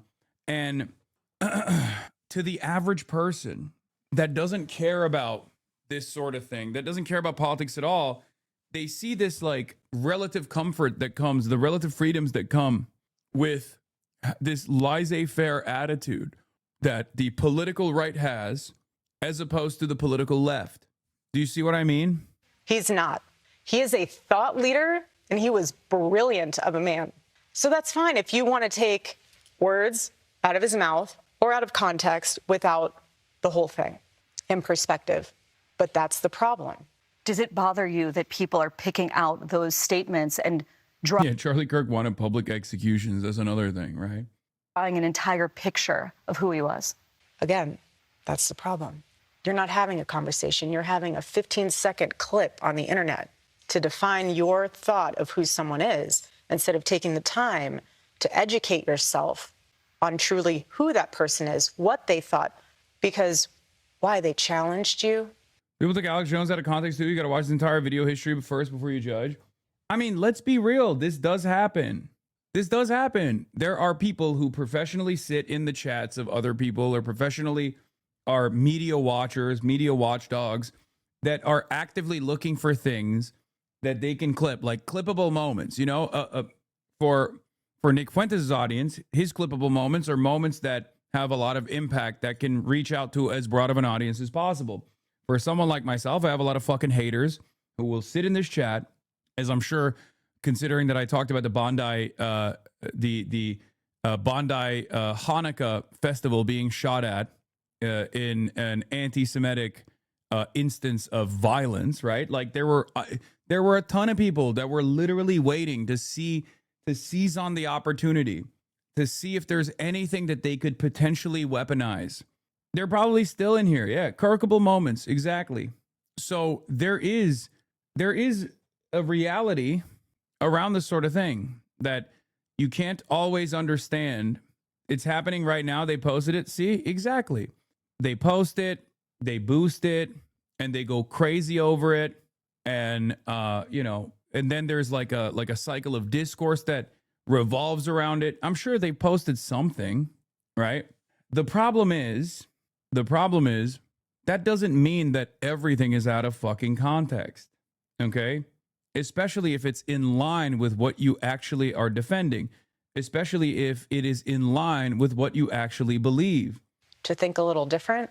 Like you can look at Charlie Kirk's whole body of work and get a pretty good assessment. Again, my husband. It's crazy how much of your audience actively fucking hates you. They don't. I don't know where you're coming up with this. This is pure copium from the stalker communities. Like another example I can give you is this. Okay, actually an even better example than the ones I used. When people say Hasan is transphobic, or when people say Hasan is racist, anti-black, white supremacist, I have a 12-year body of work that you can literally look at to see if that's real or not. 8 hours a day, pretty much every single fucking day for the past 6 years, and even longer than that, right? You can just straight up look to see whether or not that's true or not. I have tens of thousands of hours of commentary on all of these issues. It's objectively untrue, right? It is objectively untrue. And it's a standard that is impossible for the average person to even to even abide by. What average person can literally have 12 years of endless advocacy and commentary on all of these political issues? None of them. No average person has that, right? But that's clearly something that is not in line with my worldview. But if you were to clip Charlie Kirk saying like, trans people are scary and they're monsters and they want to destroy Western civilization, you can't say that that's out of context because we have 10 years of Charlie Kirk saying that exact same thing over and over again. Do you understand? Even if both of those things are clipped, one is out of context and one is not. Do you see what I mean? Or the same thing about people being like Hasan is anti-Semitic. Again, 12 years of public advocacy combating anti-Semitism. That's part of the reason why it fucking comes across as insane to the average person that has moved beyond like watching a 12-second clip or something that's negatively framed. Okay? That's it. Was an amazing man. We're human. But I do not once, for 1 second, think he was anything else than exceptional. Erika, as you know, the last person that Charlie ever spoke to was a Utah Valley student named Hunter Kozak. He was asking Charlie a question that day when he was shot, and he's here tonight, and he wants to ask you a question. Counting or not counting gang violence? Erika, I want to tell you how much I appreciate your calls for peace and unity, and I'm likewise horrified by the people in my so-called camp who were cheering about Charlie's murder. I believe that they stoke the flames of violence. But even worse is when powerful, influential people on either side of the aisle stoke the flames. When they do it, the flames can become an inferno. And this leads me to Donald Trump, the most— Oh, hell. Okay. Okay. He started off libbed up, but honestly, oh my God. Oh my God. Brother, look at ERIKA KIRK's face. Oh my God. What was his name? Hunter Kozak? Bro, you are in danger, dog. Oh my God. Oh my God. Oh my God. She looks like she's gonna kill you. It gets worse. powerful and influential person on earth who has more responsibility than anyone else to put the flames out. Just last month, President Trump called on 6 Democratic lawmakers to be tried for sedition, which he clarified was punishable by death. He then reposted a simple message. Oh my God, what is going on? Dude. Oh my God. Oh, she should not have done this. Brother, do you not realize you're on camera? What the fuck? Oh my God. Oh my God. How right-wingers look sitting in their home. Bro, she flinched right here. Look. Which he clarified with— Yeah, she's hitting you with the "I'm praying for you" stare. Okay? But look at death. her flinching right here. He then reposted a simple message. Like, hang them. I think that you've been making strides to bring peace to our country, and that Turning Point has been asking Democrats to decry the individuals who cheer for violence. I have and will continue to decry them. But any good faith effort to stop political violence must hold both parties to the same standard and expectation. So in that spirit, will you condemn the violent rhetoric of Donald Trump, the most powerful and influential person on earth? Oh, shit. Bro, run. She's about to say counting or not counting gang violence, and you're going to get shot this time, okay? That is crazy, bro. She is mad dogging his ass. I appreciate your question. I don't think she appreciates the question. You know my heart. Why would I ever say, yes, go murder people? This is so much deeper than just one. I understand your sentiment. I do. This man said, I wasn't done with my debate. Help me finish it. Yeah, no, you can tell he is a real debate appreciator, okay? That's a real debate appreciator through and through. He was like, I got more in me. I got one more in me. I had one locked in the chamber. You know what I'm saying? I gotta finish the job. Bro went from debating the husband who was slain to debating the widow. But this is also so much deeper than just... Bro, next up, he's going to debate the kids. He's like, bring your kids up here. I'm going to ask them how they feel about it. Bring the 3-year-old. One person. This starts at the home, okay? This starts with family. This starts with a seed. That wasn't the question, Erika. God damn, she's not very good. That's not the question at all. The question was, do you condemn Donald Trump for saying hang them all in the same week that everyone was talking about political violence is coming because like people are consistently beefing up the violent rhetoric? Because like the standard is so busted in this fucking stupid ass country where like random TikTokers who are like 20 years old are called into a higher level of scrutiny than the motherfucking so-called leader of the free world, Donald Trump. Donald Trump could just be like, yeah, we got to kill all Somalians. All Somalians. Somalian, it's not Somali, like an alien. That's why I say Somalian. They're parasitic. They must be killed. And then like Republicans are like, no, that's normal. It's not like violent racialized sentiment. No, for no reason. Like no reason for that kind of like racialized animus against a population that is 90% American citizens here of Somali background. It's pretty fucked up that the president's saying that. But then they turn around and they're like, God forbid somebody makes a fucking Charlie Kirky joke on TikTok or on Twitter or something, and they're like, what are you doing? This is illegal. You need to lose your job. It's fucking crazy. And her response to this is also incredibly silly. Oh, this is not about the president. It's about the family. It starts at home. Yeah, okay. I guess the president has no responsibility for the violent rhetoric that goes on. The violent rhetoric that he engages in. No responsibility. Charlie Kirk got killed because words are violence, and the left actually celebrating Charlie Kirk's death is the most violent thing you can do. But the president saying, the president that's in command of the military and now even the domestic police force saying we have to murder the left, that's not violent rhetoric, actually. That grows and grows. You can choose to have evil in your heart, or you can choose to have light. What you consume and what you absorb from the outside world will manifest itself. No, I will never agree with political violence. My husband is a victim of it. I'm a victim of it. Okay, so you disagree with Donald Trump. Can you say those words, please? If you disagree with politically violent rhetoric and violently charged rhetoric coming from the fucking president, would you condemn it? But what I'm trying to say here is that we can blame everyone else. We have to look in the mirror. When you become a father, when you become a mother, how are you raising your kids? Yeah, I'm doing my part, okay? As a Twitch streamer, I'm responsible for the violent rhetoric in the country, but the president, he's blameless. The president in charge of all commerce, the military, the president that's even using the military as a domestic tool now, at odds with the Constitution, the president that set up concentration camps for random people that have been living here for a decade plus. That guy not responsible for anything, and certainly not even responsible for the violent rhetoric that he actually routinely engages in. Are you taking responsibility? Or isn't that what you're doing, by the way? You're literally taking away the responsibility from the president and bringing it back to like other people, put a mirror up to your face type shit. Are you giving them a device and saying, go down that rabbit hole? I'm trying to go to Pilates class. You can just sit in the corner and look at your iPad or look at your phone and go down that rabbit hole and see what you can learn from that instead of being a parent. What?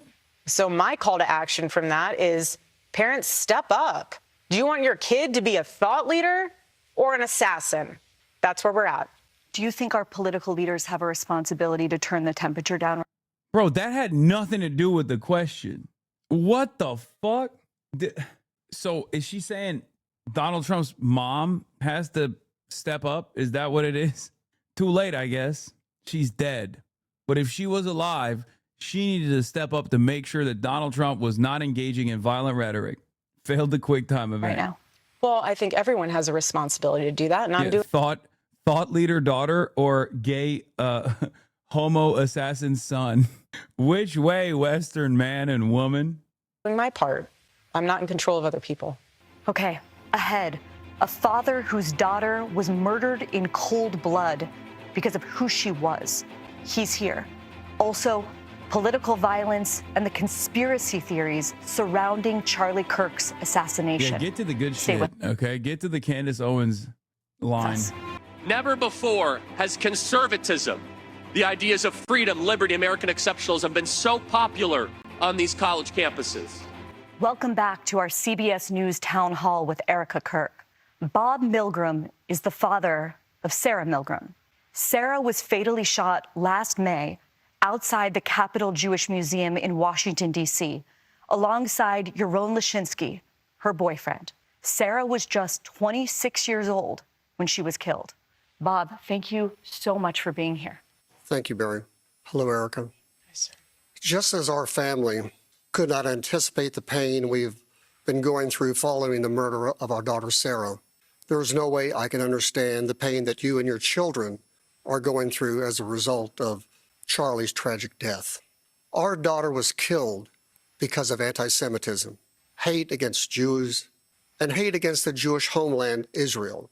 We know about the growth of anti-Semitism on the left, including here in New York City, where the mayor-elect still will not condemn the phrase, globalize the infantata.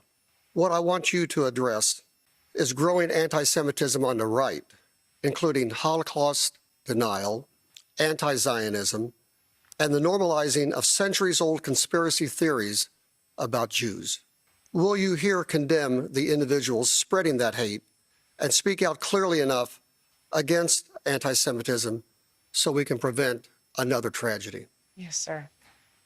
First of all, I'm so sorry. You and I are a part of a very small club. Painful, but you're in good company, and I will pray for you. It sucks, doesn't it? Wait. Hate is hate. It's evil. Charlie and I have always been very clear on our stance. Israel and Jewish people. It's awful. Oh, is this the, oh my God, they're doing a globalize the intifada bar here? Oh my God.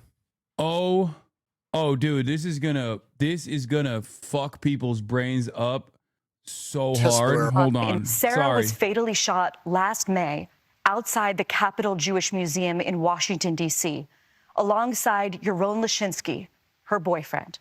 Sarah was just 26 years old when she was killed. Bob, thank you so much for being here. Thank you, Barry. Hello, Erica. Hi, sir.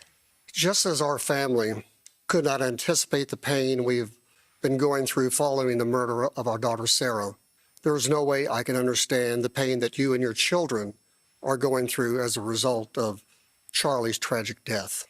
Our daughter was killed because of anti-Semitism, hate against Jews, and hate against the Jewish homeland, Israel. We know about the growth of anti-Semitism on the left, including here in New York City, where the mayor-elect still will not condemn the phrase, globalize the infantata. Yo, if this is such a scary fucking phrase, which it's not, by the way, it's just only scary because it's fucking Arabic, okay? No one would be complaining if they were saying globalize the uprising, okay? Just remember that always. But also, if it was globalize the uprising, they wouldn't be consistently saying it wrong. I can't stand when people are like, "Oh, this phrase is so scary, it's so damaging, it means murder all the Jews," and they don't even fucking say it right. Every time, bro, every fucking time. I cannot believe it. Oh, they globalize the enchiladas, globalize the infrattata, globalize the empanada.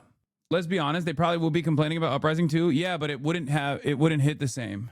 It just wouldn't hit the same. It would be even sillier. Yeah, veganize the empanadas. Speaking of empanada, are you gonna respond to his recent video on you and Mike? Fuck no. Of course not.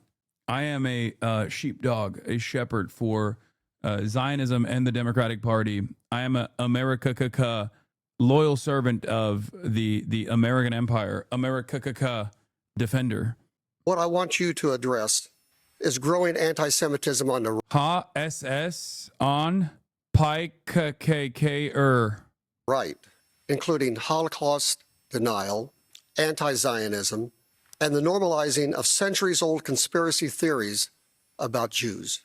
Will you here condemn the individuals spreading that hate and speak out clearly enough against anti-Semitism so we can prevent another tragedy? Yes, sir. First of all, I'm so sorry. You and I are a part of a very small club. What? Painful. So wait, when it's the president saying the left must be assassinated, we got to go back to the drawing board and hold the parents responsible, you know?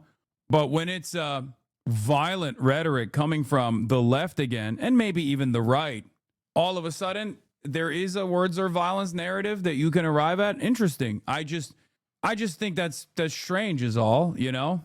Kind of feels like this is a little bit one-sided. Why won't you tell him that, you know, it's up to the parents? It starts at home. Why don't you tell him it starts at home? I'm confused because that's what you said when you were asked whether you would condemn the president saying that we should hang them all.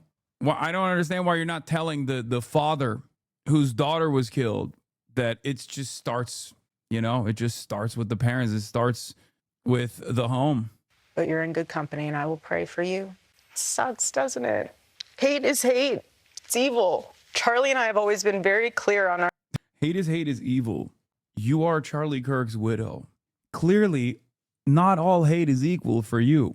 Because Charlie, for the most part, demonstrated a lot of hate by your definition, something evil, for pretty much every single subgroup, subcategory in this country, with the exception of, like, I guess, white Christian men, and maybe at times like defenders of Israel. I wouldn't even say that he wouldn't like entertain anti-Semitic rhetoric, because he did do that every now and then as well. Definitely a lot less than he did all of the other kinds of bigotries that he openly demonstrated and defended. My husband was assassinated. Totally sucks. Our stance, Israel, Jewish people, it's awful. It's awful. Anti-Semitism is what healing factor comes out of hating Jewish people? What healing factor comes out of hating Christians? What healing factor comes out? Hate in general. Nothing. Nothing. Charlie always would say very clearly, Jew hate was brain rot. He would always say it. We've been to Israel twice together, and to be able to walk in the place where our Lord walked and see the Bible come to life in Technicolor, how could you hate that place? How could you hate? Yo, wait, first of all, no mentions of Muslims, of course. But also, why did you bring up Israel now all of a sudden? You know? He was talking about growing anti-Semitism on the West. Who brought Israel into the equation? What the fuck does that have to do with anything? I mean, he did, but like her own personal experiences with Israel is not pertinent to the conversation. I guess he mentioned Israel. Okay, fair.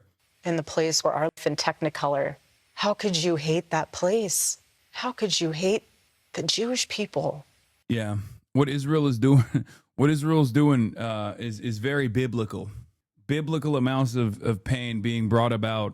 Ironically enough, direct descendants, you know, in the same areas that are mentioned in the Bible. Israel is bringing about biblical style plagues and death and destruction. This kind of makes Candace look better. I'm so confused why they did this. The reason why they're doing this is because they think they can they can address a lot of the talking points by bringing Charlie Kirk's widow directly, like having Charlie Kirk's widow directly address these talking points that are matriculating, right, all over the internet. The problem is, she actually is not a very good advocate. She's just not very good at this at all. And therefore, this is abject failure that will invite even further scrutiny. Like her constantly being like, Charlie and I loved Israel. Charlie and I loved Israel. We love Israel. Israel's Bible land. We love Israel. I don't know how the fuck people talk shit about Israel. It's the greatest place on the planet. I don't think it's gonna play well for any conservative that's tuning in that already is like, questioning America's foreign policy with respect to Israel. Also, right after she says, sucks, doesn't it? Anyone else just here to read the comments? No one ever said she was on Egyptian planes. 24K views and 496 likes, huh? We the people are not buying this bullshit. Hold the phone. When did Charlie Kirk start liking CBS and mainstream news? This will be the only time anyone ever tunes in to listen to a Barry Weiss interview, Lamau. It took me months. It has only passed 3 months. I didn't think I would ever see a bigger car crash interview than Prince Andrews. That's wild because nobody said she was on a plane. Oh my goodness, you guys weren't lying about her reading a script and trying to act. Candace says she has proof planes from a foreign country have been following you for months. Erica, I've never been on those planes. She knew these questions beforehand and still never straight up answers any of the questions. I don't think America is more divided than ever. We all seem to be on the same page regarding these terrible psyops.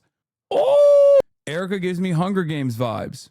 There are 2 things I've taken from this interview. Oh my God, Candace is so poppin', dude. I'm sorry. The Egyptian plane shit, clearly a major priority for a lot of the wine moms, okay?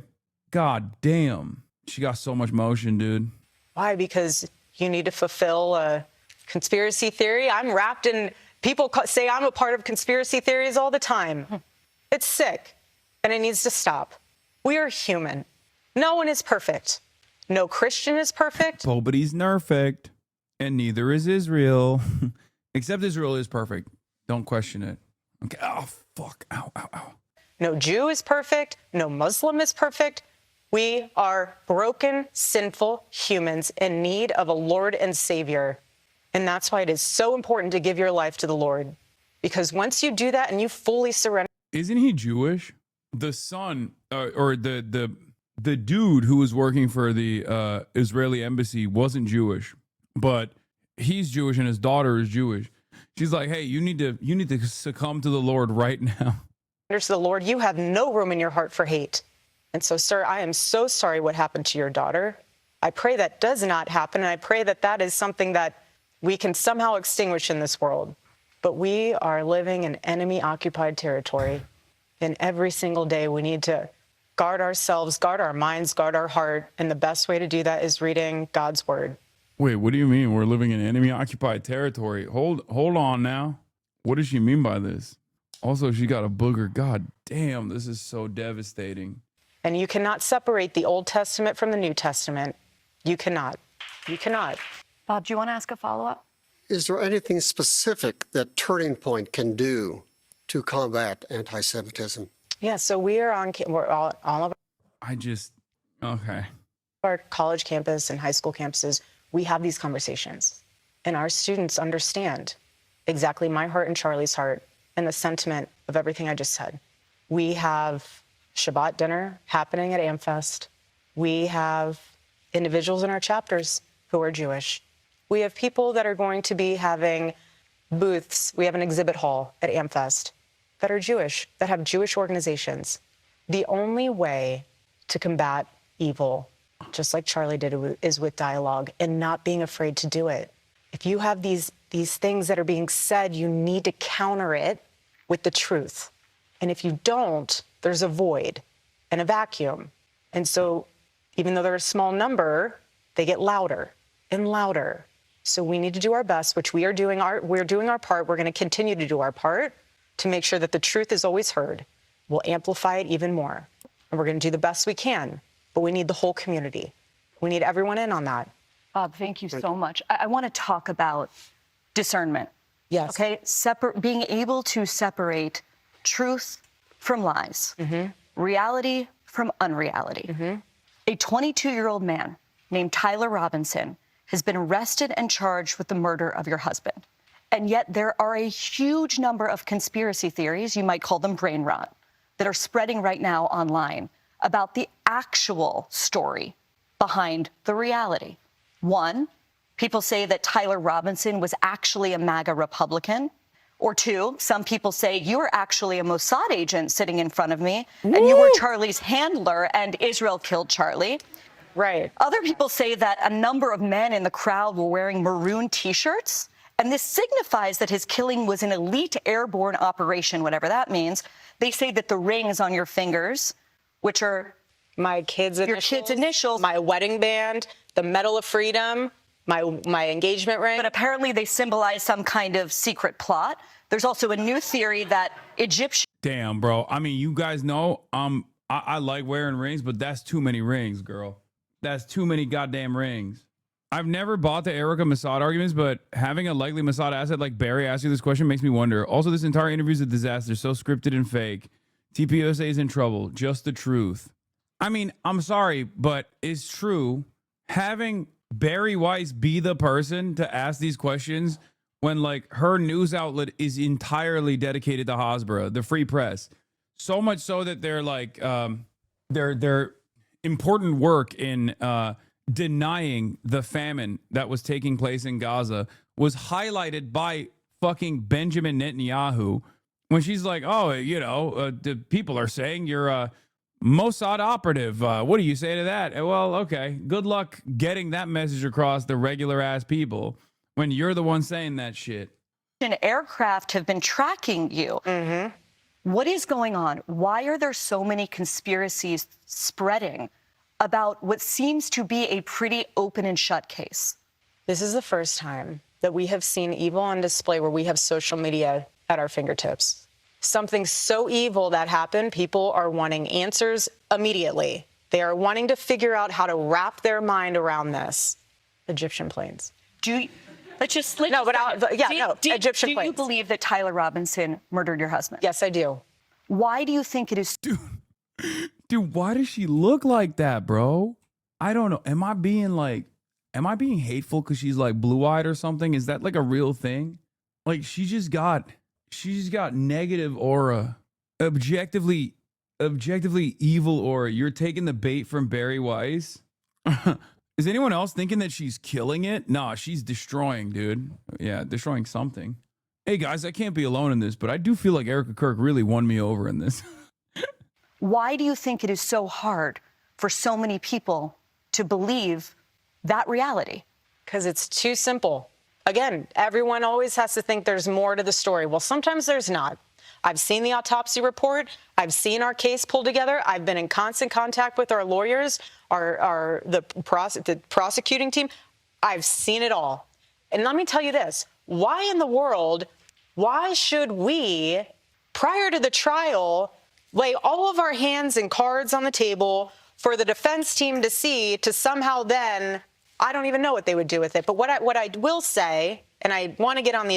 Here's the problem, okay? A lot of people think the government had a hand in the assassination of Charlie Kirk, whether it be Israel or even the American government somehow. And when she takes a stance that is like in line with the prosecutorial team, I kind of understand why she would do that, because she wants, like, if she believes Tyler Robinson killed Charlie Kirk, then she wants Tyler Robinson to go to jail. She wants justice to be served. But for the average person, it kind of feels like she's not siding with her husband. Okay? It feels like she's not siding with her slain husband and instead taking on the official government narrative. And I think that's part of the reason why a lot of people think like she doesn't give a shit about Charlie Kirk. The average person, yeah, I think a lot of normies, I think a lot more normies than you would suspect, legitimately think that there was something confusing about this assassination. Like, I think I'm alone and in the minority with my assessment, which is I don't think Israel did this. And that is to say, do I believe that Israel is incapable of doing such a thing? Of course not. That's not even what I'm saying. I just haven't seen enough evidence that Israel certainly did this, right? Like, I haven't seen enough evidence at all. And I feel like I'm in the fucking minority with that position. I'll have to ask around, but I think you might be in too deep. I mean, go read the profile I did for Variety. Someone learned that lesson the wrong way. Tomorrow, you're going to come back into this chat. I'm calling you right now and be like, holy shit. I asked 12 of my friends and 11 of them think Charlie Kirk was killed by Israel. I was so wrong. I had no fucking clue. Because it's not like liberals already are automatically going to be against whatever the government is saying and doing because it's the Trump administration and they invite a lot of scrutiny and skepticism, right? Because it's fucking Kash Patel that's like delivering the outcomes of this investigation, and he is a deeply untrustworthy person who looks ridiculous. But then also on top of that, like anytime this administration comes out, they are basically signaling that they're incompetent, right? So there's a lot of people who already don't trust the government for that reason. But now something unique is taking place, and that is that right-wingers also are no longer trusting the government. Right-wingers are supposed to trust Kash Patel. The reason why Kash Patel is in that place in charge of the FBI is so that the right-wingers eat up whatever the fuck he says, because he's supposed to be like a trustworthy conspiratorial figure. That's the reason why he was hired as the FBI director. And nobody trusts him. The conspiratorial right do not trust him at all now. He is so not trustworthy that they trust Trump less as a consequence. Egyptian plane thing. We'll take a flight on that for a second. What I will say is what I'm worried about, and I'm fascinated, just from a legal standpoint, to see how the United Healthcare trial pans out. And I say that because this is the first time where we are seeing the implications. You're talking about Luigi Mangione. Correct. I prefer never to say any of their names. They do not even deserve the ounce of oxygen and breath out of my body. But what I mean is it's fascinating to see how social media will impact that court case, just how it might impact mine. Are you nervous he's not going to get a fair trial? I'm confused. Are you saying you do think it was Tyler Robinson who killed him? I mean, allegedly. I don't know. No one killed him. Yeah. I believe I believe that just kind of happened on its own. That's what I believe. I do think it's strange that we haven't heard enough of the alleged shooter's profile and his background. I find that strange. I'll tell you that much.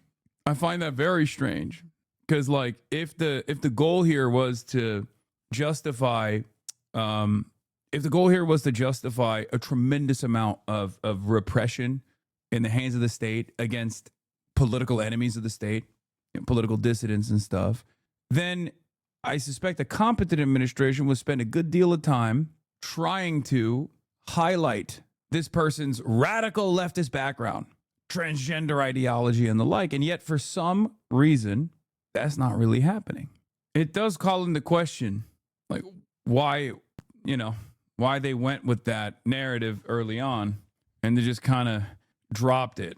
Well, I'm nervous that there could be, they'll say we can't find a fair jury. Like, they're going to taint the jury pool. And in that case, that's how widespread you think these conspiracies have gone. Yes. Oh, my God. It's just like with Tyler Robinson, it's the opposite. It's the administration that's like actively tainting the jury pool and saying that he's guilty without his day in court. I feel like there's not really a comparison here between the Tyler Robinson case and the Luigi Mangione case. The Tyler Robinson case is like Candace Owens talking about it. Yeah, it is pretty wild that her admission basically is we can't find 12 people in the state of Utah who don't think Israel did it. That's wild. Like, not even like that. I mean, that's not just Candace Owens. That's, shouts out to Israel, I guess. They did that. Good job. That's how mainstream they become. Okay. Egyptian planes. You want to talk about Egyptian planes? Okay. I was pregnant for 90% of those trips. Mind you, I've never, all those places they said I've traveled, I've never been. I mean, I've been, but I'm not within those dates that they've. But you even said you need to address. No, but this is, yeah, but I do on that one, only because from a humor standpoint, I intentionally, when I was pregnant, hid. Not because I was embarrassed, not because I didn't want anyone. Yes, we did keep it very private, but it's because it was a moment very sacred. I was growing a human inside of me, my baby. The world that Charlie and I live in is very toxic at times. Yeah. And when you are growing a beautiful child in you, I don't want to be around it. I want to enjoy eating my In-N-Out burger and my hot fudge sundae. That's what I want to do. I'm pregnant and I have 9 months to own it. You really think I'm going to be on an Egyptian plane while I am wanting to be with my In-N-Out burger and my chocolate milkshake? No, I'm not. So if you want to go through my flight log, go right ahead. It's very boring. You say I was here on this date. I have a photo in my phone to prove that I actually was in the hospital because I was having contractions. So game on. Okay, I can't believe I'm defending Candace Owens here, except as you guys know, I am a clandestine operator as well myself. So I guess you can believe it. But she didn't say that ERIKA KIRK was on the Egyptian planes. She said that it was suspicious that the Egyptian planes, flight logs show that there were Egyptian planes that were following Charlie Kirk's plane. She didn't even say that the Egyptian planes were following ERIKA KIRK. She was saying that there were planes that were Egyptian that were following Charlie Kirk around. I believe women. I don't know what to do here. I agree. It's tough. You really think I'm going to be on an Egyptian plane when I'm wanting to be with my In-N-Out burger and chocolate milkshake? ERIKA KIRK completely dodging the question by confronting a claim we never made. Literally, no one accused ERIKA or Charlie of flying on Egyptian planes. And no, you were not pregnant for the last 4 years. Oh, my God. What is this? Economic Times? Candace Owens never said ERIKA KIRK was on the Egyptian planes. That's false. The planes traveled to the same location as ERIKA. Not that ERIKA was on them. Nothing has been debunked from the statement on shows. Strawman argument. The correct statement I was looking for, I actually had no idea there were Egyptian planes that were there that day, and I had no idea why they seemed to have crossed into so many cities that Charlie or myself. Why don't you follow Candace? She blocked me. See? Although I'm a clandestine operator, Candace Owens blocked me many, many years ago. Like many, many years ago. Unfortunately, I'm not able to follow her. She has to hide the obvious connection between you two? Yeah. Good cover? Yeah. Would you follow her if you could? Yes. Where was I? I'm a clandestine operator.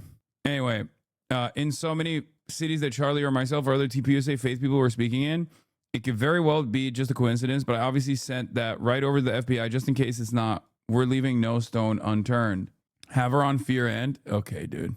Wow, this is quite unexpected. Erika Kirk says she and Candace Owens are meeting. Turning Point USA was set to host a stream tomorrow to address Candace's various allegations and conspiracy theories. Candace Owens and I are meeting for, oh my God, they're going to kill Candace Owens. Oh my God. Oh my God. The girlies are fighting. No cameras? That's crazy. Wait, why did she block you? Brother, I don't think you guys understand. Until this last, like, Candace Owens is a pop culture analyst ass bullshit that she was doing that made her explode in popularity, even amongst like wine moms and shit. Candace Owens was, and still is, one of the most aggressive white supremacist voices in American political discourse. Okay? And I stand by that statement and will continue to do so till the day I die, unless she genuinely changes her ideology. Okay? There's a reason why we jokingly call her Candace Owens. She believes basically the opposite of everything that I believe, you know, except for some things. But even then, I think her opinion on Israel. But like, did you say something about her? I've said a million things about her. Yes, I've shit on Candace Owens for years. Probably the most around like the George Floyd commentary, where she was one of the. I have always maintained the position that she, like the role that she served was for white supremacists to feel more comfortable with their racist ass attitudes because she's a black woman saying the exact same things that they say. Okay? They're trying to bait you, just move on. I don't think this person is trying to bait me. I mean, so do a lot of people. So does she just block every person calling her out? I don't know.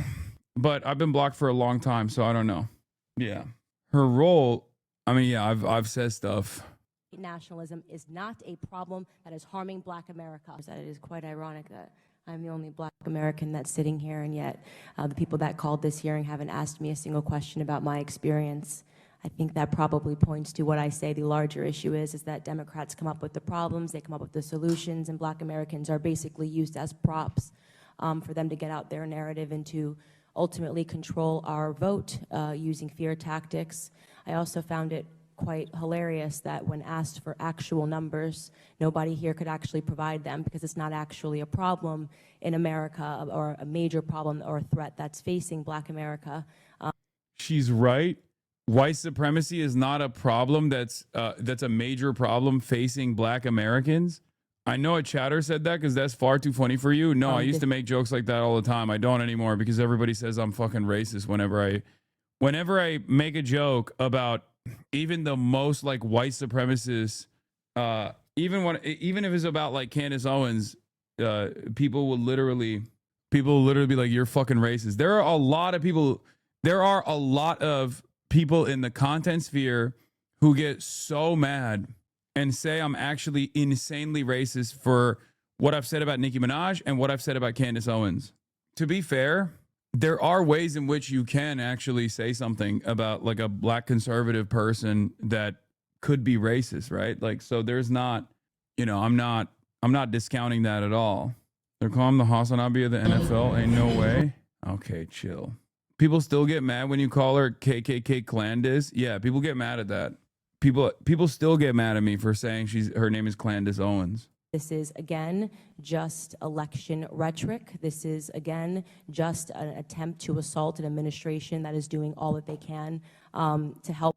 You hyperfixate on Black people and it gets weird at times. You are more generous with white men who inspire the role Candace plays. No, as a matter of fact, I do the exact opposite of that.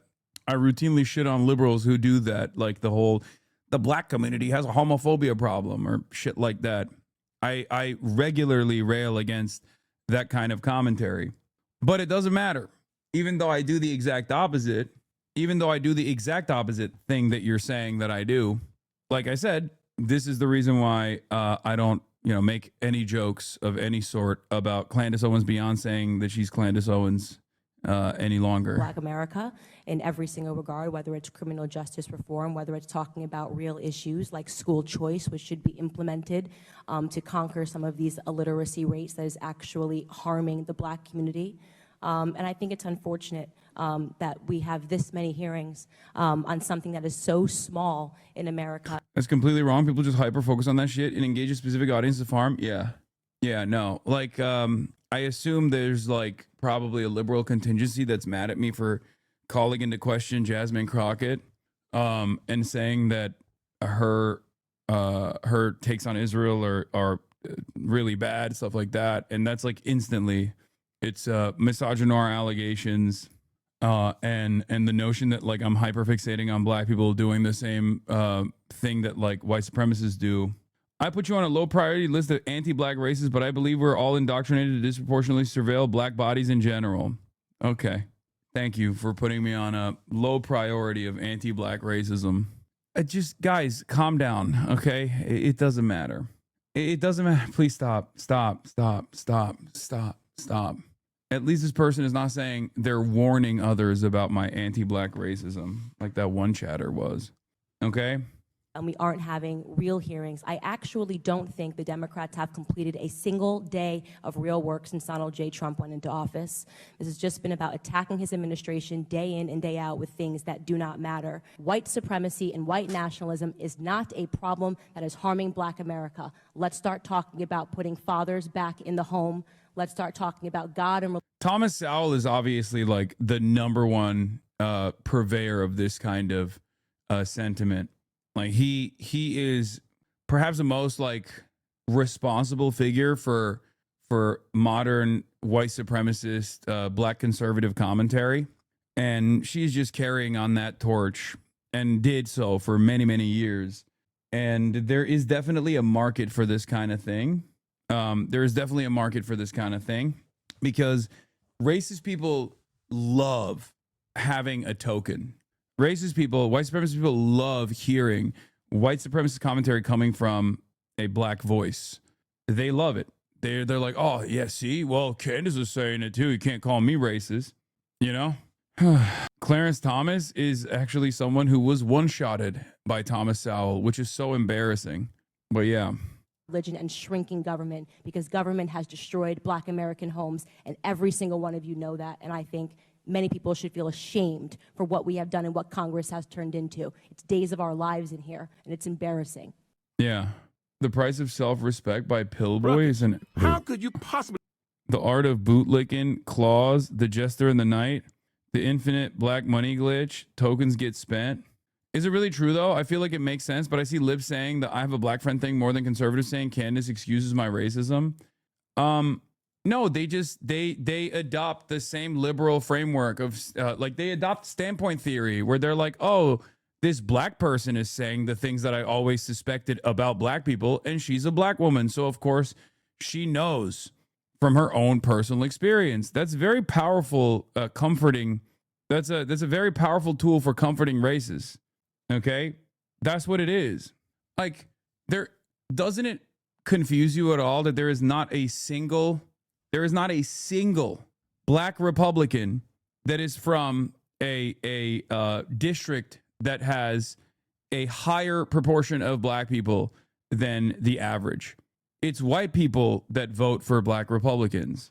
And that's precisely the reason why black Republicans don't actually advance any sort of black cause at all. They come from white districts. They advance white causes. They advance white supremacist attitudes. There's also a reason why when black Republicans they go up and talk at CPAC and on numerous other conservative conferences, the overwhelming majority of their commentary revolves around how, because they're black, they understand racism, and Donald Trump certainly ain't it. That's what they say over and over again. They rarely ever talk about other shit because that's ultimately the goal. That's what they want. That's what the Republicans and the conservative movement, that's what white supremacists want out of black people. Okay?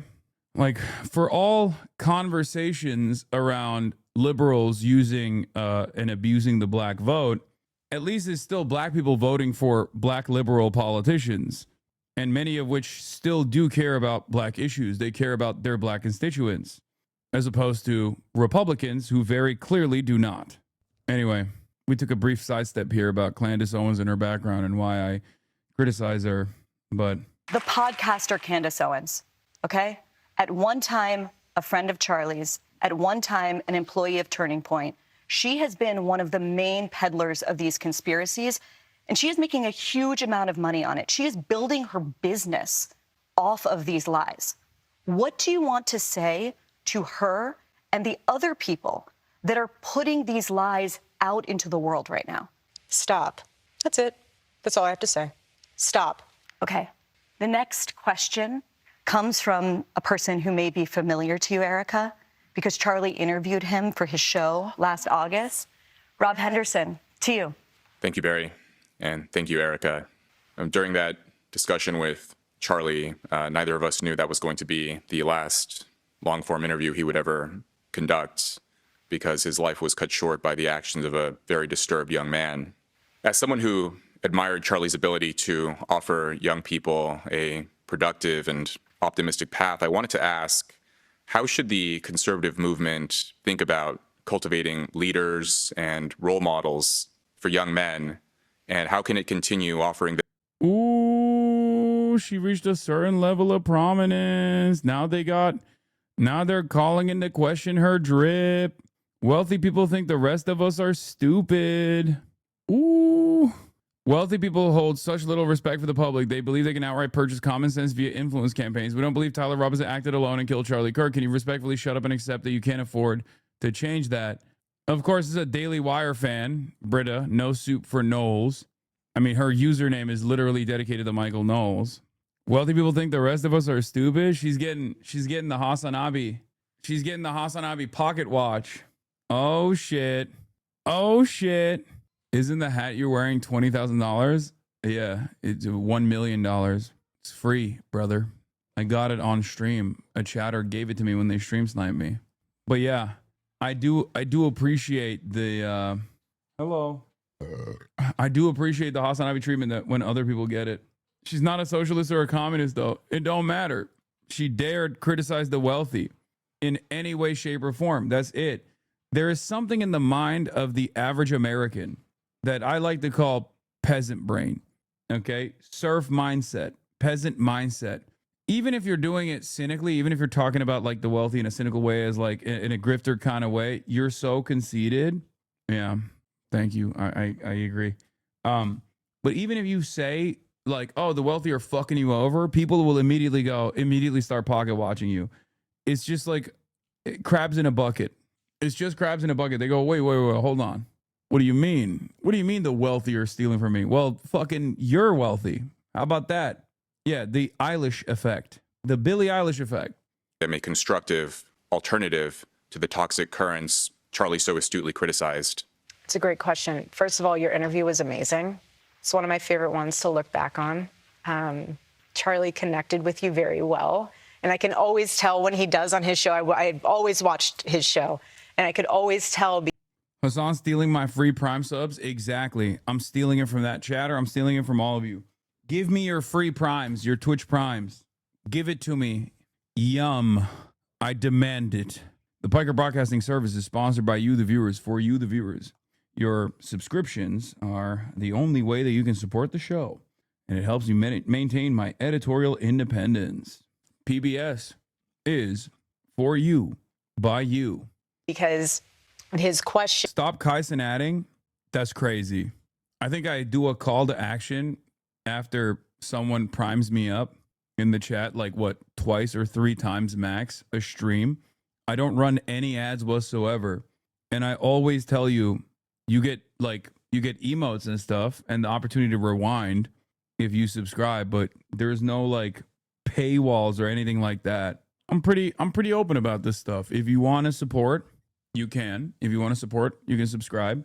But if you don't, then that's also fine. Everything is free. And there's not even ad breaks anymore. What is this? You stop streaming if people don't? Yeah. If people don't subscribe, I'll stop streaming. No. Why was that tier 2 27-month subscriber you argued with yesterday perma-banned while you were offline? No wonder your sub count on Twitch is lower when a lot of people banned in your chat were subscribers. I watch other streamers too, and they almost never perma-ban their subs, especially not long-term subscribers. No hate, just asking. I don't know why the mod team made that decision, if they actually made that decision at all. But what I can tell you is this. I will ban you, even if you're a long-term community subscriber, if you say some fuck shit. If you're being heinous in your commentary, if you're being hateful, okay? Also, the very fact that you quote unquote know that this person was banned implies that it's probably you, right? Like, how else could you have come to this conclusion? Awfully suspicious. I didn't even know that that person was banned. What's their username? I forgot. But yes, while other streamers might not do that, I treat you like a human being, and I treat this like a community. And if there are long-term members in this, I checked his logs after you ended your stream and noticed. Wait, what? How can you notice that off their logs? What was the name of the 27-month subscriber? Subscriptions are completely optional. I do appreciate it when you do subscribe. Huge IQ, small PP. Let's see who banned him. Lake McGroove. Lake McGroove with the post-stream ban. Clapped his ass. I wonder why he did that. Lake, why did you ban him? For being a Bardella supporter? Do your mods ban people when offline often? I don't know. The 95% comment? What was it? 95% of black slaves were sold by black Africans? Okay, but, you know, I understand that. Yeah, but, you know, if I had a conversation with him and I didn't ban him, you shouldn't ban him either. Your mods ban your subs and you unban the racist shitheads in the chat. It's pretty insane, to be honest. No, we end up banning them after the fact. Listen, guys. Listen. We don't. I mean, clearly the reason why Lake banned this person is because he says some racist shit. Okay? This was racist. Every ring you have is a ban sub. You know what? I'll do a ban appeal soon. How about that? And his engagement would shift. And he always loved that conversation with you.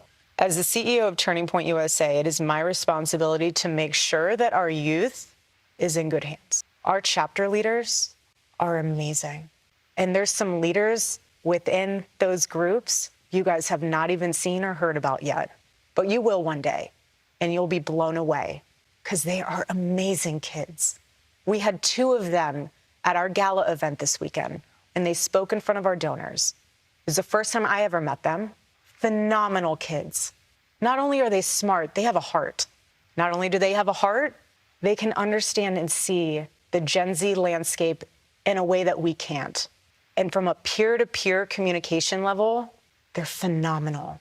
So I personally, having a front row seat to the rising generation, the courageous generation, they're amazing. Yes, there are bad apples. Millennials, we got them too. So do the baby boomers. So does Gen X. Bro, she is so Homelander coded. She has such a unmistakable negative negative aura around her. It's just odd when she's whenever she's just like trying to talk about some shit. I feel like she just dances around the issue and the vibes are so fucked, so it's not even helping her. Like, even this is supposed to be a positive interaction, and even then it's like kind of odd. The negative interactions are even worse. Lady, you are laying right behind me. I'm gonna accidentally step on you. Get out of there. No. Fucking cute. I can't even do nothing. Ay. Okay, I just can't move. No one's escaping the bad apples. It's just the batch. But it is our responsibility, my responsibility, our team's responsibility to make sure that our chapters are cultivating those leaders. So when they leave high school and they decide not to go to college, they're in the workforce being incredible people and incredible leaders. They might not be influencers. Not everyone's meant to. Everyone plays a very specific role. But they'll be someone in something very important, and they'll plant seeds. And that's all you have to do is plant the seed and then let truth grow from there. But thank you again for the time that you spent with my husband on that final conversation. It meant a lot to him. It means a lot to me to be able to have that to show my babies one day. Thanks, Rob. Coming up, should women focus on their careers or building their families? We'll ask ERIKA KIRK what she believes as a mom and now as a CEO. Welcome back. ERIKA, Charlie's last book, it wasn't about politics. It wasn't about policy. It was here we go. About the Jewish Sabbath, which... That's crazy. I can't be alone in thinking that's crazy. Are they trying to make people go insane? The very fact that she's running around being like, buy the book is weird enough as it is, even if the book wasn't about the Jewish Sabbath and how much Charlie Kirk actually loved practicing Judaism as a person who tailored his entire career around being a Christian guy. Okay? It's fucking nuts. Also, what book did Charlie Kirk actually write? Let's be real. Come on. The motherfucker actually didn't go to college, okay? Not to say that you can't write a book if you didn't go to college, but I feel like if you're too busy running around the entire country, you're probably not going to have a lot of time. You probably have some ghostwriters for all of the books that you may or may not have written. But like, you have a problem with tradition. I feel like it's going to brick people. Otto Penn finished it. I mean, I guess he did actually do the Shabbat Shalom stuff. So I guess like that's not even a lie. If anything, I feel like this is going to make people hate Charlie Kirk even. Have a wonderful weekend, everybody. Shabbat Shalom. Good Shabbos. Turn off your phone. Enjoy your family. God bless America. See you guys Sunday night in Albuquerque. Wait, what is this? In Judaism, keeping the Sabbath as a Gentile is a capital crime. Real rabbit hole. This opens up Lamau. No. Wait, really? Charlie Kirk on observing the Sabbath. Well, here is Max Nordau, who isn't even Jewish, by the way. Isn't that a doozy?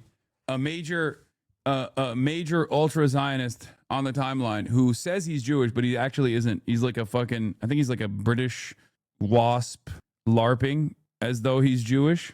Wait, Yehuda, is that why Israel killed Charlie Kirk? Because he did a capital crime? I'm sorry. I don't believe that there is enough evidence that Israel killed Charlie Kirk, okay? I need to be sincere. That's what my 12-year-old brother said. Your 12-year-old brother is connecting the dots. Yes, he says in his Twitter bio that he's Jewish, but he's not. My next book on the Sabbath, it's called Stop in the Name of God, because Shabbat means stop or ceasing. So I'm not here to sell you a book. It's not even for sale yet. It's just something to think about. And it's honestly how the Sabbath saved my life and helped preserve my family and help preserve my career. I grew up in a church environment that at the very best would de-emphasize the Shabbat. At the very worst, say that the Sabbath doesn't really matter. The Sabbath is in your heart. You don't need to observe it. Yeah. If you believe God is in charge, and if you believe Genesis...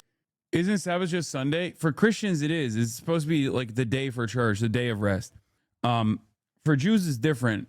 It's Saturday, and it's actually from sundown on Friday night until sundown on Saturday night. And for not even like secular Jews don't even follow this practice for the most part, but like more conservative, like more fundamentalist or like Orthodox Jews and whatnot will actually follow Shabbat, or will have a dinner on Friday night, but then for that entire time frame, they won't use any tools, like they won't use any electricity, they won't use any equipment. That's the reason why if you go to like Cedar Sinai, if you go to Cedar Sinai, I think is one of the hospitals. Like if you go to a hospital like that on Saturday, there's a Sabbath elevator. You can't press any buttons, so the elevator will literally stop at every floor in order to make it easier for Jews to, for not Jews but like Orthodox Jews to not have to press any buttons or anything like that. But then also on top of that, this is one of my favorite aspects of Judaism in general. And Felix Biederman likes to say it's very similar. Mormonism is very similar to Judaism for this reason as well. There are so many like interesting ways to break the rules. So one of my favorite aspects is that Orthodox Jews can hire a Shabbos goy, okay?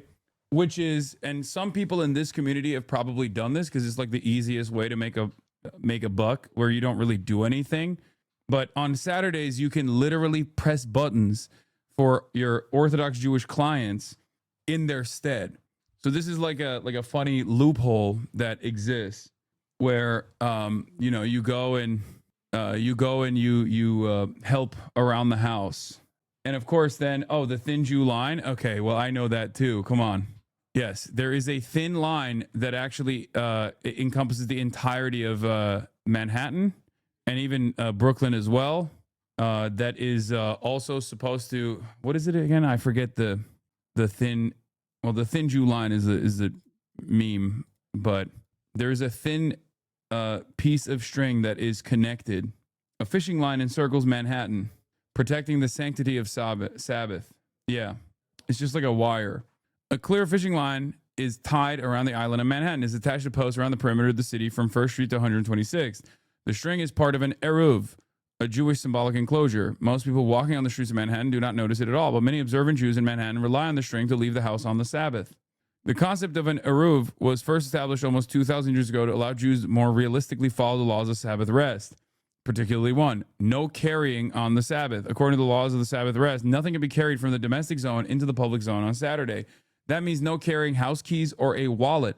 It also means no pushing a baby stroller. For parents of young children, no carrying would mean not leaving the house on Saturday. The eruv symbolically extends the domestic zone into the public zone, permitting activities within it that would normally be forbidden to observant Jews in the Sabbath.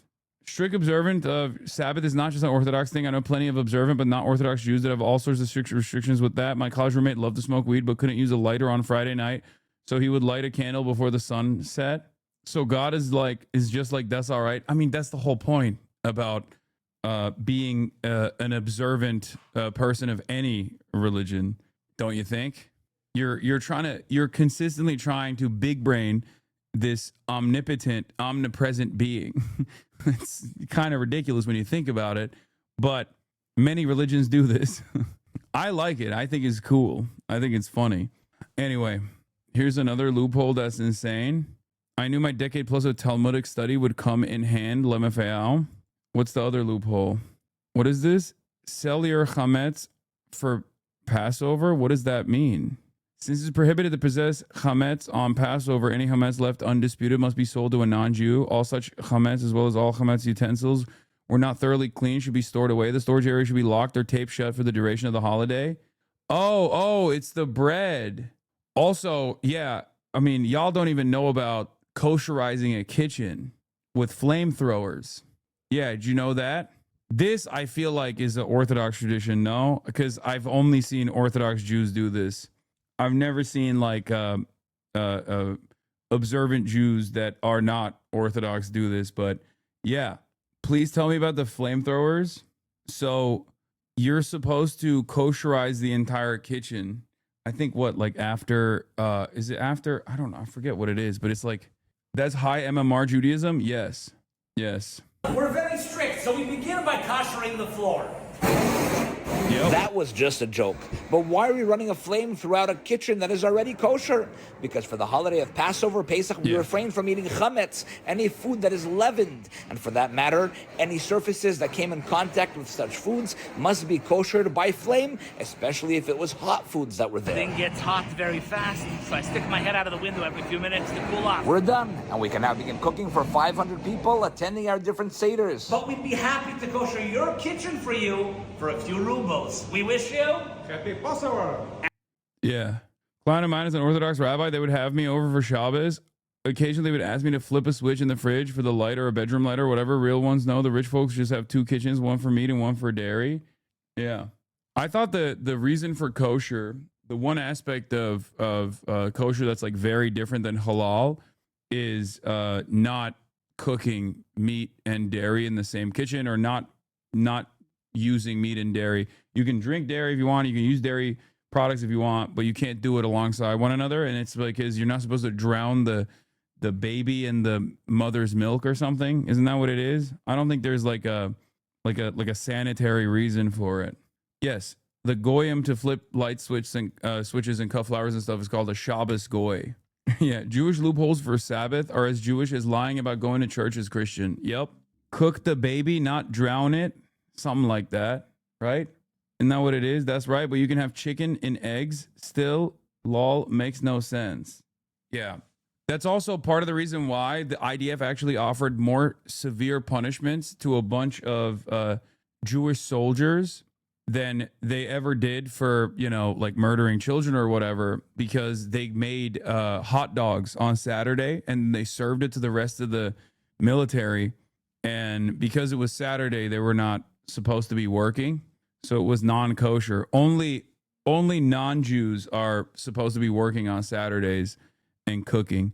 So they basically cooked the rest of the fucking brigade or whoever ate those hot dogs as well, right? Yeah, the forbidden glizzy is real. Look it up. I think it was like 3 or 4 IDF soldiers that were like severely punished Yeah, IDF soldiers sentenced to 20 days in prison for making hot dogs on Shabbat. The pair were caught by a third soldier who entered the kitchen and saw them committing the act. 2 soldiers have been sentenced to 20 days in military prison after being caught warming up hot dogs in a military kitchen on Shabbat, according to Con 11 report on Friday. The pair were caught by a third soldier who entered the kitchen and saw them committing the act. They were summoned to trial, where they initially denied the charges but later confessed and were sentenced to 20 days in prison. One of the soldiers' father said that the punishment is disproportionate, illogical, and constitutes a complete lack of understanding of the disciplinary law. Their actions damaged the kosher food of all the soldiers in the unit. The incident is contrary to the values of the IDF and what is expected of those who serve in it. Isn't that fucking crazy? Like, not the fact that they follow such strict religious protocol, but the fact that they got, like, the fact that these guys got worse punishments than, like, people who murder children or, like, rape Palestinian prisoners. A court-martial for a ballpark dog.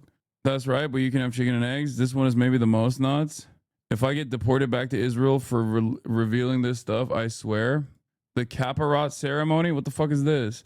Since late Talmudic times, has been widespread Jewish custom to perform Kapparat in preparation for Yom Kippur. Kapparat literally means atonements. Kapparat consists of carefully, see instruction below, for passing a chicken over one's head. Oh, I think I've heard of this before. The chicken is then slaughtered in a humane fashion in accordance with the laws of kashrut. The chicken itself is discreetly donated to a charitable cause, such as yeshiva or orphanage, where it is eaten just as any other chicken. Alternatively, the chicken is sold and its value donated. We ask of God that if we were destined to be the recipients of harsh degrees in the new year, may we be transferred to this chicken in the merits of this mitzvah of charity. If a chicken is unavailable, one may use any kosher fowl other than doves or pigeons, which were offered as sacrifices in the holy temple. Some use a live kosher fish, others perform the entire rite with money, and then give the money, at least the value of a chicken, to charity. Yeah, no, I know they swing the chicken over the heads to transfer. I didn't know that it was to transfer your guilt to the chicken, though. That is objectively Catholic, which I guess came after. So technically, they might have stolen that from the Jews. The more you know. We don't transfer our guilt. Catholics internalize and hold on to the guilt. Wait, I thought that Catholics also, I mean, they do confession. Isn't confession supposed to, you say, 10 Hail Marys and then you're forgiven or something? So what happens to the orphan that ends up eating the chicken? Does the guilt transfer to the orphan, the unsuspecting orphan? How does that work? Or is it just gone when the chicken is dead? No, because it was donated. Anyway, all right. What the fuck am I doing? We got into this rabbit hole because we were looking at Charlie Kirk. I was describing to you the non-Jewish Charlie Kirk following the Jewish practice of Shabbat, not in a Christian way, but in a Jewish way. Genesis 1:1, because the Shabbat is a question of whether or not you believe Genesis 1:1, and if you believe Genesis 1:1, then you honor the Sabbath. If you have questions about Genesis 1:1, in the beginning God created the heavens and the earth. Bro, this got to be philo-Semitism, right? Am I crazy? Can the Jewish HasanAbi heads correct me if I'm wrong on this? But like, this is like Earth, which is Bereshit, right? Is the first truth claim of the scriptures. Then on the seventh day you rest. He's also trying to like engage in some sort of like religious copium to try to tie it back to Christianity somehow. You know what I mean? He's like, no. It's actually the Christian way to do this thing that like many Jews don't even do. Like, that's crazy. Like, this would be very weird. If Charlie Kirk came out, okay, I'm Muslim. I'm not a very good Muslim. I'm not a practicing Muslim, right? But if Charlie Kirk came out and was like, well, the Bible also tells me to wash my body, my belly button, behind my ears 5 times a day, and then get a prayer mat out and present it in the direction of the Kaaba so I can pray. Or, as a Christian, I practice fasting during Ramadan from sun up to sundown. No drinking water, no eating food, no nothing. I'd be like, that's insane. That's wild. Okay? That's a wild thing that you're doing. Why are you doing that? I don't even do that. Well, I can't believe you're doing that without being Muslim. He's doing too much is what I mean. It's called Messianic Judaism. Basically, it's an attempt to convert Jews to evangelical Christianity. Is what ERIKA was doing to the dad in the CBS town hall. Because God created the heavens and the earth. It is the longest standing. Isn't that the opposite of Messianic Judaism? trying to convert Jews into Christianity is the opposite of what he's doing. This is like him personally converting to Judaism. Celebration of time of the creation of the heavens and the earth. And so that realization changed my life. I could talk about this from many different dimensions, what it's meant for me personally, what it means on the macro. I will challenge the Christian church because I believe this is the most ignored commandment of the Decalogue to our own detriment. And I will go a step further and then I'll stop talking because I know we have a whole program. No, it's fine. Go Which ahead. is that I believe that honoring the Sabbath is the commandment that allows you to honor the other 9 commandments, and that the enemy has gone after the honoring the Sabbath. Bro, religion is so crazy, man. What are you talking about, dude? It's it's just, I don't even, when these guys start talking about the Decalogue and shit, I'm just so checked out. Whereas like you couldn't find a different hobby. Like it literally, I don't understand what you're doing with these specific rules. Like get into Dungeons and Dragons, man. Yu-Gi-Oh is right there. Pokemon cards is right there. And you were like, nah, I'm going to do this. And then they sit around and they yap endlessly and be like, well, Deuteronomy 17:48 actually, has a very different approach to this. I'm like, I don't care. What do you mean? The fuck? Like, why do I have to act like you're telling me something that, bro, this is on Islam as well? No, I agree. But if someone was trying to fucking tell me surahs, I'd be like, no. You know what I mean? Like, you can't get me to have a level of investment in this that you yourself have gotten, okay? Just because a lot of other people have a level of investment in this doesn't still change my perspective on this. To me, it reads as like, you're doing Elden Ring lore, except Elden Ring lore is actually cool and interesting, No, the claim is that Jesus fulfills Judaism, so Jews should go all the way and follow Jesus. So you're a Jew who believes in Jesus while honoring the Jewish traditions as well as Christian ones. You keep the Old and the New Testament laws and practices.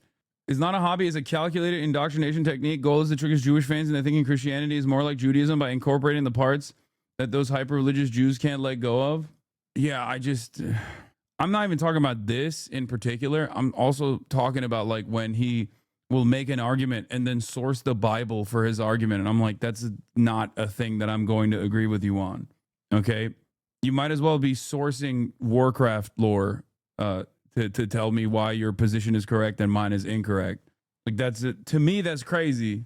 It's the same for, even if you were to source the Torah or the Quran, I have the same exact attitude for the record. Like, unless we're directly talking about religious rules or something, it is not something that I care about, Because then it is easier to weaken the other 9. And I'll prove it to you. If you're honoring the Sabbath, it's definitionally easier to honor your mother and father because you're not working that day and you're with family. If you're honoring the Sabbath, it's easier not to covet your neighbor's wife because you're not around your neighbor's wife, you're with your family. And you're filled with gratitude that day.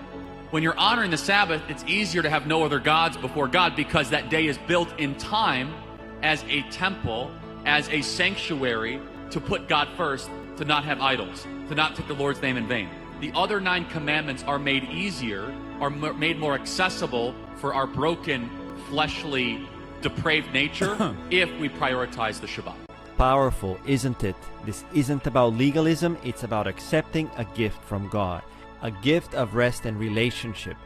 Don't just take His word for it. I challenge you, open your Bible, read the 4th commandment, and then set aside a Saturday. See for yourself if you experience what Charlie did. Isn't it easier to cheat on your wife if the other woman isn't working? Yeah, if you're not at home, I guess. I don't know. We're fucked, he challenged us. Yeah, dude. Except low-key, because of all the restrictions, it's literally a challenge. It's not like he's saying, oh yeah, just take some time out on Saturday and don't work. It literally does turn into work in and of itself because you can't even flip a button. That's the reason why there's so many rules around it. You can't leave your house unless there is a string if you're going to carry shit, I don't know. I'm telling you, he got too deep into the lore and accidentally converted himself into Judaism. The Hadith book says the Messenger Muhammad, peace and blessings upon him, said, a strong believer is better and more beloved to Allah than a weak believer. Although every individual possesses some sort of virtue, endeavor to participate or facilitate activities which will be of benefit to you. So technically, gaming is recommended as it's good for this community, Hasan.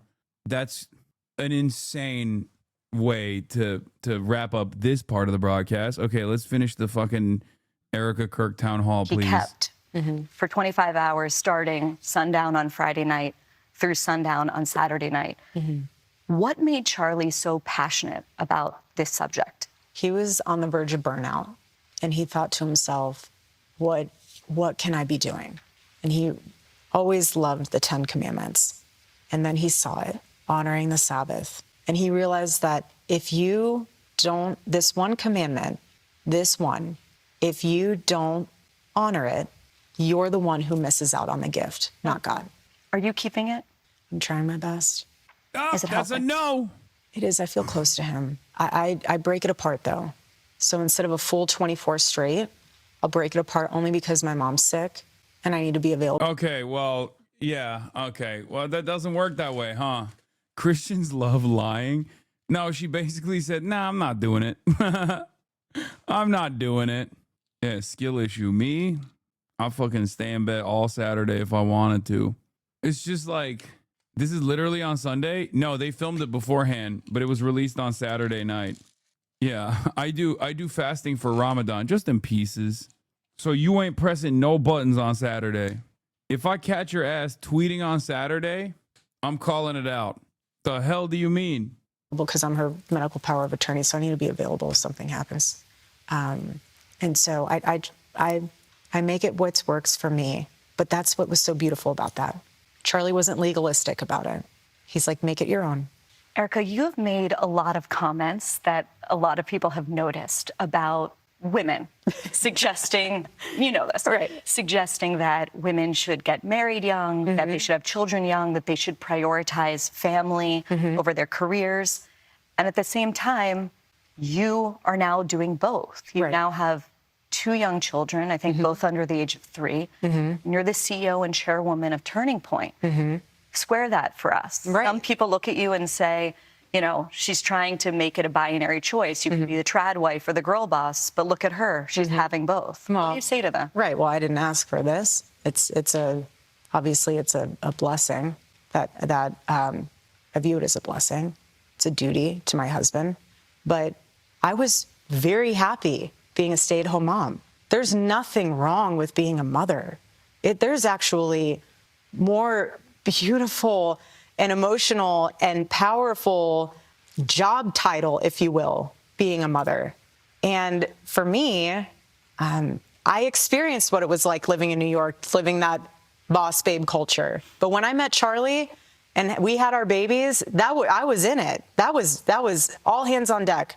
I would take that world in a heartbeat. Always. But you know what? There was never any daylight between Charlie and I, and his mission was my mission. So stepping into this role is not so much a job title. This is not a 9-to-5 for me. This is something that I'm very passionate about because it's still a remaining breathing version of my husband, this Turning Point USA. So this organization is not just a company to me. And the staff and employees are not staff and employees, they're family. And so for me, it's a lot different and a lot deeper than a career. This is very personal. But yes, it is hard. But at the same day, it takes a village. And I have one heck of a village. We have a woman here that has a question perfectly calibrated to this part of our conversation. I want to hand it over to Isabella Reggi. Thank you. And ERIKA, you and your family are in my prayers. Thank you.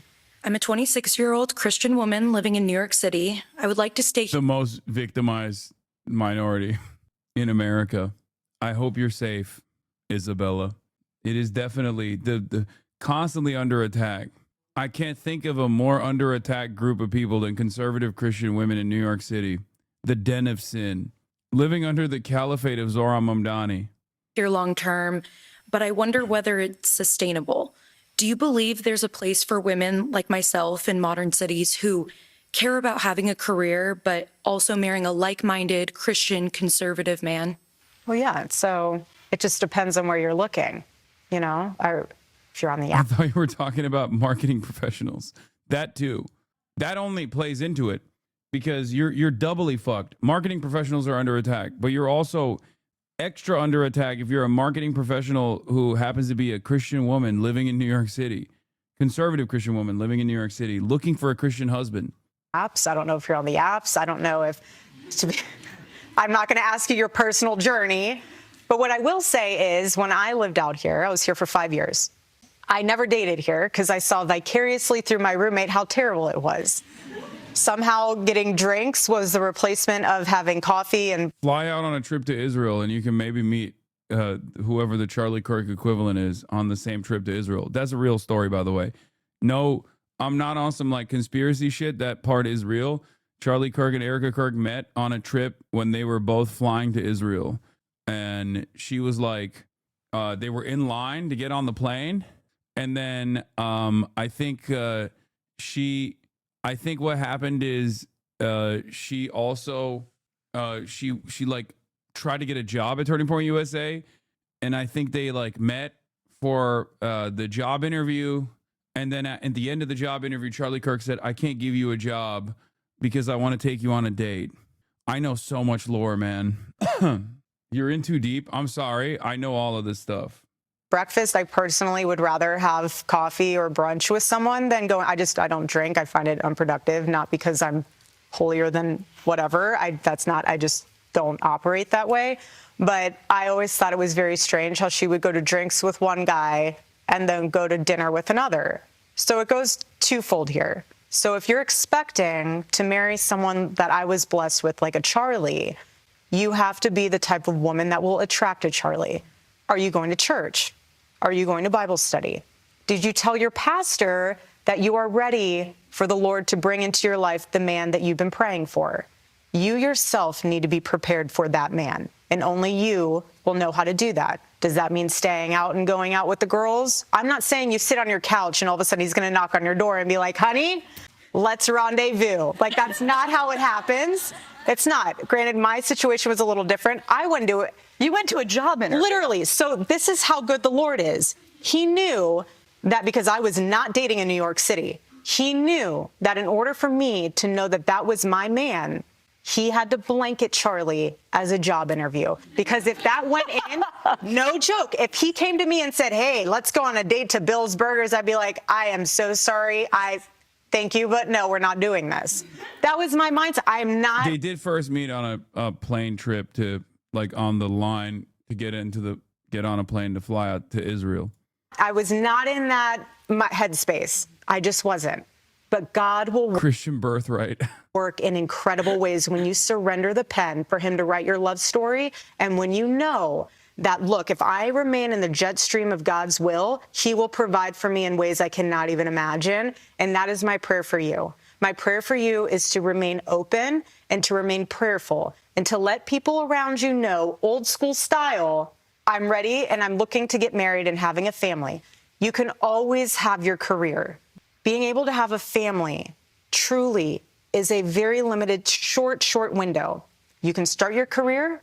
If you have people and it's amazing business, have other people run it, you can still manage it.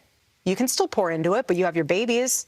And then once your babies are grown and the nest is empty, go back to your career. There's nothing wrong with that. If you don't have a career, you have your babies, the Lord's going to inspire something inside of you that you're like, you know what? There's a problem. I have a solution. How many baby companies have been born out of moms? You know, like the little carrier seat or a stroller. Or we live for that carrier seat. Right, 100%. I'm not trying to plug them for like something, so I'm just trying not to even say the name. But you understand my sentiment is that there's something really special and beautiful about. Also, this is low-key the first time she's actually lighting up. I have noticed that 44 minutes in, and this is the first time she's like actually invested in the conversation, which is when she's giving Christian-style dating advice to another young Christian conservative woman. Okay? Every other question, she's like, she's going off script. Making sure that you are the woman that your future husband deserves and vice versa. Do not settle. Thank you. Thanks, Isabella. Up next, the emotional moment that ERIKA KIRK forgave her husband's alleged murderer. Stay with us. Bro, this is making fetch happen, okay? you're not gonna make fetch happen. Okay? You just can't make fetch happen.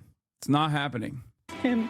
I forgive him because it was what Christ did and is what Charlie would do. Erika, that moment that we just watched was Yeah, she was forgiving Benjamin Netanyahu. I gotta stop doing that.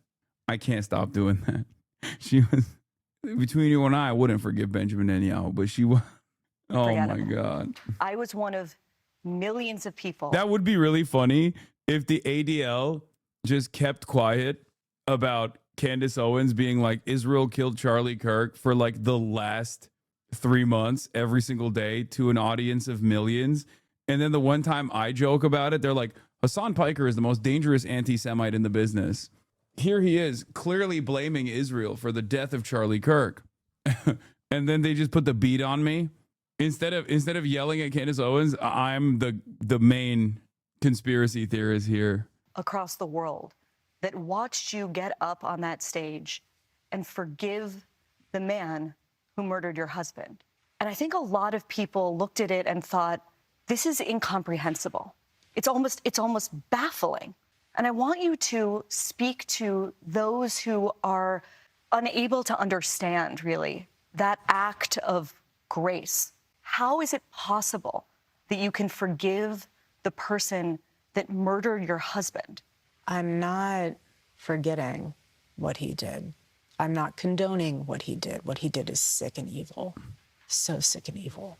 Bro, look at the vibe shift. I swear to God, she can't, like, please look at the way she carries herself in these like pre-canned statements that she clearly practiced before she delivered it on stage here versus how chummy she was getting when she was talking about how as a Christian woman, you can find a good man. You just got to pray the Lord and the Lord will work in mysterious ways about finding a good man or some shit. Like, it just comes across as so insincere.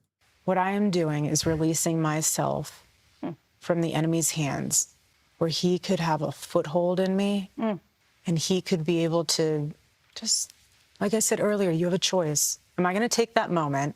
And I will never say anything I don't mean. I really prayed on that moment. That was a game time decision. I'll never say what I don't mean. But am I going to take that moment to say, rally the troops, burn the city down, march in the streets? Or am I going to take that moment and unleash something like we talked about, even greater, more powerful, and say, it's a revival, and let that unleash and let the Lord use it in ways that no one else could have ever imagined? If you were to meet the man, I won't name him again, accused of murdering your husband, do you know what you would say to him? Nothing. You would say nothing. I have nothing to say to you. Nothing. Ugh, they're both so fake. Like, I feel like if she was like, yeah, I'd be like, fuck you, you piece of shit. I feel like that would be more impactful than what's going on here. Like, oh, nothing. And then Barry has to also act like she's genuinely captivated by this conversation that's taking place. They're both phony as fuck. Is there a difference, Erika, between forgiving someone in a religious and spiritual sense, but also wanting justice for them here on earth? Oh, my God. But we serve a just God. And I rest easy in knowing that he's sovereign, but he's just. And so let the Lord handle that. I want to bring in our final audience question for tonight. I want to turn it over to Joe Lavoie. Hi, thank you. Your faith in this process has been inspiring, and that inspires this question. How are you able to trust God amidst unfair and immense suffering? Against conservative Christians, conservative white Christians in America, experiencing daily struggles, experiencing daily adversity brought about by non-Christians existing in their space. How do you keep believing, Erika? One of my favorite books in the Bible is the book of Job. And what's so powerful about that book is that you read it and you go along and you say, how could bad things happen to good people? But what happens at the end of that book? Guys, you know what's fucking really crazy about what we just watched for the last like 3 hours, even though it's like a 48-minute video? This is on CBS, brother. This is supposed to be their like premiere town hall that Barry Weiss was supposed to bring up. This literally is it's like the Christian network. Like, I feel like this is the type of shit that you would watch clips of after they posted it on like some kind of third-rate Christian broadcasting network. You know what I mean? Slammed in between two devil-looking televangelists. It's so fucking strange. 700 Club ass vibes. Yeah, it's just like down to the way that it's shot, down to like the conversations that are taking place. Like, I don't think this is going to cause Americans who are fucking tuning into CBS to be like, wow, I'm overcome with emotion about following my Christian faith. How the fuck? Like, this is strange, man. They're Prager uifying CBS News. She's a televangelist. That's it. That's all I have to say. Stop. I know. I do not. And don't. God damn it. I knew it was going there. Oh my gosh. So many fucking ERIKA KIRK comparisons. We wrestle not with flesh and blood, but principalities and powers. God does restore. He does. Even more so than Job had prior. But when did that happen? It happened when Job prayed for his friends. Even though they were against him, even though there was all this drama, he prayed for his friends. You can call them enemies. That's not saying, oh, Lord, my enemies, like, no. There's boldness in being able to say, Lord, do what only you can do. And the Lord restored what Job had lost. That's how. We'll be right back. That's it, right? There's no I want more. to address something directly. Yeah, Dan Crenshaw, the girlies are fighting, but I'm not going to cover that. But yeah, the update on this is ERIKA says she and Candace Owens are meeting tomorrow. Turning Point USA was set to host a stream tomorrow to address Candace's various allegations and conspiracy theories. Also, another update here. Barry Weiss got Heritage and TikTok to sponsor her ERIKA KIRK Town Hall. Other marketers who lined up for CBS News' ERIKA KIRK Town Hall included companies whose products and services may have dovetailed with the viewers who tuned in to see the show. Among the Town Hall sponsors were the Conservative Heritage Foundation, Hallow, a mobile app for Christian prayer. Stay prayed up. Shouts out to Marky Mark. That's the one, right? That's the one, right? David, a new animated film from Angel Studios, which specializes in faith-based content. The one that's doing the Animal Farm as well. And the International Fellowship of Christians and Jews. A small handful of more mainstream advertisers, including Spotify and TikTok, was also present. Yeah, Angel did Sound of Freedom, and also recently the thing that we were looking at, Animal Farm. Anyway, Candace also has said, I'm very much looking forward to this discussion, responding to ERIKA KIRK. I have no idea where this is going to go, but I do believe that it is far too sweet for Candace Owens to let go. It's far too rewarding for Candace Owens to just like let go from farming this shit. It would be incredibly stupid for her to stop. And no, I'm not going to watch the extended cut that has 17,000 views. That's crazy. Especially because if she falls in line now, after having a private closed-door meeting with ERIKA KIRK, then everyone's going to be like, you're fucking fake. You're fake as shit. And that opens up a new void in the leadership structure. And I will be taking it. Okay? That's right. I'll be getting into the... If Candace Owens drops the ball, I'm gonna take over. I'm the real clandestine operator. Okay? I'm the one who will carry the flame. We are Charlie Kirk. I stood unshaken, you know? So, you're on notice, Candace Owens. You lack the ability to do so, and that's what you think. The fuck do you mean? I love conspiracy theories. You think I can't fucking pull that shit off? You're out of your dang mind? I don't know if you're full-scale evil enough. No, I'm going to do it. I'm going to evil max. Anyway, there was another thing. Oh, so here it is. Wild moment outside the New York Young Republicans Club gala tonight after a protester was removed for waving a swastika. An attendee named Hayden McDougal accepted it. Another attendee then stepped out, smacked McDougal, called him a slur, and then chased him down the street. Who called Jews cockroaches at this event? This is what this event represents. This is everything that this event represents. Wow, he really dunked on this guy, calling him a beta male. So this is a protester protesting the New York Young Republicans Club, bringing in a bunch of people who are like anti-Semitic and fascist and whatnot, which is obviously the least shocking thing you found out about the New York Young Republicans Club, right? But let's see where it goes. Fuck up! You guys love love Nazis. You guys fail to condemn Nazis constantly. This is what they love. Oh my God, brother. I'm sorry. Listen, no disrespect to the short kings in this community, but you can't be out there calling motherfuckers beta males if you're literally 5'6". Okay?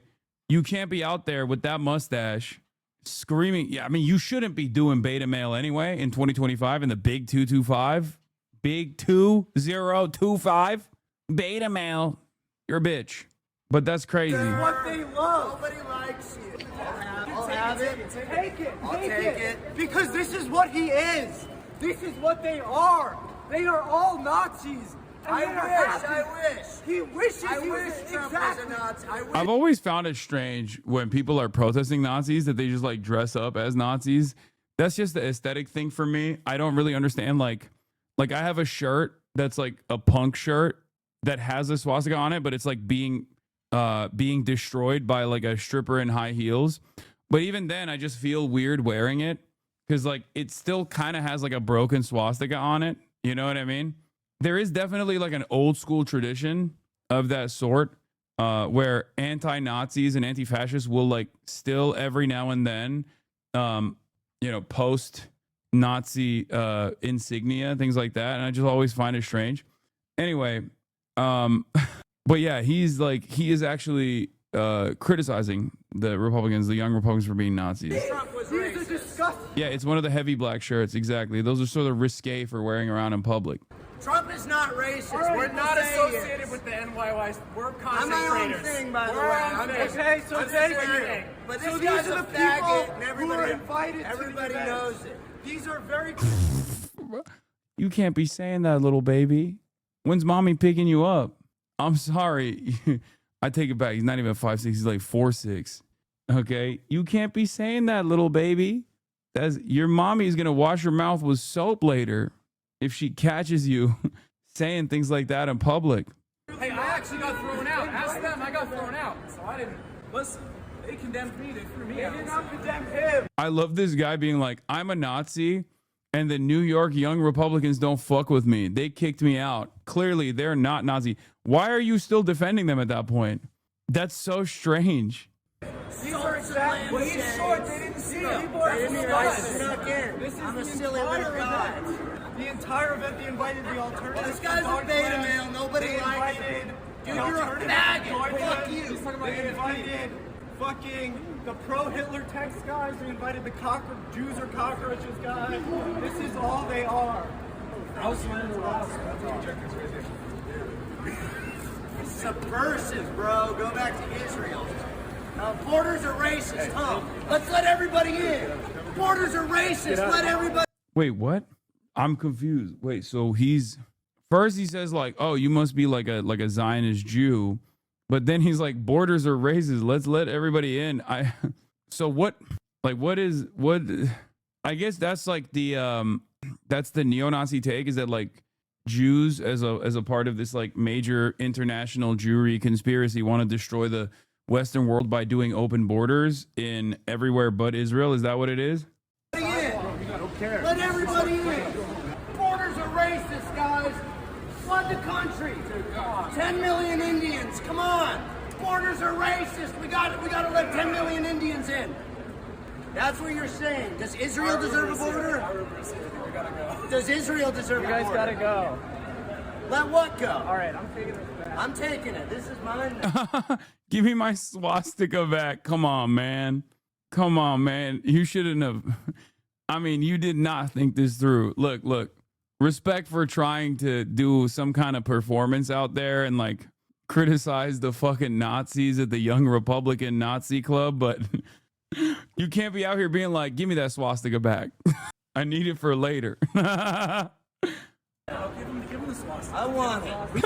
He goes, give him the swastika back. He says, I want it.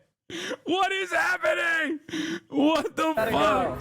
Let what go? All right, I'm taking it back. I'm taking it. This is mine now. Give him the swastika. I want it. We have plenty at home. We collect tons of them. They're good factories. You guys are... Does Israel deserve a border? Because they're actually going to use this. Are you Jewish? Are you Jewish? Yes, I'm proud Does to be Jewish. Israel deserve a border? What are you talking about? Do you think borders are racist? Stop answering this piece of shit. Don't worry. You invited him to your fucking club. You gave him a ticket. Oh, what the fuck? Hey, yo, where did that one come from? Wait, what? Wait, is that hog on hog violence? Hey, yo. Collect tons of them. He's like, give me the swastika back, please. You guys are. He gets the swastika Deserve a back. border. Is they're actually going to use this? Are you law. Jewish? Are you Jewish? Yes, I'm proudly Does Jewish. Israel deserve a border? And then out of nowhere, you got like Gimli coming in hot. What are you talking about? Do you think borders are racist? Oh, he comes in. Okay, Gimli comes in. You invited him to your fucking club. Hits him with the one fucking, he goes, get the fuck out of here. Get the fuck out of here. Fucking club. You gave him a ticket. Oh, full fucking hand. Oh my Lord. Oh, it's hog on hog violence out here, dude. You gave him a ticket to the fucking club. Whoa. Okay, let's get the fuck out of here. Oh my God. Brother, he slapped some sense into him. And that's a Republican, right? Like, I assume this is a guy who is attending the event. Like, he's not like a, he's not like a woke guy at all. Brother, you got bitch slapped and then walked away. What happened here? Whoa. Whoa. Get the fuck out of here. Oh my God, and he tells him walk away. Real tough. Walk the fuck out. Wait, so then he runs into a crowd? He's part of the YR though. Who the fuck are the people? The Howard Taft build? He's the guy running it and they took a selfie after? Wait, really? So what happened next? He ran to his daddy? I just got punched in the face by the. Sneeko update. Sneeko and Nick Fuentes randomly meet woman propaganda moments after getting slapped in the face. Hi. Fuck? I got punched in the face by this guy. Well, this Jewish guy was yelling, everyone's a Nazi, and then I told him to go back to Israel. And then this other guy just slapped me across. Kevin Smith just slapped me across. TikTok. Will, nice to meet you. Yeah, nice to meet you. What's going on? Good to meet you. Are you okay? I literally just got my shit reset. Fuck, he hit me hard. That guy's from the YR. I don't know what you do here. I don't get it, man. Like those are Nazis. What the fuck? What is happening, bro? I mean, they all just hate Jews. No, but like, they don't just hate Jews, brother. They hate black people too. Like, what did Nazis forget? Like, are they woke on black people now? Hasan, no one in that video was white. I mean, this fucking little man probably is white. This is, wow. I don't know what to say. DEI hit white supremacy hard, dude. They're doing DEI fascism. It's woke fascism. What you doing here? He hit me. I was just hanging out. Yeah. Jesus. That's crazy. Maybe we shouldn't. Wasn't he? Yeah, why don't we? I thought he was with YR. Wait, so that slap worked so well that it literally purged the other fucking racists out of the vicinity of the area? Like, check logs. A black man, a gay Mexican, and a white man are all Nazis. You were talking about the diversity of American fascism. Yeah, no. And then I guess it was a misunderstanding and they squashed the beef. Update. Woman propaganda said it was a misunderstanding and asked Kevin for a photo. Every part of this is so strange. Yeah, he had AOE. That slap was the slap heard around the world. Did you see TrueAnon reply to one of the Nazi guys' videos? Yeah, I did. You left a white man in the lurch. We won't forget this. I want it. We have plenty at home. So about last night, explaining Angry Patriot and I's misadventures at the New York Young Republicans Gala. I assume this guy is also, this was the other guy, and he's also a Nazi, right? Listen, when I see Brace posting or Mehmet posting, I just hit a like, okay? Did you not watch the video? Not yet. At Pilates. Nick Fuentes was initially invited as a VIP of the event. Good. Should we explain why I have a tux on and you don't? Yeah, let's do it. So there was just an inaugural ball pretty close by, and it was the Young Republicans event. Baton was speaking there. He was hosting. I was luckily invited. Who? Event. Baton was speaking there. He was Who the fuck is Baton? hosting. I was luckily invited, and so was Nick. And then, what happens to Nick happens. What happened? Yeah, well, you know, they said I might be able to go, which they do every year at NYYRC. They say, well, Oh, the Bill Clinton kid? Wait, isn't he the little troll? I mean, he collabs with a lot of fucking Nazis and shit, but isn't he like isn't he Jewish?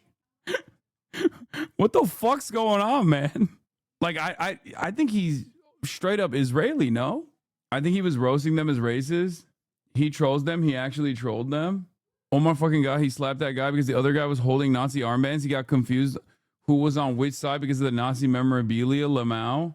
Wait, you think the young Republicans guy, the Gimli on the Republican side, thought that the dude with a mustache was actually being woke and like stealing the swastika from the Nazi outside, and he thought the Nazi outside was actually being sincere about being a Nazi? So he was actually in his mind defending the Nazi? Is that what you think would happen? Fog of war shit? Yeah, that's awesome. The guy thought who slapped the guy he slapped was woke. we're working on it. We might be able to get you in. And they told me I was invited. I was going to be in the VIP section. I'm going to be a guest. And then, as usual, they canceled me. They disinvited me. They told me I can't come. I guess there was going to be a big revolt in the club if I was going to be there. But wasn't there hella Nazis there anyway? So I don't get it. Like, you weren't allowed. Like, that doesn't make any sense from the Republican side. I mean, this motherfucker was there. Is it because he's like Haitian and Filipino that they're like, oh, it's fine if you're like the Holocaust denier? Like, I don't understand what the standards are here for the young Republicans. But I already had my stuff booked, so I said, fuck it, I'll just come to New York and ball out anyway. We got to hang out. We just had a nice dinner. The Nazi girlfriend of Destiny was there. Oh, the fucking meth head that did blackface. I know too much about this shit. Yeah, there's like a balding meth head neo-Nazi that Sex Pestiny's been fucking. Yep, this is the girl. Yeah. She also did blackface. She was one of the girls that did blackface. Okay, cool. Let me show you this video. It got like 50 million views. It's a video of what? An ex and sister. Yeah, she does like this kind of shit. But that's not even like, there's a whole video that she did as well. That's in Washington Square Park. I know, that's by the chess tables. Yeah, she straight up smokes meth. Why don't we ever go to cool fun parties like this, Hasan? If this is the type of shit I was invited to, I would kill myself straight up. Okay? The day that I get a letter in the mail being like, hey, you've been invited to the young fucking losers gala, I'm just straight up ending it all. Okay? Like virtually every single person in that room that has like, you know, just a crumb of prominence, if you want to call it that, literally came from just doing incredibly racist shit. Like that's it. Like they'll do like blackface on Halloween or something, and then they'll get like 1,000 likes, and then the New York young Republicans is like, well, there it is. Like, please, you are invited to the gala of the year. You gotta have a little bit of shame, right? Like, there is no way, because you gotta look around a little bit and be like, wow, I am surrounded by fucking talentless hacks. I mean, he at least had like an aesthetic vision at a certain point in his career. You know what I mean? Like, he worked with like Mr. Beast and stuff. I mean, I guess he likes the shame, but this reminds me of Laura Loomer bothering the other guy, the other white Aryan goddess or whatever that Laura Loomer was calling him. Remember? At the other New York Young Republicans gala many years prior, where she was like, oh, a lot of people hate Jews here, but that's because they're afraid of my high Jewish IQ or something. There's a Sneeko clip about being woke about racism at this party, talking to some random Asian girl. Then there's another one. The Washington Square Park. Like, this is devastating. Like, this is fucking devastating. You're just sitting there cornered in a fucking party, and a crackhead meth head is literally going through her funniest racist clips. Oh my God. What is this tweet? Me and the chop shit I pulled by being nonchalant. Fucking ay. Oof. German far-right lawmaker calls for U.S.-German nationalist alliance at MAGA Gala. Markus Frohnmayer, a German politician from the Alternative for Deutschland, speaks to the press at the New York Young Republicans Club's annual gala at Cipriani. Fuck. Wall Street, New York City. Gala brings international far-right and MAGA figures together. U.S. signals growing support for European far-right. German far-right AfD is topping German polls. Many streamer circles have similar MAGA philosophies. They all say the same shit. Not the circles that I run in, I'll tell you that much. Boy, I remember that woman from last year. She had an Israeli flag in her bio on Twitter, and a lot of liberals were in her circle. I clicked on her profile, and the first tweet on there was blasting the N-word.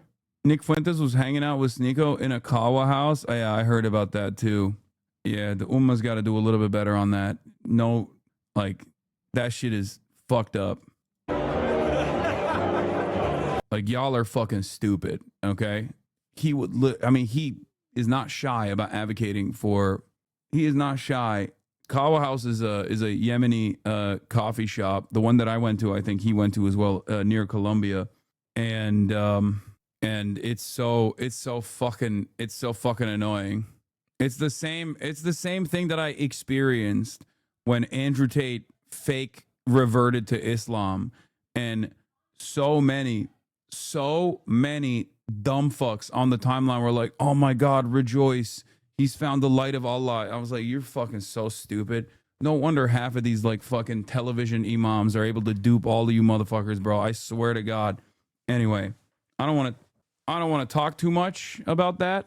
Sneeko's Muslim like Tate? No. Sneeko is a fucking idiot. He's a Holocaust denier. He's a cuck. He's all of those things, right? But if there's one thing that, at least for as far as I've seen, that he is sincere about, he has actually straight up reverted to Islam. The irony, of course, is that I don't think he's a performative Muslim. I think the reasons as to why he reverted to Islam is actually really fucking stupid. He did it because of Andrew Tate, and he also did it in the way that where he like was like, "Oh, I'm converting to Islam because like Islam is the only real one. It puts women back in its place." like he did it in the dumbest way possible, but he did sincerely actually convert from what I've seen. That's unique. Yeah, I like to do crazy stuff. Did you face any backlash for that? Any cancel? Not really, because like... Yeah, just double down. Don't apologize. Follow me back. Are you going to tweet this? I mean, tweet what? Our photo, maybe. Huh? I could tweet our photo, maybe. Oh, he knows this is fucking poisonous. I can't believe he looks more like a sympathetic figure here. All kinds of races were allowed at the New York Young Republicans Club event, but not Nick Fuentes. So why do you think that you weren't allowed at the New York Young Republicans event that just happened? Because I saw people that came up to me on stream saying, "I'm racist." And that's their thing. And people say, "Look, I have blackface." And they're showing me videos of them in blackface. What separates you? Is it the fact that you oppose the Republican Party so much? What's the real issue here? Because if it's racist... Is that just a dude in the background? Am I crazy? Am I seeing shit? What the fuck is this? Is that a dude just sitting in the dark? What the fuck? Kicked out. I think it's because I'm critical of Israel. Okay. You know, Jared Taylor was there, and I love Jared. Jared Taylor was invited to the Young Republicans Club? That motherfucker ain't young? What the fuck? Jared fucking Taylor? Brother, are you fucking kidding me? Dude, he is a notorious white supremacist. What the fuck? Samuel Jared Taylor is an American white supremacist, editor of American Renaissance, an online magazine espousing such opinions, which was founded by Taylor in 1990. He's 74 years old. I did not know he was born in Kobe. He got a Bachelor of Arts in Yale. Christian missionary parents from Virginia and Kobe, Japan. He lived in Japan until he was 16 years old and attended Japanese schools up to the age of 12, becoming fluent in Japanese. He attended Yale. But yeah, he is a straight up, out and about, like pretty open white supremacist. That is crazy. Yeah, he's a proponent of scientific racism and voluntary racial segregation. Taylor also asserts that there are racial differences in intelligence among the various ethno-racial groups around the world. Taylor argues that blacks are generally less intelligent than Hispanics, while Hispanics are generally less intelligent than whites, and whites are generally less intelligent than East Asians. Taylor argues that his work with American Renaissance is analogous to other groups that advocate for ethnic or racial interests. Taylor welcomes Jews to his organization and views American Jews as powerful allies. While several speakers of Jewish descent have participated in American Renaissance conventions, he has never sought to either welcome or expel anti-Semitic voices. This position has sparked tensions with the far-right anti-Semitic organizations, claiming that the Jews are infiltrating their movements. In 2006, a clash erupted at one convention between anti-Semitic conspiracy theorist David Duke and Michael Hart, a Jewish astrophysicist, sharing in many of Taylor's ideas. The Forward reported that Taylor has been trying to denazify the movement and draw the white nationalist circle wider to include the Jews of European descent. But to many on the far right, taking the Jew hatred out of white nationalism is like taking the Christ out of Christmas. A sacrilege. SPLC comments that Taylor is unusual among the radical right in his lack of anti-Semitism. Scholar Elizabeth Bryant Morgenstern states that unlike many other white supremacists, Taylor is not anti-Semitic and in fact encourages Jews to join his fight. However, many within the white supremacist anti-immigration movement disagree with Taylor, and he has been under tremendous pressure to break ties with the Jewish community. Taylor supported Donald Trump in the 2016 presidential campaign, unsurprising, and recorded robocalls to support Trump before the Iowa caucus and New Hampshire primary. A spokesperson for the Trump campaign said that Trump disavows all super PACs offering support and continues to do so. When asked about the robocalls in 2016, Trump responded, "I would disavow that, but I will tell you, people are extremely angry." Taylor believes that white voters were drawn to Donald Trump in the 2016 election, specifically because of Trump's white identity politics. Taylor attended Trump's first presidential inauguration with front row VIP tickets, and he described the event as a sign of rising white consciousness. Known for scientific racism, what the fuck does that mean? Like Measurehead? Yes, that's what scientific racism is. Scientific racism is a debunked or now defunct scientific movement to try and justify that there is a racial hierarchy and that some races are just like, you know, dumber than others, lower IQ than others. Modern iterations of race science is the bell curve by what is it? The Murray? Is it Douglas Murray? It's eugenics. It's pseudoscientific, and it's eugenics. Charles Murray, not Douglas Murray. Douglas Murray is a different guy. Yeah, in the era of liberalism, in the early 1900s, or leading into the early 1900s, the racists were trying to find a different meta, a scientific meta as to why you had to be, you had to justify white supremacy. That's why I jokingly will often talk about phrenology, which is, again, another extension of scientific racism, the measurement of skulls, to claim that, like, people of African descent have, like, a different skull shape and skull measurement that shows that they're more servile. Again, all of it loops back around to justifying chattel slavery. Anyway, but I always say the only phrenology I believe in is cop phrenology. And that is because, just like Jared Taylor, I too have a PhD in racism, but in the opposite direction. But yeah, that's fucking nuts. I really do. I respect him deeply. And we have disagreements, but he's an admirable guy. But let's be honest. The reason that Steve Saylor and Jared Taylor, ironically, are becoming more mainstream in some ways, or getting more acceptance, is because they only talk about black-white race relations. They never talk about Jewish capture. Steve Saylor is another fucking American white supremacist, far-right writer and blogger. He writes for VDare. For those of you who don't know, VDare is the white supremacist website. Anyway, earlier writing by Saylor appeared in some mainstream outlets, and his writings have been described as prefiguring Trumpism. Saylor popularized the term human biodiversity for a right-wing audience in the 1990s as a euphemism for scientific racism. Grew up in Studio City, Los Angeles. Anyway, what the fuck? 2 people were found dead in Rob Reiner's home? What? Los Angeles Fire Department was called to the home at 3:30 for medical aid, and authorities found a man approximately 78 and a woman approximately 68. We've confirmed the house does in fact belong to This Is Spinal Tap director, though we do not know the identity of the deceased at the time. Wait, what? 2 people were found dead at the home in West LA owned by Rob Reiner. Okay, don't their ages match up? What a weird way to write that headline. It's because the police have not confirmed whether or not the bodies are actually Rob Reiner, belongs to Rob Reiner and his wife. It could be because they were, I mean, it's their exact ages, I guess, but can we trust TMZ? Yes. Institutions. And we know that seems to be the thing you're not allowed to talk about. So I think that's it. Yeah, that's the New York Young Republicans Conference Convention, whatever the fuck you want to call it. It was Nazis galore, except for the one guy who I guess wasn't allowed entry into the event, Nick Fuentes. It's a very strange situation where they're like welcoming Nazis of every different background, but not Nick Fuentes. And I don't fully understand what they're trying to do with that. You know, maybe they didn't allow him because he's Latino. Okay, Sneeko is literally Haitian, brother.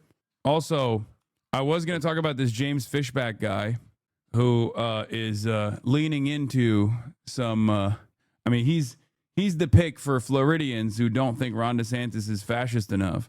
Asmongold reacts to James Fishback for not apologizing for praising Nick Fuentes and his followers. Asmon then adds, if this guy wins, there will be 49 more like this guy running for governor everywhere else. This is a movement and a message that has tremendous amount of support. I like that my movement guy is, someone like Zoran, and Asmongold's movement guy is this fucking guy. I want to clarify some comments that I made this week rather abruptly in a live interview about the young men in our country who watch and follow Nick Fuentes. I want to clarify and apologize for absolutely nothing. The young men in Pasco County who wore blue America First hats, who came to our event, where the average age in the room was somewhere in the 60s, were there, were respectful, were civil. We had a great conversation, and they have a real pulse for what is going on in the country. Too often these days, young white men are discounted and told that their opinions don't matter. They're toxically masculine. What's this guy's ethnic background, by the way? Yeah, this is the new Florida fascists. That they have some sort of privilege and their conversation and contributions don't matter. I'm running for Florida governor because Florida is our home. America is our birthright, and we can never, ever sell out the men who built this country. I want to clarify. Why is that all you care about? Because I'm racist, brother. What do you mean? But I'm like, unlike these fucking DEI Nazis, I'm a real racist. You know what I mean? Like, I'm trying to make sure my white identity movement is pure and actually has white people in it. And it's becoming increasingly more difficult to find real white people that are doing white supremacist politics in this goddamn country. You're sitting and watching Aiden. Yeah, that's one of the funniest parts about like people who are like, we got to get these fucking immigrants out, right? They're like, oh, we got to do purity politics. We got to get these fucking immigrants out. And then it's perhaps the greatest testament to assimilation that every one of these white supremacist dudes are like, half of them are Mexican. The other half is like, there's a Haitian Filipino guy. They've assimilated.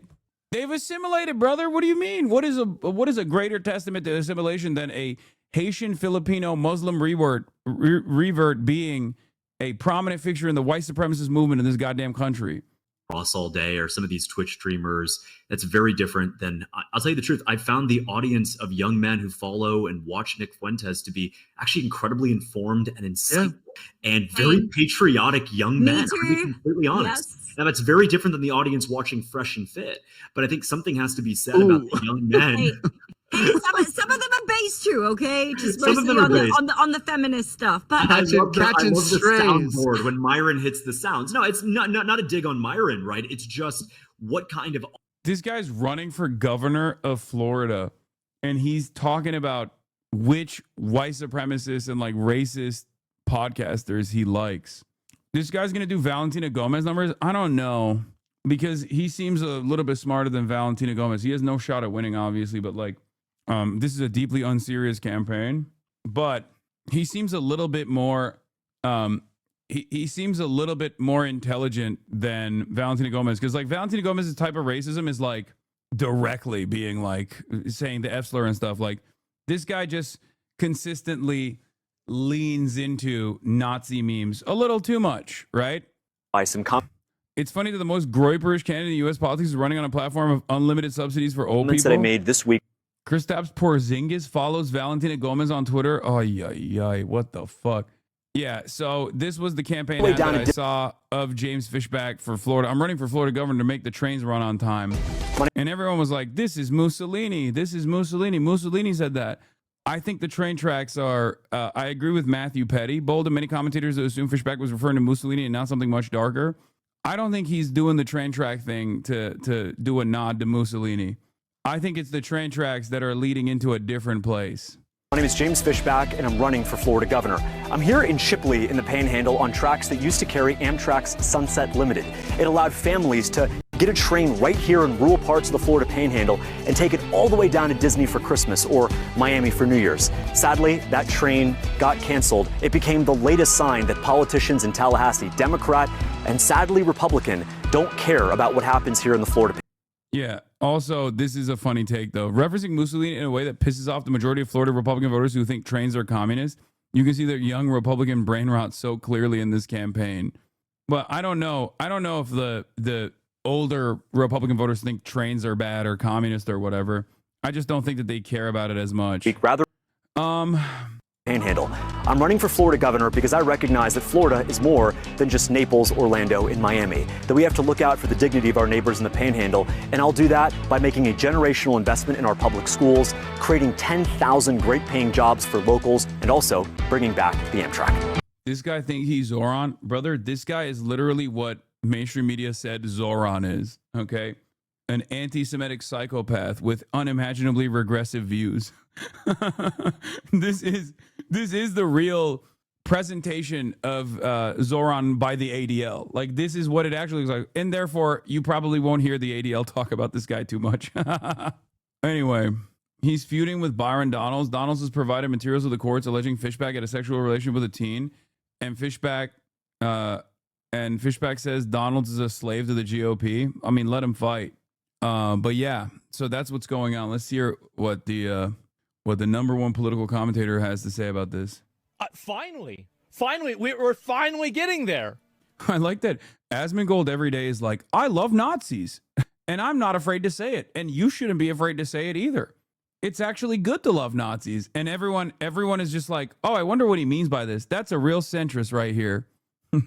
another certified centrism moment from Asmongold. As Christians, we are called to protect the preborn, to defend Christ the is sanctity king. of marriage, and to recognize. Oh my, get the fuck out of here. This motherfucker does not. Christ is king is an appealing message to you, Asmongold. Lifelong Austin guy who 100% does not have a Christian bone in his fucking body. He's doing the Christian pretender shtick too. Oh yeah, the dignity of our neighbors. My name is James Fishback, and I'm running for Florida governor to do all three. He's actually doing music videos about Christianity. Wow. Oh my God. Oh my God, it's so based. Clarify comments made about Nick Fuentes, his followers. Oh boy. I want to clarify some comments that I made this week rather abruptly in a live interview about the young men in our country who watch and follow Nick Fuentes. I want to clarify and apologize for absolutely nothing. The young men in Pasco County who wore blue America First hats, who came to our event, where the average age in the room was somewhere in the 60s, were there, were respectful, were civil. We had a great conversation, and they have a... He just went and said, I don't give a fuck. Does Asmon being your top political streamer competition ever make you wonder if there's some inherent limitations to Twitch political commentary? I think it makes me wonder about the inherent limitations of the average American's IQ more than inherent limitations to the platform's allowance on, well, not even average American. He has mostly a European audience, right? The average Westerner, mega cope for usual. Yeah, you talk. Look. I love Asmongold fans coming in here to try to big brain debate. Asmongold consistently signaling that he loves and supports every fucking right-wing reactionary, and then turning around and being like, actually, you don't have a high enough IQ to understand Asmongold is actually doing this to bait you guys. You hate that he's better than you, Lemafayao. Brother, that's a self-report more than anything else that you could have possibly said. Please go up to any normal person in the real world and present both of us in any commentary, shape, or form, and admit to people in the real world, maybe your family members, that one is better than the other. Okay? Do the bus driver test.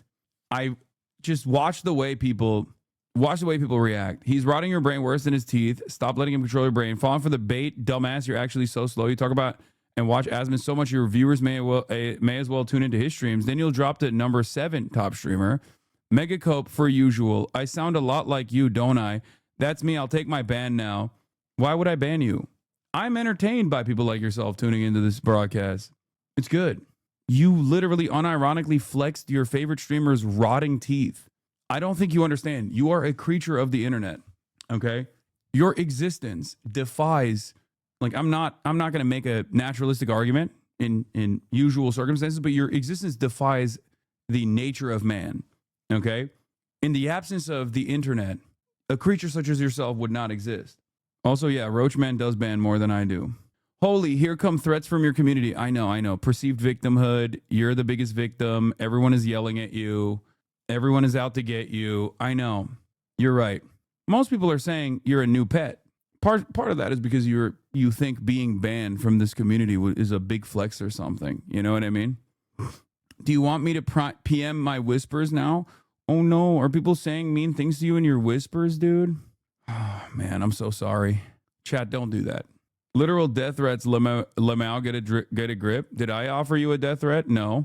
Also, it's ironic because every single day there's another Asmongold viewer in here openly stupid enough to say the literal death threat out loud as opposed to a private whisper. But I think you can also go and report those people that are sending you death threats if you are that scared. I'm just better than you is a hell of an argument. It's not one that I normally deploy, but I think in this circumstance, it's one of those instances where you can just kind of let what you're seeing on screen do the talking for you. You know, it's an objective reality, I think. I'm so popular in here. I'm glad that this community has made you hold on to life for longer. That sweet grip on life. Why is it that in so many of these circumstances, all of this devolves into, I just pissed and shit in my pants, but I forced you to smell it, and therefore I'm the one who won? Why is that always your first argument? Why can't you actually come in and present, I don't know, something interesting, something unique, something that makes us go, I hadn't thought about it like that. Every single time people come in here, they insta-lock ban me, okay? Are you trying to pretend like I'm some lowlife who hates existing to cope? Okay, I don't think you're a lowlife who hates existing. But the way you're carrying yourself in this chat is, I assume, leading people to believe that. Perhaps falsely. I would like to think that it's false. But it is cool when everyone is like, oh, this is just bait. You're so stupid. You don't understand. You're so stupid. You're not high IQ enough to understand that this is bait. He's just simply pointing to every fucking far-right nationalist as bait to make people think that he's actually on board with all of these far-right white nationalist politicians and Nazi movements that are garnering attention all around the world. He's just pretending to like Nazis. All you need to do is get enough people together, and you can do anything you want. Real pulse for what is going on in the country. Too often these days, young white men are discounted and told that their opinions don't matter. They're toxically masculine. Man. Chatter, you want to know why this stuff doesn't work? Not to disrespect you here, but like when you call people like little man or anything like that, or you talk about how you don't hate your life, the reason why no one actually believes you is because other people in here are also watching Twitch, right? They understand the mindset of a person who chooses to go into the Twitch stream of a person that they despise, perhaps better than everybody else does, right? So this kind of argument, it's just not going to work in this community. Perhaps maybe if you told your friends in your Discord server or, you know, whatever Reddit group you have, they might think you're cool. But this is one of the few areas where everybody understands exactly what's going on in your mind. Like nobody thinks you're a big man, you know? Sure, man, neither of these streamers leave their house. Nothing is happening. Yes, you're right. I famously never leave my house. That's why I was in New York for Zoran's election victory party, then Washington, D.C., then back to L.A., then to 5 different cities and 5 different provinces in mainland China, then back to L.A. again, then also back to Ireland for the week. Again, denial of objective reality in front of you may actually help in your little hug box that you've cultivated with like-minded friends, but it's not going to work in building a broader movement or a coalition. Maybe on the internet, but it's just odd. It's just odd to do this. You're one to talk about denying reality? Come on, Hasan. Brother, you said I never leave my house. I just responded to that statement. Perhaps it makes you feel better that both your favorite streamer and your least favorite streamer, myself, don't leave their house. If you cope and seethe and assume that there's objectively no difference between someone like myself and Asmongold, then it makes you feel a little bit better. Maybe it makes you feel better about never leaving your house. But that's not an adequate response. That they have some sort of privilege and their conversation and contributions don't matter. I'm running for Florida governor because Florida is our home, America is our birthright, and we can never, ever sell out the men who built this country. The chuds have gotten more boring than the chuds we used to get. Yes, because chuds nowadays are not ideologically grounded at all. They don't give a shit about any politics or policy or anything. It's just like pure rage because there's nothing to associate themselves with. There's nothing in the affirmative that they can associate themselves with the Trump administration, especially in the second time. Like at least in the first term, there was like a battle that they could fight, you know? But nowadays they've defeated woke in their minds, right? Woke is done. Twitter is a neo-Nazi safe haven. And their lives objectively haven't gotten better. As a matter of fact, it's still getting worse. So they're just still trying to hit that last bit of crack at the end of that crack pipe, being like, no, I'm going to fucking trigger the libs. This time I'm going to shit myself and force you to smell that shit. And then that's somehow going to own you. And I hope that they can eventually find an alternative and maybe realize that I am not your enemy. You know, like it's difficult to have. It's difficult to have a normal conversation with people like this because, you know, there's nothing there to have a conversation about. It's just like pure reaction, rage baiting, getting owned in the process of rage baiting, and then doubling down on the rage bait to be like, I was actually pretending to be, you know, stupid, but I got a reaction out of you, didn't I? Well, it did. And I'm going to forget about you as soon as this interaction is done. Yeah, see, this is it. It was regarding the chatter I was answering, acting like there's some deep state conspiracy going on among the streamers and their views. It's not rage at all, but woke is done. All the parts that were actively toxic are, and that's all that matters. I have what I would consider a successful life. I'm not trying to make up for anything or gain a sense of belonging from a Twitch chat. It was a comment, and you pulled it up. Seems to me like we're finally arriving at talking points that actually hurt a little bit, which is why you're engaging in this defensive posture now. All of a sudden, the mask is slipping. All of a sudden, the mask is slipping where you're like, you have to actively defend how cool you are in a Twitch chat that you are anonymously writing after playing the victim earlier. But once again, woke is done is not a real political message to organize around. That's precisely the point I was making, right? He's doing a fighting retreat. He just wants to go to bed without this haunting him all night. Yeah. Woke is done while crying about whispers is so funny. Yeah. In any case, woke is dead. You got it. You killed it. Congratulations. Titties in video games are going to get larger and larger and larger until the video game is all titty and nothing else. But your life will still suck. You're still going to have to pay increasingly larger premiums for your health care that if you are lucky enough to have a job, you will be able to pay for. And then, God forbid something terrible happens to you, you're going to be saddled with medical debt because your healthcare insurance provider is not going to pay for that medical procedure that you needed to save your life. But woke is dead, you know? Woke is dead, but your rent is still going up. Woke is dead, but your wages have remained stagnant. Woke is dead if you, again, even have a job. You see why this kind of conversation, this kind of back and forth is stupid and unproductive and it's not a real political movement to organize around? It's just pure rage. And it's understandable that you're angry. It's understandable that you're frustrated. Okay? We all are. Everyone in this community is also frustrated. But we try to figure out exactly where the targets are that are worthy of enmity. The actual people who control the levers of power, rather than video game developers that you think have baked in homosexuality into your favorite video game series. Santa, now is not the time to dance. No, Santa is dancing. Yeah, woke is dead and still nobody likes you. Anyway, that's going to be all for tonight. I'm not going to be playing a video game. It's 8 hours into the broadcast, obviously. I'm going to go spend time with my family. And why are you not watching Heated Rivalry? Are you homophobic? Yes. Yes. A lot of HasanAbi heads at Brown don't lose us in the news cycle. No, I covered it extensively today. And obviously we'll be covering it more tomorrow because it's there's going to be more details that come out about the shooter and the profile about the shooter. So that's what I will be covering tomorrow, as well as many other news stories. 8 hours of politics on Sunday should be illegal. We didn't do 8 hours of politics on, I guess we kind of did. But there was a lot of news stories to cover. Anyway, love you guys, including the woke is dead guys. Okay? All the chatter. He always punishes after doing the bare minimum of gaming, man. Oh my fucking god, dude. I knew the gamers were gonna be so fucking annoying today. Ay, ay, ay.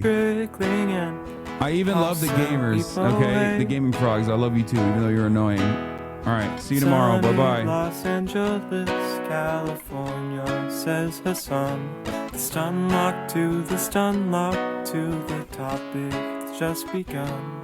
There he is again. Hasan is streaming. Hasan is streaming. There he is again. Hasan is streaming. Hasan is streaming. Reviewing the P.O. box. Uncle Euchre's face. Sudden discord agitprop. Gray names take on race. Tiny Bernie Sanders, LGBTQ Air Force. The whole left at your fingertips, and Anye out your door. The H3 Crowder debate, the Young Turks online show. 3 full fucking years of this, and plenty more to go. 90-day fiance talks of champagne bourgeoisie. A Trump rally live reaction, a mass riot in DC. There he is again. Hasan is streaming. Hasan is streaming. There he is again. Hasan is streaming. Hasan is streaming. Reading live stream fail comments. Austin show chat advice. In all the ways the right-wing pipeline can suck you in online. JCS REACTLORD friend gets broken cover blown. A full-blown mass pandemic. Months of streaming